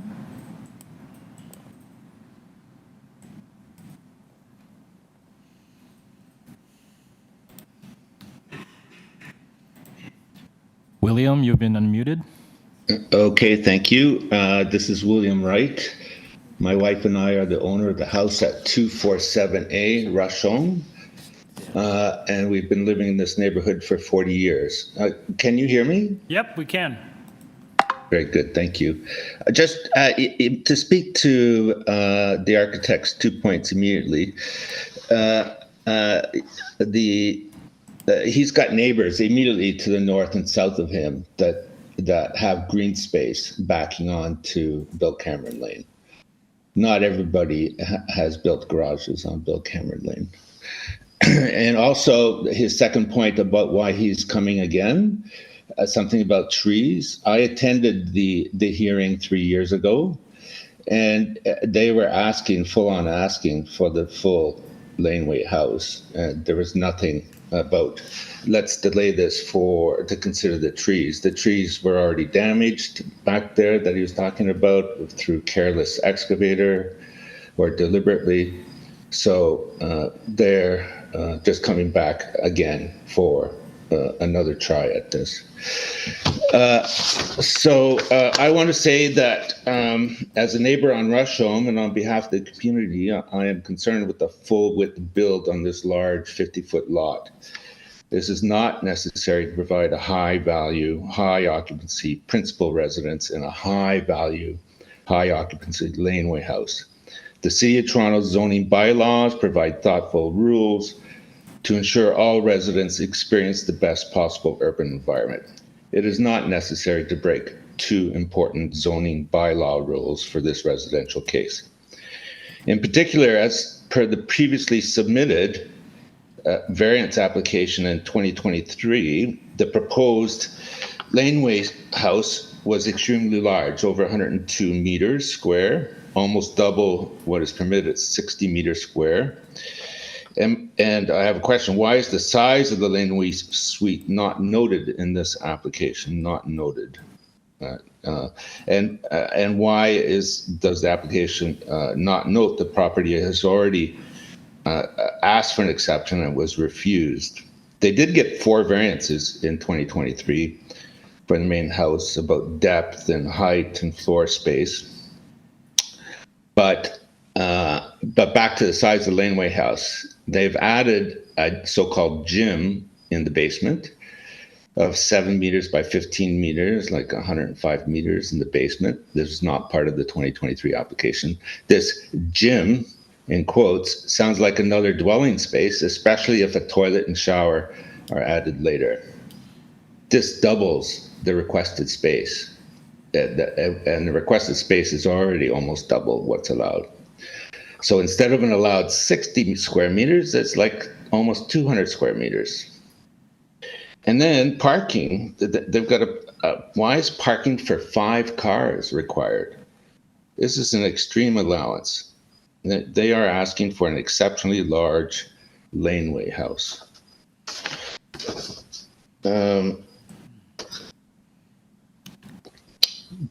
Also, the laneway is used for recreation. Bill Cameron Laneway is a well-used urban oasis for walks with children and dogs. And another point, I'm not sure quite how to say this, but I believe the owners are not acting in good faith to the community due to the length of time used for construction. They have been dragging their feet in completing the construction to the great inconvenience and disruption of the neighborhood. It has been 3 years since they received their building permit, and the construction is less than half completed. Construction was, in fact, abandoned for a year with an unsafe site. Even now, the building is not enclosed yet. I personally think the existing building permit should be revoked due to non-compliance. I also add that that these owners were careless or deliberate with careless or deliberate use of machinery destroyed a mature magnolia tree on the front lawn. But to conclude, we are not in favor of the requested variances 1 and 2. We believe that these are major variances, and the intent and purpose of the zoning bylaws are not being maintained if they are approved. Thank you. Thank you, sir. Panel, any questions? Nope. All right, we'll have the agent back. Through you, Mr. Chair, like some of the comments from the neighbor are not related to these variances, so just for the sake of saving time for the members and this panel, I will skip those. But the ones that relates to the 2 variances in front of you today, I would see that the main concern again goes back to the widths. If we could see that if the staff can, like one before we go, as you can see here, here we either have laneway suites like the one on the left, the yellow brick, so the 2-story laneways with the full widths, similar property, 257 feet a house down. The one on your right, which is 430 Monrose Avenue, again 2-story. And if you look at these laneways, they're all garage access, so they're not where you have like an entry to the house. They're front yards, they're all backyards, they're designed, urban design part of the city was for this purpose.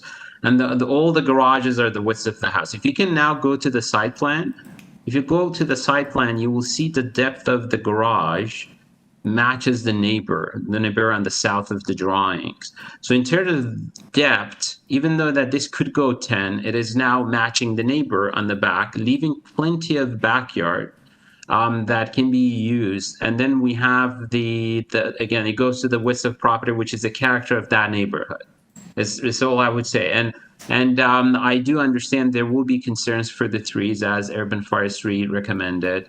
And we are willing to work. So if this design is not going to work for urban forestry, again, the condition you put in, should you decide to approve the application, will make sure that the urban forestry is satisfied. Otherwise, this cannot get a permit. And at the final closing, the planning is in support of the application. They don't have any objections, which we think is a huge sign on showing that, at least to their view, this meets the 4 tests. In our view, it meets the 4 tests. It's not really having any adverse effect on any of the neighbor. It includes specifically the neighbor who's here in opposition. I believe their concerns may relative, but they're not related. The majority of them are not related to these variances that we have in front of us. And then the ones that relates to the saving of the tree at the back is something we're willing to put the urban forestry condition. Thank you, Mr. Chair. All right, thank you. Panel, questions? Bill? So the trees and the urban forestry comments are something that do concern me, and so that goes to the width of the building, but also with trees, you talk about the possibility of cantilevering the first floor and that sort of thing. The gym has this extraordinary depth that goes into where the roots are going to be. But maybe you can help me. Why does the gym have such a large depth in the basement?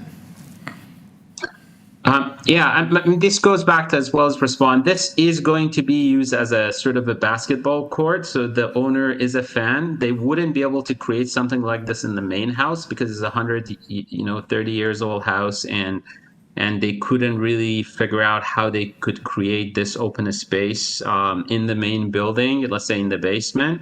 So the only viable that we could give them what they want is going to be, this area. So this, and definitely from not having a window, from the height you could imagine, this is something that is going to be a relatively expensive operation for the owner to go that deep. But this is their, dream house, and they're planning to make it. And there is nothing that is against the bylaw to create that basement, and they're willing to do it. And as an architect, really this was our solution for them to, without damaging the existing, house further than what it should, keep the value, that the history that comes with it, the character comes with it.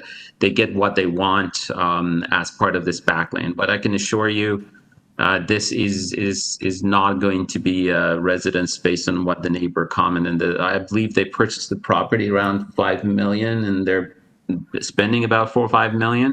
So somebody who's spending about $10 million, I don't think they're planning to rent. That they will be renting like a 16-foot basement of a laneway where they spend a lot of money making it. Just the shoring of it is something that it's going to be substantial. So to answering your question in short, this is really going to be a basketball court, so they need it that height. And I would assume what you mentioned about depth is the height of that basement. Yeah, that's what I meant, was the height of the basement. That's exactly right. And sorry if I missed it before, if you'd already mentioned basketball court, but that's what it sort of looked like to me. So that's helpful to know. So then the question becomes, if we, put an urban forestry condition, if you had to do something like have the width above grade be wider than the width below grade, because that's how the roots could be preserved. Does that not compromise this whole plan of having a basketball court? Do you know how wide the building needs to be to accommodate that use? Or how wide the basement needs to be, rather? I think what the early discussions we had, to be honest, like before we come in front of you, there was really one idea: should we request for deferral? Should we move forward with this to figure things out with urban forestry? Then my suggestion was to really proceed with this, because should the committee see that, urban forestry concern is the only item that, would prevent their approval, they could approve it conditional to urban forestry. And that really locks any form of approval to make sure urban forestry is happy with keeping those three, which is the priority of the owner as well. And to sort of going deeper into answer, typically what we've done in the past, like we sort of determine, we start doing hand excavation around the tree area. With the arborist, they will figure out the area that is being affected by foundation. What is the exact amount of tree? Because you can't really know exactly until you start excavating with water pressure instead of excavations, hand excavation, something that is typically supervised by an arborist. And then they determine how much is the area that can be sort of caught and still keep the tree, safe and healthy. And then that becomes a mark for us as the architects and a structural engineer to work with. And because this is really not it is a basketball court, but it's really a mini court for the practice and enjoyment and entertainment. So even if a part of it has to get angled, they have to, this is the best, right? We have to create a win-win for everyone. The tree has to stay. All right, we also want to give them I'm going what to they interrupt like. you there, because I think you've given a fulsome answer. Thank you very much. Any other questions? No. All right. Thank you. Let's take this into committee. Who wants to start off on this one? Peter? Thanks. There's the two variant. The first variance, I think, is by all of our opinions would probably be minor. And I know this area well, and these are extremely wide and deep lots, and I actually know this lot, and I've seen it progressing through construction, and it's an extremely complicated project that's happening. My only real concern is the trees, and I think that there is a benefit in doing a building more of the width of the more close to the entire width of the lot than leaving larger gaps where things could be where other things could happen. So my feeling is that I'll support it, and with the two urban forestry conditions, and with the understanding that they will look very closely at this and not permit it if it's too detrimental to the trees. Okay, anyone else? I'll just wait. You make a good point, Peter. I think the trees is the issue. I'm uncomfortable on proceeding with a recommendation for denial, and that recommendation is brought forward to us, I presume, after some discussions that have already taken place. If there is a reasonable proposal for a laneway suite here, I'd feel more comfortable. I was looking, I went on Google Maps and went up and down the laneway. Those are large trees. I'd feel more comfortable personally if they were to come back having satisfied urban forestry and eliminated, at a minimum, eliminated the recommendation to deny. So I'm going to take a slightly different view. Yeah, I Phil? think I have a similar concern. I think I would agree with Peter. If the trees were absent, the full width would not concern me. It wouldn't.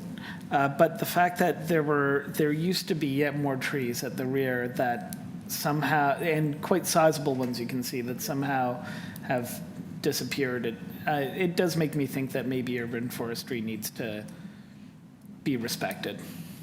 I can add to that only because I haven't heard any really real solid solution to preserve those trees. They only say that they will work right to preserve or to satisfy urban forestry, but I'm a bit concerned that it's so close to the exterior wall and so deep.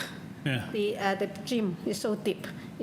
And then they haven't got a more dependable proposal to how they actually preserve. Right, and if they have a discussion with forestry, maybe they can come up with one. Yeah, exactly. That's what I feel uncomfortable about. Gary, you have a similar view or a different view? Similar view. Similar view. All right, then maybe I can look for someone for a motion. Phil? Yeah, sure. I'll move to refuse the application for the reasons given that we're respecting the urban forestry recommendation. Okay, do I have a seconder? Mr. McKay, all in favor? You've convinced me. The application is refused. So hopefully the applicant will have fruitful discussions with forestry. All right, we've been going for 3 hours since our last break. Does anyone need, I know we've got people waiting, but does anyone need a break, or would you like to push through? Perhaps a 5-minute would be. Yeah, okay. We apologize for all those who've been waiting, but we've been sitting for 5 hours now and 3 hours at a run, so we could probably use a bio break if nothing else. All right, thank you. 5 minutes. Members, please turn off your videos and microphones. Yeah.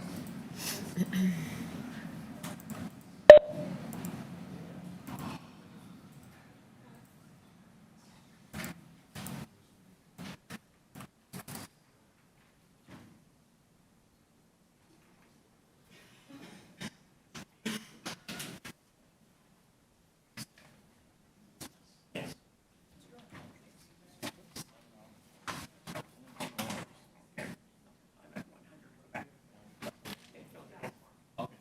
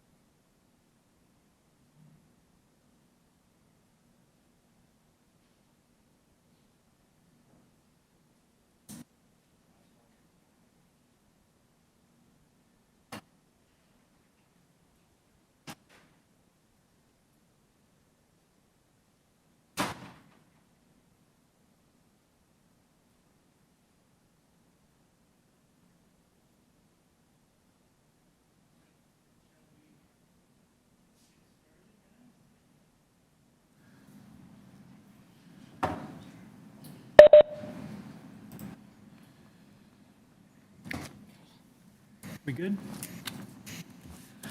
All right, we resume with item number 16, 7 Armadale Avenue. This is an application to alter the existing 1.5-story detached dwelling by constructing a rear ground floor deck with stairs and a hot tub and a rear yard parking pad. Also to demolish the rear detached garage and to construct a 1-story ancillary building for recreation storage, change room uses as approved by minor variance decision previous. This current application is necessitated to correctly identify the variances as cited in variances 1, 2, 3, and 4 respectively. Committee has before a copy of plan and survey, site plan, floor plans, and elevations, 13 photographs of subject property. We have previous decision number affecting the subject property and the owner's letter to the Committee of Adjustment. We have correspondence and support from 215 and 243 South Kingsway and 10 Armadale. 15 signature petition and support from owners, occupants, properties on Armadale and South Kingsway. There is correspondence and opposition from the solicitor on behalf of 134 Morningside, and correspondence and opposition from Swansea Area Ratepayers Association and materials from Swansea Area Ratepayers Association.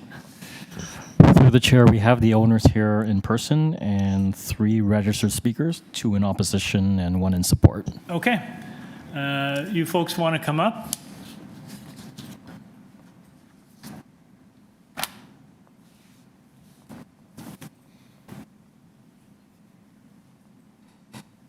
All right, good afternoon. Are your red lights on? Yes, they are. Okay, I'll need your names and addresses, please. Good afternoon, committee, Mr. Chair. We are Robert and Katerina Cristello, the owners of 7 Armadale Avenue. Okay, are you speaking on behalf of yourself or you have an agent? We are. Okay, great. We'll need a presentation. We have some folks who want to speak to this item. Sure. We have lived, worked, played, and raised a family here over the last 21 years. We give back frequently to the community and have wonderful neighbor relations. We are currently putting the finishing touches on what has become an arduous 5-year reno on our forever home. We are here to request relief for what we believe to be 4 very minor variances compatible with the built form in Swansea. The fact that we have very strong neighbor support and have had no objection from community plan staff only strengthens our belief. Note, it is very difficult for us to be here today as we mourn the loss of Katerina's younger brother, yet feel it's very imperative to be here in order to correctly identify and request what we feel are very modest and fitting variances for our site context. Variances will demonstrate meet all 4 tests for a minor variance. They are not egregious by any means and would have been included in our previous hearing had they been identified earlier. In fact, these very variances in the accompanying planning application were previously acknowledged, stamped, and approved as part of a wrongly issued building permit to us from the city. A wrong, we may add, that kept us working on our project for 3 weeks and cost us exorbitant amounts of time, money, and energy with no shortage of stress. So here we are today asking that the variances be approved. We'd like to also point out that an as-built survey was requested by the city and we provided it. In fact, it is the most recent depiction of the current site conditions and a source of truth for boundaries. Respectfully, we are not here to dispute civil or superfluous matters beyond the scope of the hearing. We'd now like to address our variances. Please note variances number 1 and 5 regarding the rear deck and softscaping have already been approved as per variance decision A1014/24 TEY. Variance 2 regarding a 0-meter setback to the lot line. Note, it is the eaves and the retaining wall that require this setback. The wall structure itself is set back approximately 6 inches from the lot line. The setback is appropriate for the development with efficient allocation of amenities such as parking pad, deck, hot tub, built structure, especially given lot size constraints and irregularities. We work diligently to achieve an orderly plan consistent with development and sensitive to context of the neighborhood on similar lots, compatible with current built form. We've actually submitted a couple of pictures showing that. I don't know where they are. They're on a different. Anyway, I must keep going. There are no structures abutting or adjacent to the setback for which to obstruct. Thus, the general intent of the zoning bylaw has been maintained. The project is also consistent with the general intent of the official plan's neighborhood objections of intensification and densification while considering stable development, urban built form, and lands designated neighborhoods in the official plan. Please note, it is for the sake of the eaves, again, and the retaining wall that the zero setback is required. Variance 3, regarding a 0.0 setback from the west line, again, the setback is appropriate for the development, considering efficient and orderly space planning, apportioning of amenities such as the parking pad, hot tub built structure, while best addressing the lot size constraints and irregularities. It is consistent with development on similar lots. It is also consistent with the general intent of the official plan's neighborhood objectives of intensification and densification, as well as built form stability of the neighborhoods. We're confident there are no adverse impacts on privacy, sunlight, or any neighbor amenity. There are no structures abutting or adjacent to the structure for which the setback will obstruct. Thus, the general intent of the zoning bylaw has been maintained. Variance 4, the eaves of the ancillary structure will project 0.09 meters and will be located 0 meters from the lot line. Eaves and downspouts are integral to our drainage plan and play an important role for easing runoff from our gently sloping roof onto any neighbor. These drainage measures were taken to ensure properly directed flow toward our property, not the neighbors. Our engineers assured us those eaves and downspouts to be installed, and which, by the way, do not present any encroachment, are more than sufficient for effective drainage flow to permeable surfaces on our land. Again, we trust there are no adverse impacts to the neighbors, and it's for this reason we believe this variance to be minor, is in keeping with the general intent of the zoning bylaw. The downspouts and eaves are appropriate for the development and will ensure the official plan's intent of preserving Swansea's unique character and natural heritage are maintained. We strongly believe these to be satisfactory to the committee in that all are minor, are desirable for the appropriate development of the land, maintain the general intent and purpose of the bylaw, and maintain the general intent and purpose of the official plan. Thank you for your time. Thank you, sir.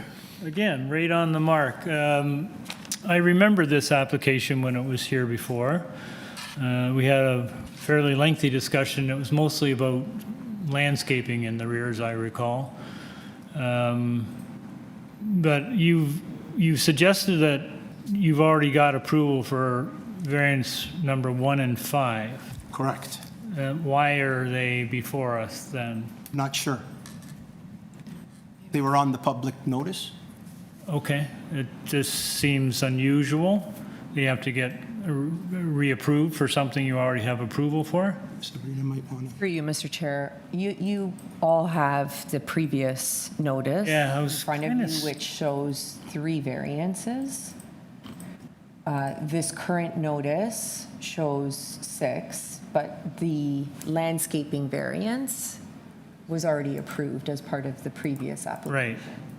Sorry, 5 variances. So variance number 5 is one of the 3 that were approved. These are additional 1 to 4. That's what the zoning examiner has. 1 to 4? If I may interject, number 1 was approved, though, on the previous application as well. It's worded differently. That's the reason. Oh, okay. Okay.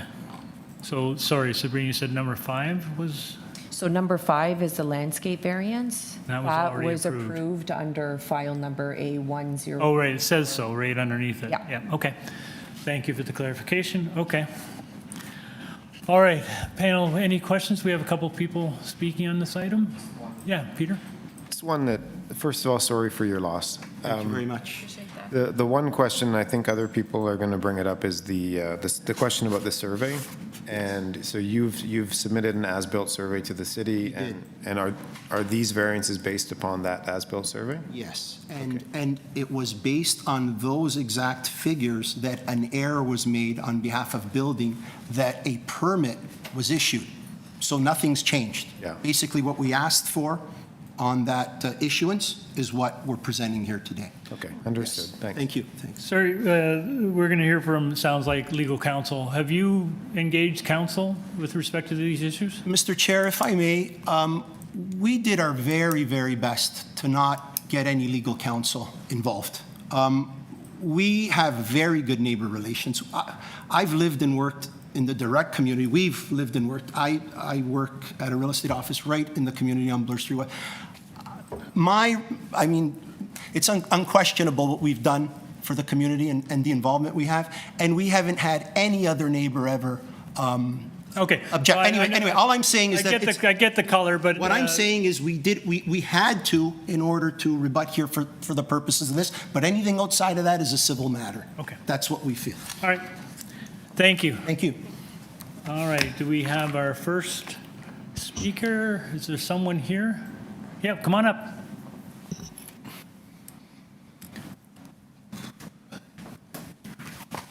Good afternoon. Hi. Name and address, please. Chelsea Hollage, and I'm the agent for the owners of 134 Morningside Drive. Okay. You have 5 minutes. Okay, great. So today I'm addressing this committee as a follow-up to our August 13th letter objecting to minor variances 2 and 4, as well as requesting a deferral. The August 13th letter, as well as the response letter from the lawyer of 7 Armadale, does indicate that there are conflicts between these two neighbors that cannot be addressed by this committee. And my role today isn't to speak to any civil issues, but rather just provide some context as to why the Cristellos may not have provided a clear and accurate application and have not mitigated serious issues that the committee must take into account when providing minor variances. And that includes safety, rear yard access, and environmental and drainage impacts. So Tracy and James, who are the owners of 134 Morningside, are very concerned that the owners of 7 Armadale intend to rely on a July 14th survey the committee wasn't aware of until August 13th that was provided by ourselves rather than the actual applicants. They're concerned that the revised plans provided to this committee are dated May 26th and don't necessarily reflect the as-built conditions of the rear yard. Those are very much still conflicted between the two neighbors. The owners of 7 Armadale had an inspection visit in June that ultimately failed, necessitating the additional minor variances that we're talking about today. The owners of 134 Morningside are concerned that the measurements for soft landscaping that were previously approved in minor variance 5 may have included 2.5 square meters of 134 Morningside. And they're concerned that an important element of the renderings, which is the rear gravel, which is indicated in photos 5 and 8 of the July, I believe it's 11th photos, do not ultimately appear on any of their surveys or any of their plans. So it's not clear to the owners of 134 Morningside whether the committee today is actually receiving accurate details as to what's required for this build. Having had a brief conversation with the contractor on this build, it was clear to me that it was necessary for this soft gravel to exist behind the rear structure that, as you can see, is currently built. But it's not indicated anywhere on the plans, it's not indicated on the survey, and it's ultimately what is creating such a hostile relationship between these two neighbors. And it continues to go unaddressed. Tracy and James don't want to deprive their neighbors of an upgraded backyard. They send their heartfelt condolences for the loss that they've experienced, and perhaps in future there can be better relations between these neighbors, but ultimately these individuals need a little bit of space in between each other. They also require rear yard access in order to deal with a Bell utility pole that you can see is on the northeast corner of 7 Armadale. The issue there is, as far as we know, the Cristellos are intending to have this particular pole removed, as is their right to do. But there are cables that can also be seen in photos 5 and 8 that were included as part of the photos uploaded on July 11th. I actually have the name of the upload. It was PLN-CA Photos 11-18, bracket 002, bracket 004. So that's the file. So you can see those cables there. Again, we're aware it's the intention of the Cristellos to have these cables removed, but ultimately the only way that they have access with the as-built structure is by using 134 Morningside. And given the relationship that these two neighbors currently have, it's not in the best interest of the committee to continue to invigorate nuisance issues and claims between these parties. Finally, I think I've got 30 seconds here. But one last point I'd like to make is that on the June 16th inspector visit, it was clarified that the Cristellos did not meet the excavation and shoring requirements, and that's ultimately why we're here today. But my clients are concerned that given that inspection did fail, ultimately there may be concerns around the safety of this structure and that could potentially impact the rear of 134 Morningside. Thank you. All right, so, I mean, you've raised a number of issues, but is the principal issue from your client's perspective encroachment? It's a principal issue, but if I can frame it in a different way, it's not so much the encroachment for the purposes of this committee. It's the fact that there is rear gravel that appears to be essential to the plans of the owners of 7 Armadale that isn't necessarily included in their plans. It's not included in their survey. It's shown on our client's survey as an encroachment. And if the contractor does believe that this is necessary drainage for the project, ultimately they would need to move the rear structure back in order to accommodate. As the property line, your contention is the property line is in that gravel somewhere, and it's not That's totally exactly on the right. Yeah. applicant's property. And there are discussions still being had as to where that property line falls. That's why in our letter we did discuss that it may be beneficial to this committee that there be a deferral. So have you, your counsel for the neighbor and behind, have you had discussions with anyone in a legal way with the clients? Yes, discussions are ongoing. I believe, I'm not sure if you were able to see this, there was an August 18th letter from the lawyers of 7 Armadale. Not the first time we've communicated with them, but we were told that an August 8th meeting to discuss issues amongst surveyors. So no counsel was going to be present at this meeting. No clients would be present at this meeting. The surveyors were going to meet at the property line to discuss this potential property line issue on the surveys. It was ultimately canceled because, as it turned out, the Cristellos were unaware that the meeting was going to take place, and they weren't comfortable with that, considering they were dealing with some bereavement, which is understandable, but regardless, the issue still needs to be resolved. Okay, thank you. Panel, any questions of the speaker? Yes, Bill? And this issue with the cables off of the telephone wire, it's a concern that Bell technicians will need to operate from your property, or what's the concern? Truthfully, we don't know who would need to access that. If the Cristellos wish to remove it, which is ultimately their right to do, it's on their property, the cables exist in a space that is currently owned by 134 Morningside. And in order to remove those cables, it seems possible, if not likely, that any technician or any individual wishing to remove the pole and the cables would ultimately need to access the rear of the property. And with the current scenario as built, it seems unlikely that they would be able to accomplish that only using the land of 7 Armadale.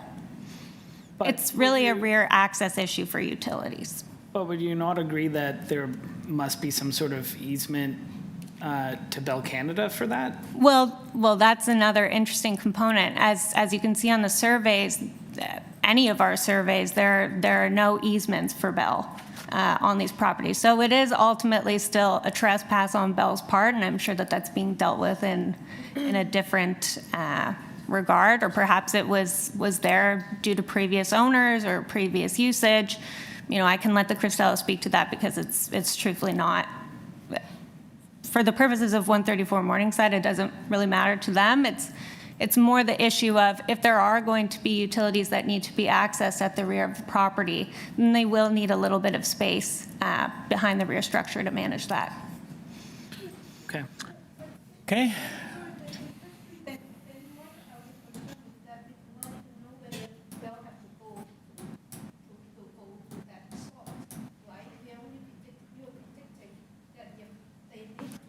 Is your microphone on? Oh, your mic. Your microphone. Your mic's not on. Through you, Mr. Chair, I don't think we should continue Yeah, this I was just going to conversation. intervene here. Yes, We're like a getting into civil- the weeds on this little issue, and I don't think that we need to do that. I think there's a bigger issue at play. Yes. So thank you very much. We do have, Through the chair, Online? there is a second opposition speaker online. Should we hear from him first? Because the person here in person is in support. Okay. Why don't we go to Mr. Singh first? Nicholas, you've been unmuted.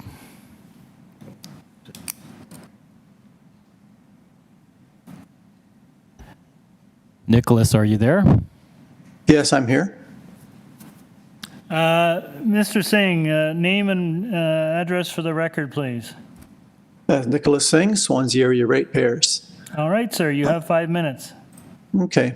So before I address the variances, I do recognize that there was a request to defer, and we did support that, and I would like to reinforce that for a couple of reasons. We did write a letter regarding that. In February, the committee approved 3 variances for this property. The current public notice brought one of those variances forward, number 1 for soft landscaping, and the examiner's notice mentioned that number 2, the deck encroachment, was no longer applicable, and there was no mention of number 3 for wider stairs. Currently, we talked about variance number 1 on the current public notice. That was not previously approved. The previous one was for an encroachment into the rear yard. The number 1 that we have currently is for a side yard setback, 2 different things. So as a result, there's a bit of confusion about what happened to number 3 of those variances, and that hasn't been cleared up. In addition to that, as been mentioned, the applicant submitted an updated survey dated July 14th that, according to the applicant's solicitor, was required by the city to show the current existing conditions. I submit that if the city required a new survey for this application, that is what we should be dealing with, not the old one.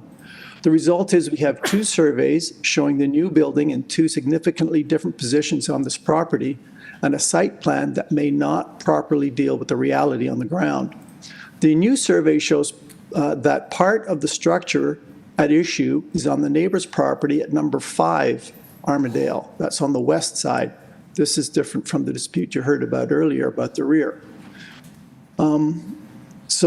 I think that there is an encroachment there. It's shown on the plan, and it's problematic for us to move forward with an approval that we're unsure about what's happening and whose property it's on. So perhaps I should stop at this point and ask the question about deferral. Why don't you continue on, Nick? We'll raise the issue of deferral when the agent comes back.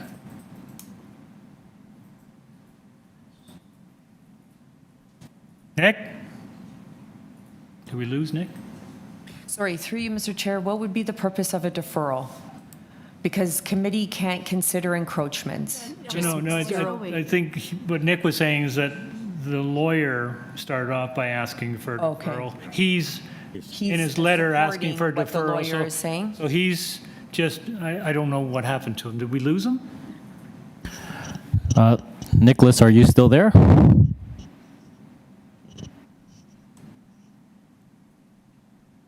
Sounds like we lost him. Through the chair, I can try to contact Nicholas again. Yeah.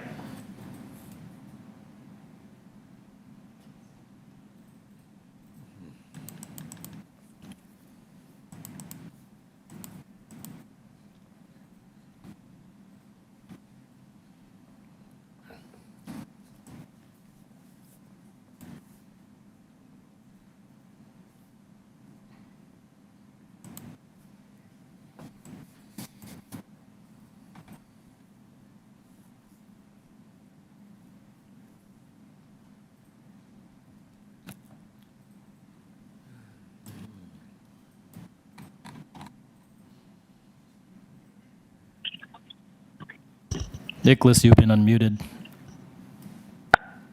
Okay, yes. You can hear me now? Yeah, we lost you there. Okay. All right. Okay, so Nick, So if you to want to just continue on with your comments. Yes, okay. So if we aren't going to adjourn and resolve some of these issues, then we have a question about which is correct. Is it the new survey or the site plan? Because they are significantly different. And if the new survey is correct, is the current structure going to be repositioned as per that new survey? If the new survey is correct, then the side lot setbacks appear to be different from the one applied for in variance number 3 we have before us today. The west lot sideline is not 0.05, and the west side retaining wall is on the neighbor's property at 5 Adelaide, and the east property line setback is 0.55 meters. So if the new survey that was required by the city is not at play, the question is why? Okay, and I will turn to the variances now. So variance number 1, this is for a side yard setback. Side setbacks from a neighbor's property are just good practice. Staying away a few feet from the property line avoids conflict, crowding, and encroachment. 0 setbacks, trying to use up every inch, gives rise to arguments, as we have now, with everyone lawyering up. And it makes it difficult to maintain property when the time comes. So there are some good photos submitted with this application showing what can happen with 0 setbacks. One looks like a building, like a sauna right on the fence. Another photo shows that the deck that is at issue is already built to the property line. I'm not sure what is legal and what isn't, but I accept that you may think it's a fact that both of on the sides of the fence, so what's the fuss? In my view, 0 setbacks are bad policy. The bylaw makes sense and should be properly used. Variance number 2 and 4 both seek 0 setbacks for the same yard setback. It's been explained that there will be sufficient space for a eaves trough, but I don't see it in the plans because with a 0 setback for the footing, the structure that's there will be against the rear property. It has an overhang, and that will cover up the space between the building and the property, so there's no space for an eaves trough. For the eaves trough to be put on the property for 7 Armadale, it appears that the structure would have to be moved. So I point out that required setbacks weren't applied for in the previous application, and whatever efforts were made, they seem to have been no effort to provide required setbacks. Even the ones that were required, it's 0.9, and that doesn't appear to have been there. The same applies to variance number 3. I point out that the new survey submitted by the applicant shows the structure to be on the neighbor's property at 5 Armadale. Variance number 5 for the reduced soft landscape was already approved, so all I'll say is that the 0 setbacks that have been approved, we can see that the cedar hedges that were there before have gone and been replaced with concrete.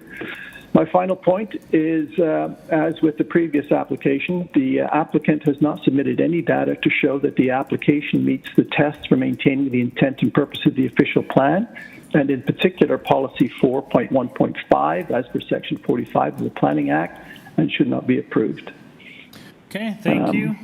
That's my presentation. Thank you. Sir. Thank you, sir. Any questions of Mr. Singh? No? All right, we'll have the owners come back. Through the chair, we do have one more speaker here in person. In support, didn't we? Are you here, sir? Oh, sorry. Come on up, sir.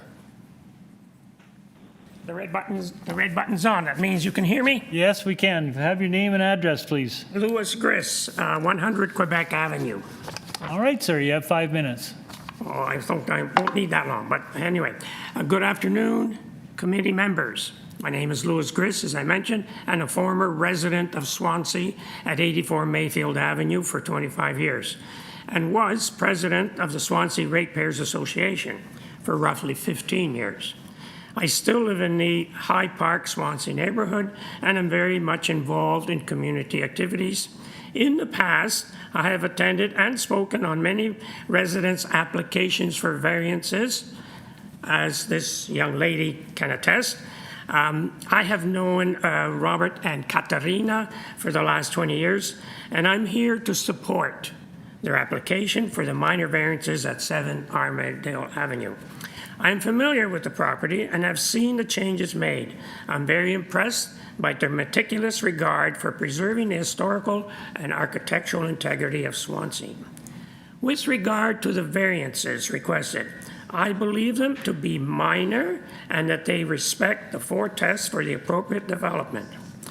I believe that the delay in improving the variances has caused Roberto and Caterina considerable stress by not being able to complete their project involving considerable amount of dollars, which will increase the value of neighboring homes and ultimately adding tax to city coffers is preventing them from enjoying the fruits of their labor as tax-paying citizens.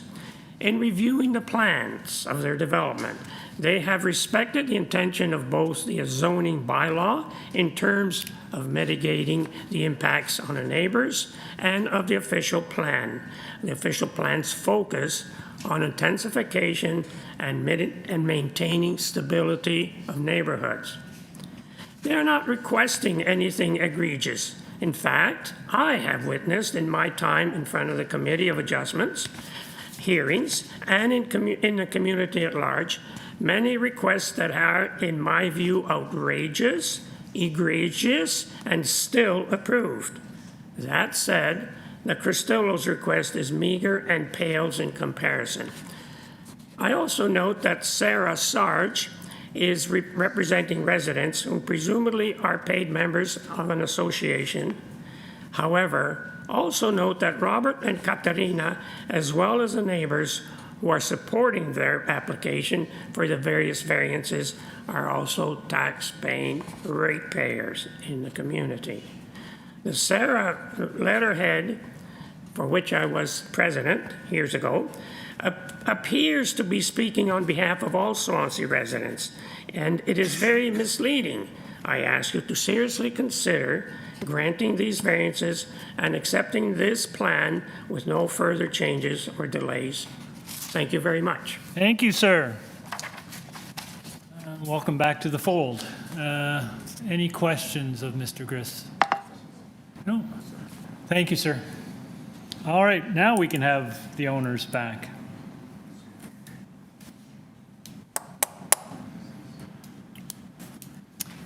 Okay, so a couple things right at the top. First off, both the speakers have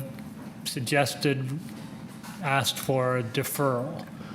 I'm just going to ask you officially what your views are on a deferral. We vehemently object, Mr. Chair. Okay, you want to proceed? We'd like to proceed. That's fine.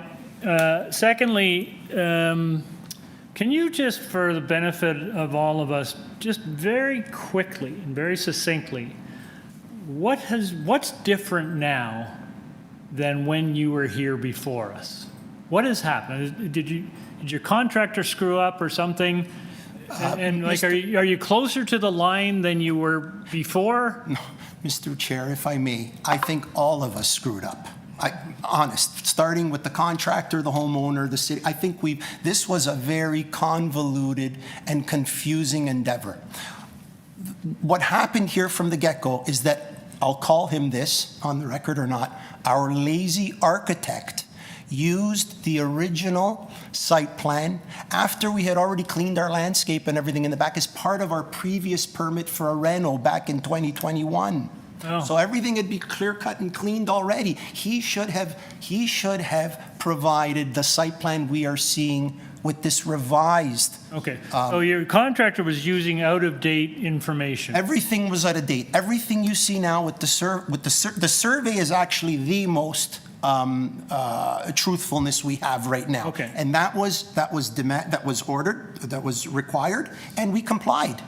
Now, and so I don't want to debate with you, but the lawyer was basically saying that there's inaccuracies in. Okay, but again, our surveyor, and again, we'll testify that the most current survey, the most up-to-date survey, is fact.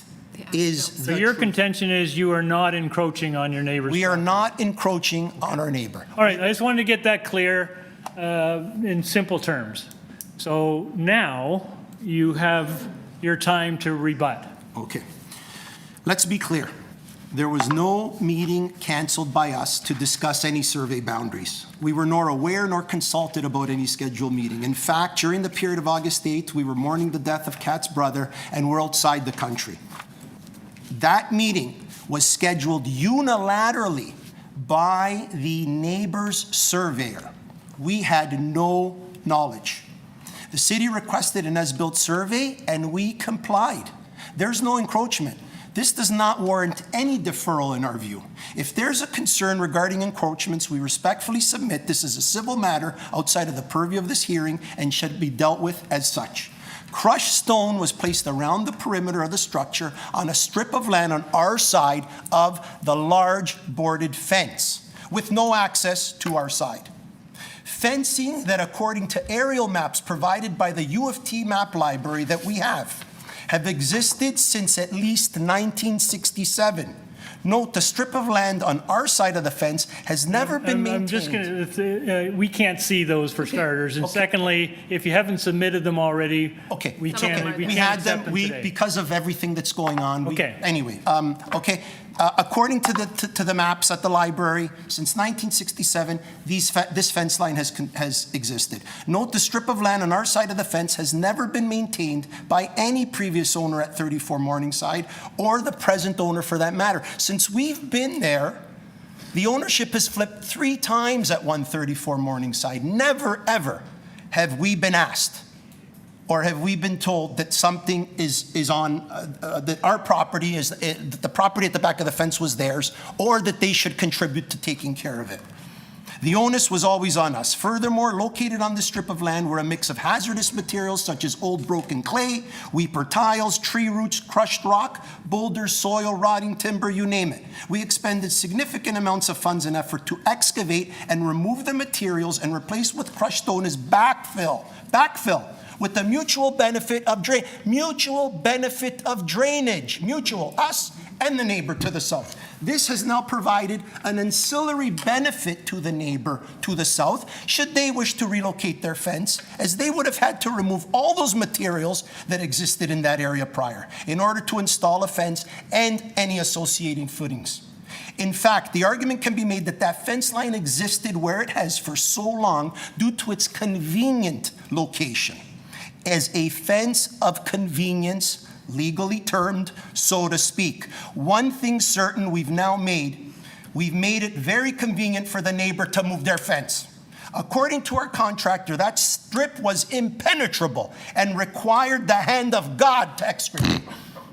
Bell Canada needs no easements. They trump all. If Bell Canada is going to enter our neighbor's land, they're going to enter it. They need no permission. They require no approval. There does not have to be a registered easement, and I have that in writing from Bell Canada.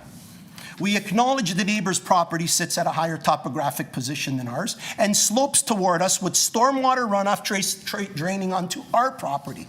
We truly believe that crushed stone is of mutual benefit, yet have no issues should they wish to remove it and replace it with alternate materials of their choosing when and if they replace their fence. Regarding this Blue Grove engineering report, we wish to note that the letter relies on the neighbor's Young survey and not our more recent GTA survey we were directed to provide by the city. We deny its accuracy of language contained in the report, as it asserts 2 encroachments on the neighbor's property. That is clearly not the case. Regarding concerns around our sloped roof of our structure being inconsistent with accepted storm water engineering practice, the same can be said about the runoff emanating downwards from them toward us. In our view, this could be reason for the neighbor to keep the crushed stone in place should they wish to do so. Nonetheless, we'll be mitigating roof runoff through installation of eaves and ensuring all runoff water is contained and drained on our property through downspouts. Note, even with the installation of eaves, the rear yard structure will be contained at the property line. Regarding the lack of rear access emanating from zero setback, we're not concerned. It happens all the time in our property, and it's on surveys throughout the neighborhood. Access is not necessary also once we install permaguard siding, and any such lack thereafter will be ours to bear. Refer to our neighbor's shed to the immediate west. Again, I don't know where that picture is, but the neighbor to the immediate west, their shed is right at the line adjacent to us along the western border, and the roof, the runoff runs right into us with no eaves whatsoever. That was approved by somebody, wasn't it? Okay, sir, I'm just gonna bring your attention to the time, and if you wanted to conclude your remarks, that would be great. Conclude? Conclude, Kath. You conclude. Okay. In conclusion, then, we are strongly opposed to any kind of deferral. We believe these are various minor variances and meet the 4 tests. We are just coming back to you after a very complicated process that we have learned along with the staffers at the city who have been wonderful to lead us through this process. But we are here to state that we believe these variances are minor. Issues that have been brought to attention to convolute this case. We believe that's what's been done, is to convolute the case. We've always gone forward in good faith with our neighbors, although they decided to go the legal route, and such we had done the same just to ensure for our own benefit, our own peace of mind, really, to ensure that we're meeting all the safeguarding ourselves from anything that we don't know about in the legal world and or otherwise. But otherwise, we are looking here to, we feel these are minor variances and ask the committee to consider that in context of all that's happened to date. So we appreciate that. Thank you. I'll just start. I just need some, it's a little fuzzy to me, is variance number 2, which is really the one I think that is probably the most germane here. And that is you're seeking a variance from the rear yard setback from your neighbor behind you, and you're asking for 0%. Yes. So 0 meters from the lot line. Right. So that means your structure, the way we interpret that your structure is built right up to and touching the property line. No. Clarify. So then this variance is incorrect. Okay. The retaining wall, this is what we did, sir. The retaining wall was built to contain their earth. We needed a retaining wall there when we did this landscaping because they're almost 2.5 feet higher than us, sloped up. So the retaining wall is what this setback's relating to? It's the retaining wall and the eaves that will require That's 0. not what it says here. Okay, it says, sorry, I don't mean to interrupt, Okay, sir. no, go ahead, sir. But the variance says the ancillary building will be located 0 meters from the lot line. That's not a retaining wall, that's your actual structure. Because the wall of the structure sits on top of the retaining wall, 6 inches recessed into us in order to conserve space. Okay. So that retaining wall and the structure above it, which is your ancillary building, is right on the property line. The wall of the retaining wall, let's call the retaining wall the structure. The wall of the superstructure, which is the ancillary building, is 6 inches recessed. So it's inset, it's on top of the foundation, that's a foundation, so it's inset a little bit. Yeah. So it's the actual foundation, what I would call the foundation, is what's up to the property line. Which was actually, should have been a retaining wall that the neighbors, again, I'm not going to get into. All right, so that's very helpful. It's helpful to understand exactly what we're dealing with here, because that seems to be the biggest issue that we're dealing with. Anyone have any questions? No. Sorry, through you, Mr. Chair, Chair. Sorry, through you, Mr. Chair. What's up on the screen right now is the up-to-date survey plan that everyone's been speaking of, dated July 14, 2025. Okay. And this looks like there's something built. Zoom in, please. So it's right on the property line in the rear, but is it actually over the sideline? No.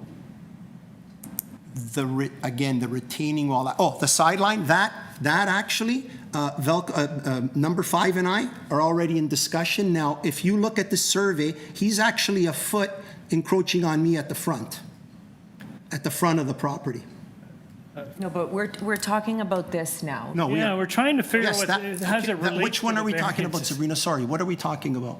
So to variance the back. presenter, if you can just highlight the area that's past that. Yeah, so that's a side yard, right? Yes, that's the side yard, and that has been addressed through talks with the neighbor. That has been addressed.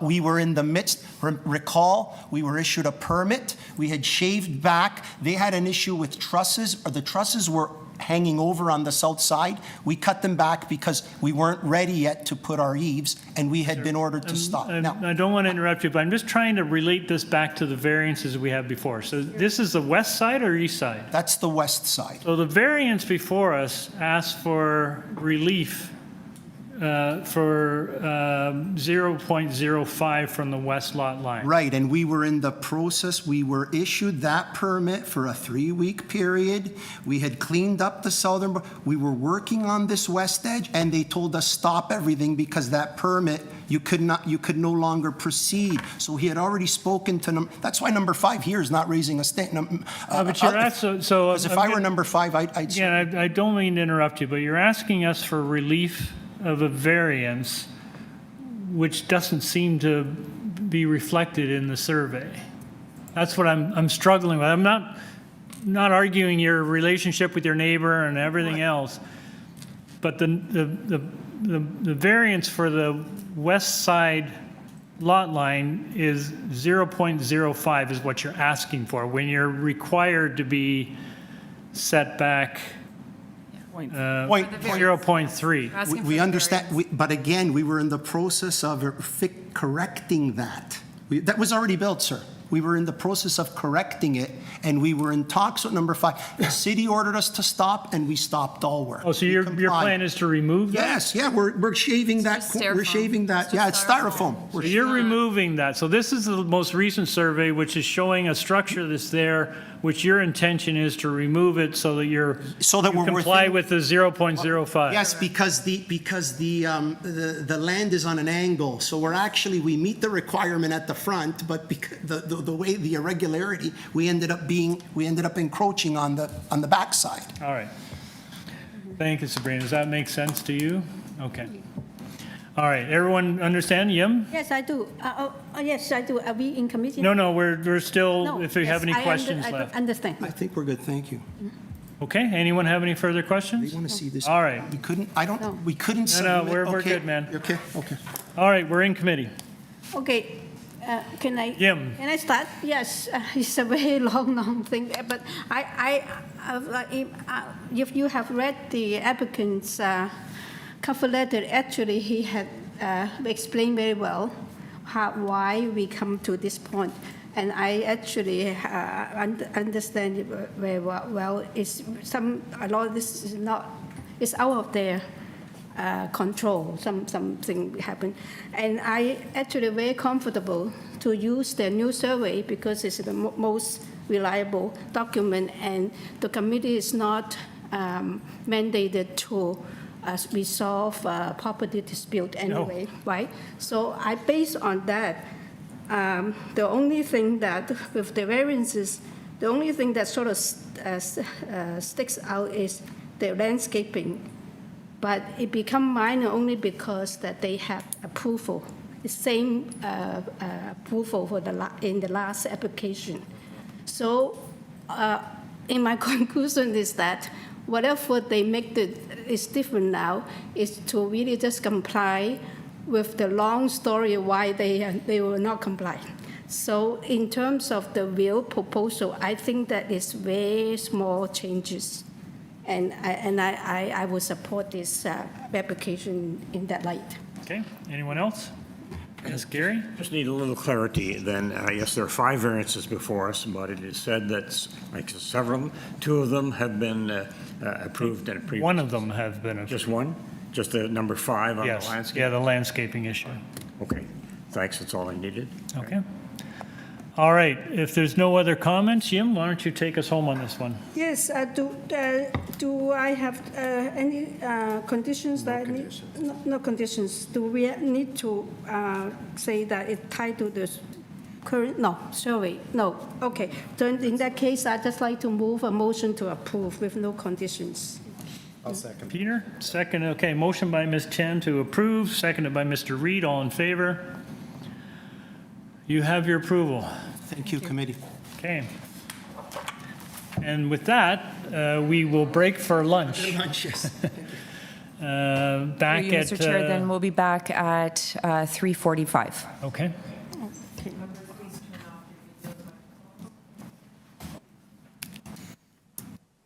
Bye, Sabrina. Ciao.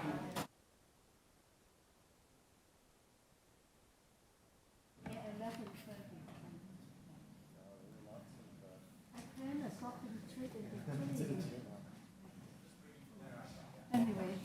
Yeah, I know. The afternoon is quick. This guy was gonna see us up. He wanted to order us in lunch. Oh, yeah? Sabrina.